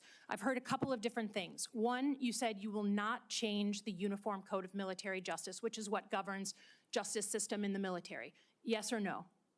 You said that earlier. Those are I'm just laws, confirming. Senator, set by Congress. Okay, so you will not go to change it. You will not attempt to change it. You also said that JAG officers are potentially people who put their own interests in their own medals and promotions ahead of the troops. Senator Lindsey Graham was a JAG officer for most of his life. Is that what you believe about those who implement our justice system in the U.S. military? Senator, I was speaking about particular JAG officers I've had to deal with in my military Are you experience, gonna get not about a involved? member of the United States Senate. Are you, as Secretary of Defense, going to get involved in the implementation of the U.S. Military Code of Justice? Senator, ultimately, it will be a big part of my job to evaluate decisions vis-a-vis Okay, the so I'll take Uniform that. Code of I'll Military take that as Justice. yes. Have you seen it fairly. is CQ Brown on your list in the Warrior boards to be removed from his position? Senator, every single senior officer will be reviewed based on meritocracy, standards, lethality, and commitment to lawful orders they will be given. Thank you, Senator Slotkin. I now recognize Senator Shaheen for a unanimous consent request. Thank you, Mr. Chairman. I have a request from a former general who served 35 years, Dennis Leitch, who most recently was commander of the 94th Regional Readiness Command at Fort Devens, Mass., who has asked that his letter opposing Mr. Hegseth's nomination be entered into the record. Is there objection? Without objection, it will be entered. Also, I present a host of letters and op-eds from former co-workers at Vets for Freedom and Concerned Vets for America, as well as Fox News Channel. I also have letters and op-eds from many veterans and Iraqis and Afghanis who were helped by Mr. Hegseth. I ask unanimous consent to introduce these letters and op-eds. Without objection, is so ordered. Senator Sheehy, you've been very patient. Thank you, Mr. Chairman. Entering a support letter in for Mr. Hegseth, submitted by nearly 90 former soldiers who served with Pete in combat. I would like to submit a statement from 86 of them who support his nomination, although they come from different units and ranks. The signatories commend Mr. Hegseth for his selfless leadership, love of his soldiers, and commitment to our country. 2 items. Sorry, 1 item. I ask unanimous consent to enter this. Without objection, it will be entered. Thank you, Mr. Chairman. Pete, I'm actually going to ask you questions because I want to hear your answer. How many genders are there? Tough one. Senator, there are 2 genders. I know that well. I'm a she-he, so I'm on board. What is the diameter of the rifle round fired out of an M4A1 rifle? That's a 5.56. How many push-ups can you do? I did 5 sets of 47 this morning. What do you think our most important strategic base is in the Pacific? In the Pacific, Guam is pretty strategically significant. How many rounds of 5.56 can you fit into the magazine of an M4 rifle? Depends on the magazine, but standard issue is 30, Senator. And what size round does the M9 Beretta standard issue sidearm for the military fire? A 9mm, Senator. What kind of batteries do you put in your night vision goggle? Duracell. So right there, you're representing qualifications that show you understand what the warfighter deals with every single day on the battlefield. You understand what happens on the front line, where our troops will be. And what happens, unfortunately, in this country is decisions made in rooms like this, bad decisions, end up in dead 17, 18, 19-year-old Americans. And those Americans rarely come from families that sit in rooms like this. They come from lower, middle-income families who sometimes the military is their only way out. And they join because maybe they want to go to college. Maybe they had no other choice. Maybe they love this country. But for whatever reason, they joined and they sat on the dotted line. And when people like us screw up, they don't come home. And that's the one thing that I care about. As you remember when I shut the door, when you came with your entourage, Senator Coleman, I've known for a long time, and you and I sat together, asked you one question. You remember what that question was? Are you going to have the backs of the warfighters? Exactly. What is going to be your #1 priority? And I don't care, frankly, what all these letters and articles say. I've been a part of a smear campaign too, I get it. I care that you're going to have one thing in mind when you sit in that chair in that 5-sided building, and you told me what that was. So with that, you have my support. I'm sorry you have to go through a process like this, but it is one of the most important jobs in the world. We got to make sure you're ready for it. I thank you for your answers. I got one final question that's very important to me. This is more of a technical question, but I think it's to fix the Army in this country is a 1 or 2 year problem. We can make bullets, we can make rifles. To fix the Air Force might be a 5-year problem. To fix our Navy is a decades-long pursuit. How are you going to fix our national? You don't have all the power. We're not China. Unfortunately, you can't snap your fingers. But how are you going to lead an initiative within the DoD to reinvigorate our national shipbuilding industry so we are able to compete with China? Because freedom of navigation is critical to our economy and the global economy. It's going to be a very important task for you to complete. It's a critical question, Senator, and that's why I'm grateful that President Trump has said definitively to me and publicly that shipbuilding will be one of his absolute top priorities of this administration. So a lot of it does go into pulling things up into the OSD's office, Secretary of Defense's office, to shine a spotlight on it, to make sure the bureaucracy doesn't strangle important initiatives that need to happen. We need to reinvigorate our defense industrial base in this country to include our shipbuilding capacity. Some of it is on the east, some of it's on the west, some of it's on the Great Lakes. the workforce problems that our shipyards are facing are significant, and there's been a big investment from this committee, I know, in a lot of those places because of the shortfalls, manpower issues, everything else. We also see adversaries that have been able to innovate themselves in ways that their shipbuilding capacity is, I won't reveal it at this hearing, multitudes and multitudes beyond our capabilities. So it needs to be a rapid investment, a rapid fielding, and then we need to incentivize outside entities to fill the gap. We talk a lot about UAVs. UAVs are very important, but there's also a future of UUVs, unmanned underwater vehicles, that will be a part of amplifying the impact of our Navy, because this administration has allowed our number of ships to drop below 300. It sets a projection of 340 or 350, but doesn't create the capacity to actually address it. And so if we're going to defend our interests, our allies, and put America first, we're going to have to be able to project power. That means shipbuilding. It means historic investments in our defense industrial base there. And then also driving innovation and cost savings in ways that only business leaders inside the Pentagon can do. When I'd add, I don't think any board in the world would have hired Steve Jobs or Elon Musk or Mark Zuckerberg when they founded their companies either. So this country was founded by young people who had a great vision. Thank you for being willing to serve your country again. And thanks for coming here today. I yield back, Chairman. Thank you, Senator Sheehy. You yield back the balance of your time. Mr. Ranking Member, can we agree that you and I will notify members of a specific time until which the record will remain open for submission of questions for the record? Yes, Mr. Chairman? That will be a day or two. This concludes today's hearing. I want to thank the witnesses and their families, and this hearing is adjourned. Thank you.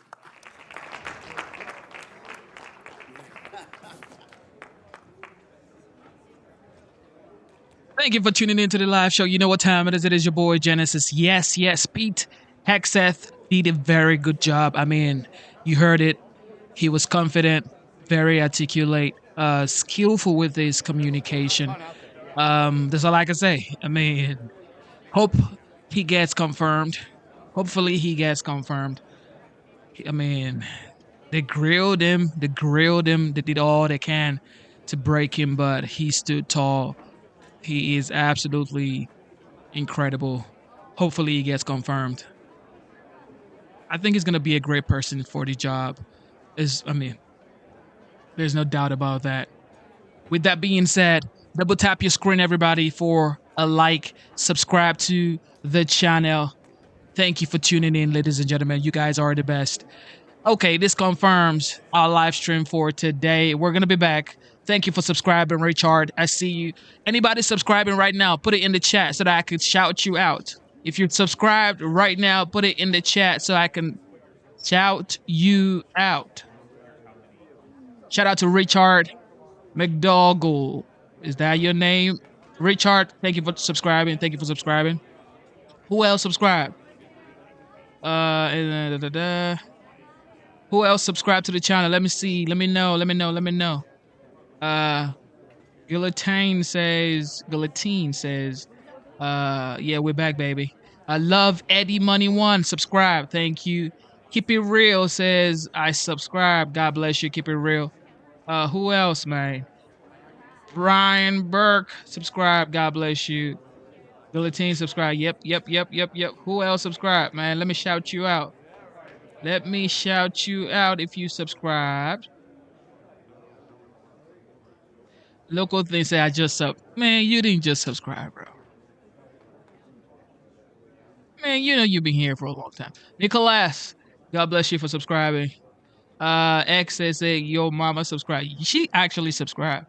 Yeah, my mom subscribed. I ain't gonna cap. Theresa says, just subscribe. God bless you. Doug Doan, God bless you. Thank you for subscribing. Who else subscribed? RP Supreme. Yes, sir. Love from Chicago. God bless you. Thank you for subscribing.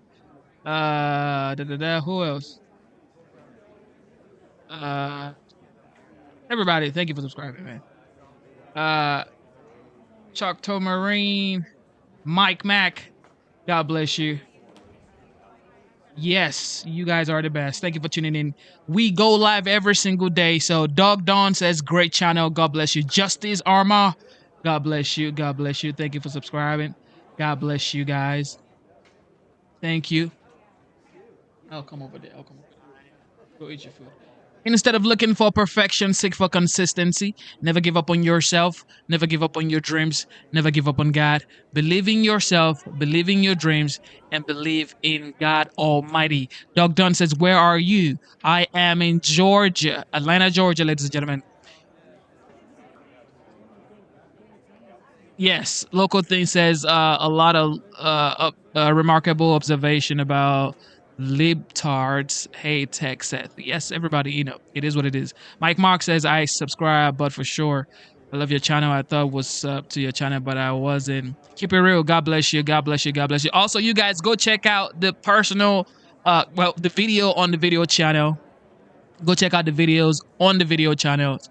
So this is live stream. So I really do videos as well. Like I chop it up. So if you guys want to go watch a little bit of the videos that you like on my channel, that would be great. God bless you. And also the membership for this channel is $4.99 if you like it. If you want to be a part of it, God bless you. It is $4.99 to be a part of the channel.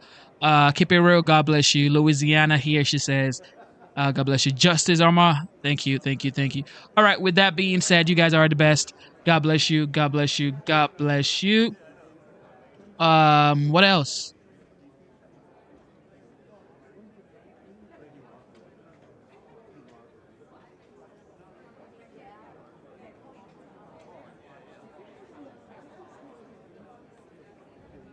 Yes, ladies and gentlemen. Shane Lewis says, double tap your screen. Yep. Double tap your screen, ladies and gentlemen. Local thing says, can you leave the chat? Can you leave the live on for a little bit? I know, man. I know. Okay. Do you guys want us to keep going, or do you want us to just end the live stream? Let me know in the chat. Do you want us to keep going or just end the live stream right here? Put it in the chat. Let me know. Because I was about to end the live stream, but local thing says, Genesis, can you leave the live on for a little bit? So do you guys want to keep going, or, you want us to end the live stream? Okay, back to California, Los Angeles wildfire.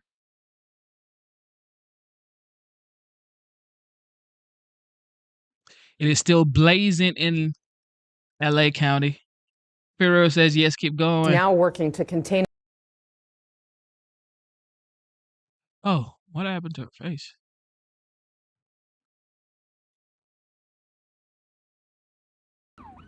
This one is called the Auto Fire. It's now at 0% containment. Wind gusts today could reach hurricane force up to 70 miles an hour. A rare type of red flag wind warning also in effect in LA and Ventura counties until Wednesday because of those winds, threatening more new fire outbreaks, spreading the Palisades and Eaton fires. I spoke to the LA County Fire Chief on Monday. Are you worried that these new winds may undo the progress that you've been able to make? Oh, yeah, absolutely. If we get a new fire start in a different location, it could be very difficult to contain. CNN's Michael Yoshida is live for us in Altadena. Michael, good morning. What are you seeing there, and what have we learned overnight? Hey, good morning, Casey. When you talk about that new fire popping up, just to put in perspective, that's about an hour west of us, but it's the perfect example of that concern that officials have been talking about and why over the last day, throughout the overnight hours, as our team has driven through the Palisades, through Brentwood, here into Altadena, we've seen so many fire crews staging, pre-positioning, trying to be ready for if one of those new sparks, those flare-ups happen so they can quickly get a handle on it. Now, while we have that ongoing concern and threat of those fires and new fires this morning, I'm not sure if you can hear, but we have a lot of work happening here in this Altadena neighborhood. Utility crews, gas companies, others hard at work trying to begin some of that repair work. Obviously, as you can see behind me, this, as we've been talking about, one of those communities that's been just devastated by the Eaton fire. You can see some of the lines as well still hanging down. Just an example of how much work is ahead for these communities in and around Los Angeles. But again, right now, that most pressing threat, that biggest concern overnight heading into the rest of the day is going to be how those winds continue to potentially shift and what impacts they may have on those fires that they've already been working so hard to get those containment lines around, and what any new fires, such as that auto fire, may pop up as well.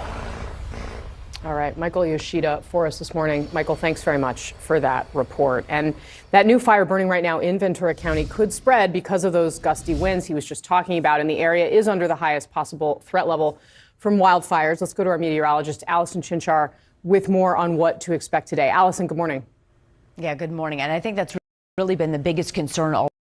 The situation in LA County is just wild. The fact that they had no water in the fire hydrant. What type of governor do they have? That's just too sad. That's just too sad. Santa Ynez Reservoir was basically empty. I mean, what do you expect?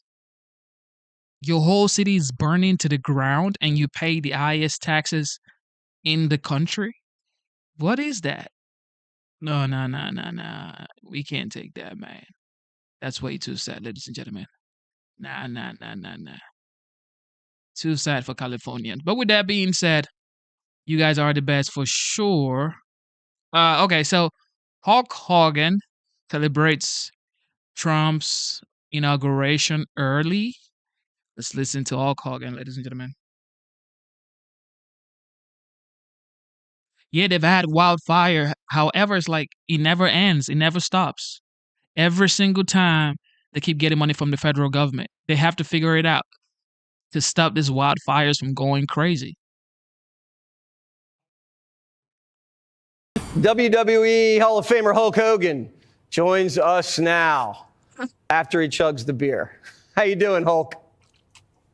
Man, I cannot believe you pulled me out of the party, brother. We got Hogan's Hangout, first night of karaoke. We're drinking real American beer made by real Americans. We got a real American president, brother, and we're already celebrating the inauguration even before it happens because we know we're getting our country back, brother. Wow. We got the pre-party inauguration happening right now. Hulk Hogan, if you're interested, just go find him. He's pretty easy to spot. So tell me, your sense of the country, you've seen a lot, and you've seen a lot of change in the course of your career. Where are we right now as a nation? Well, I've seen the hills and the valleys, brother. I was around back in the day when we had Robert Kennedy doing our thing. But the way it is now, we hit an all-time low, and all of a sudden, when Trump won the election, all of a sudden it was like this dark cloud got lifted off America. Everybody was happy, and all the wah, all the whiners and criers that were out there, they were the ones that created the problem in the first place. America's back on track. We are definitely going to be greater than we've ever been. This is the greatest time to be alive, brother. Sometimes you need to hit rock bottom to pick yourself back up and to reach new heights. Did the country hit rock bottom? Is that what we're experiencing right now? Well, it was really close, brother. I was really, really worried because can you imagine if we had 8 years of Kamala Harris? Party over, outdone. See you later, brother. But we didn't get that, man. The people stood up. They didn't like the way things are going, and they voted to make America great again, man. This is the time to be alive. Are you going to be at the inaugural balls doing your thing? Well, you know, there's a little birdie that says I might just be there pulling a few shenanigans, brother. So you and Carrie Underwood, you got Snoop Dogg, Kid Rock. I mean, you talk about a comeback for Donald Trump. This is it. Brother, we got main event karaoke going on right here. You should have thrown Carrie Underwood my way. I'm giving away championship belts, plenty of money tonight, and a bunch of real American beer, brother. All right. Well, the party is wherever Hulk is, and hopefully the next 4 years is a big party for America because we deserve a lot to celebrate. Any last words from Hulkamania?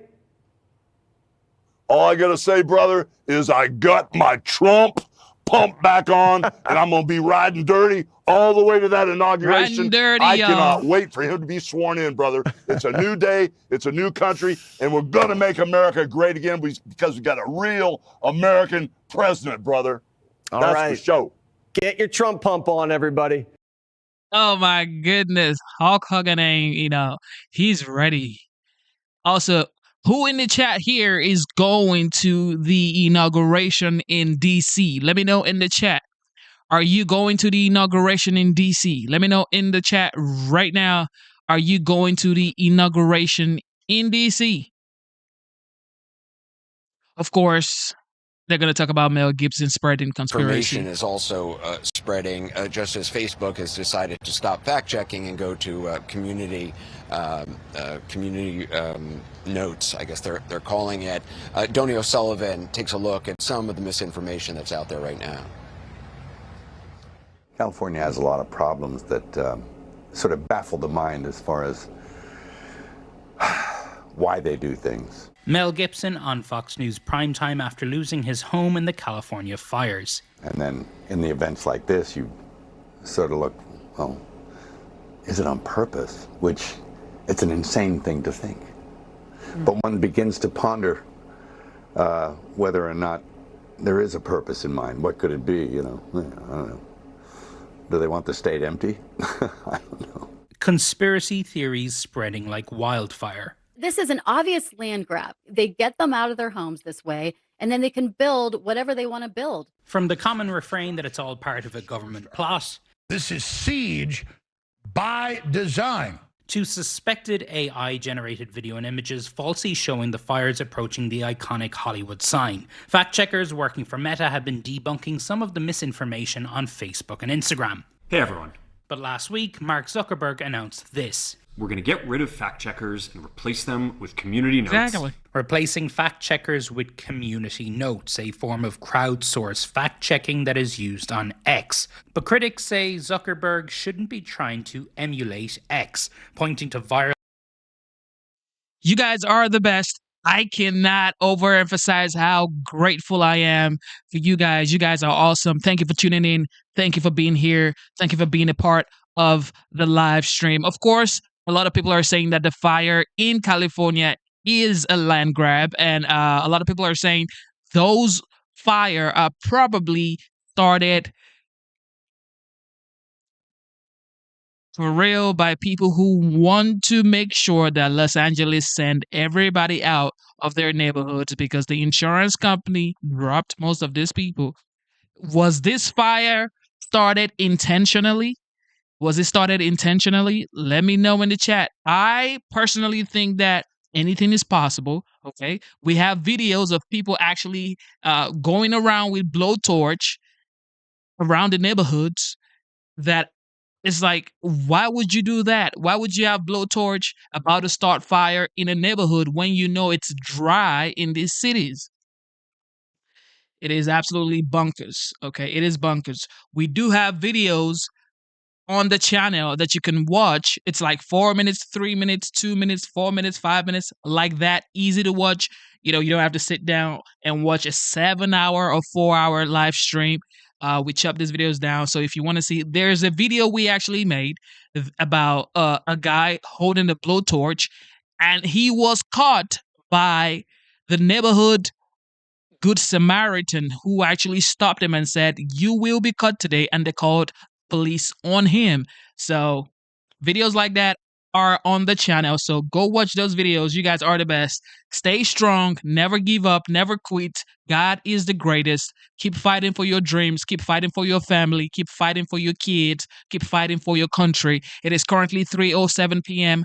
Today's date is the 14th of January 2025. 2 weeks into the new year.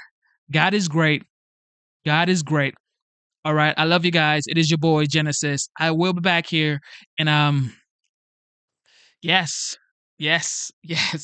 Don't forget to subscribe to the channel. Don't forget to like the live show. And don't forget to join the membership of the channel. It is $4.99. Support the channel by joining the memberships. Okay.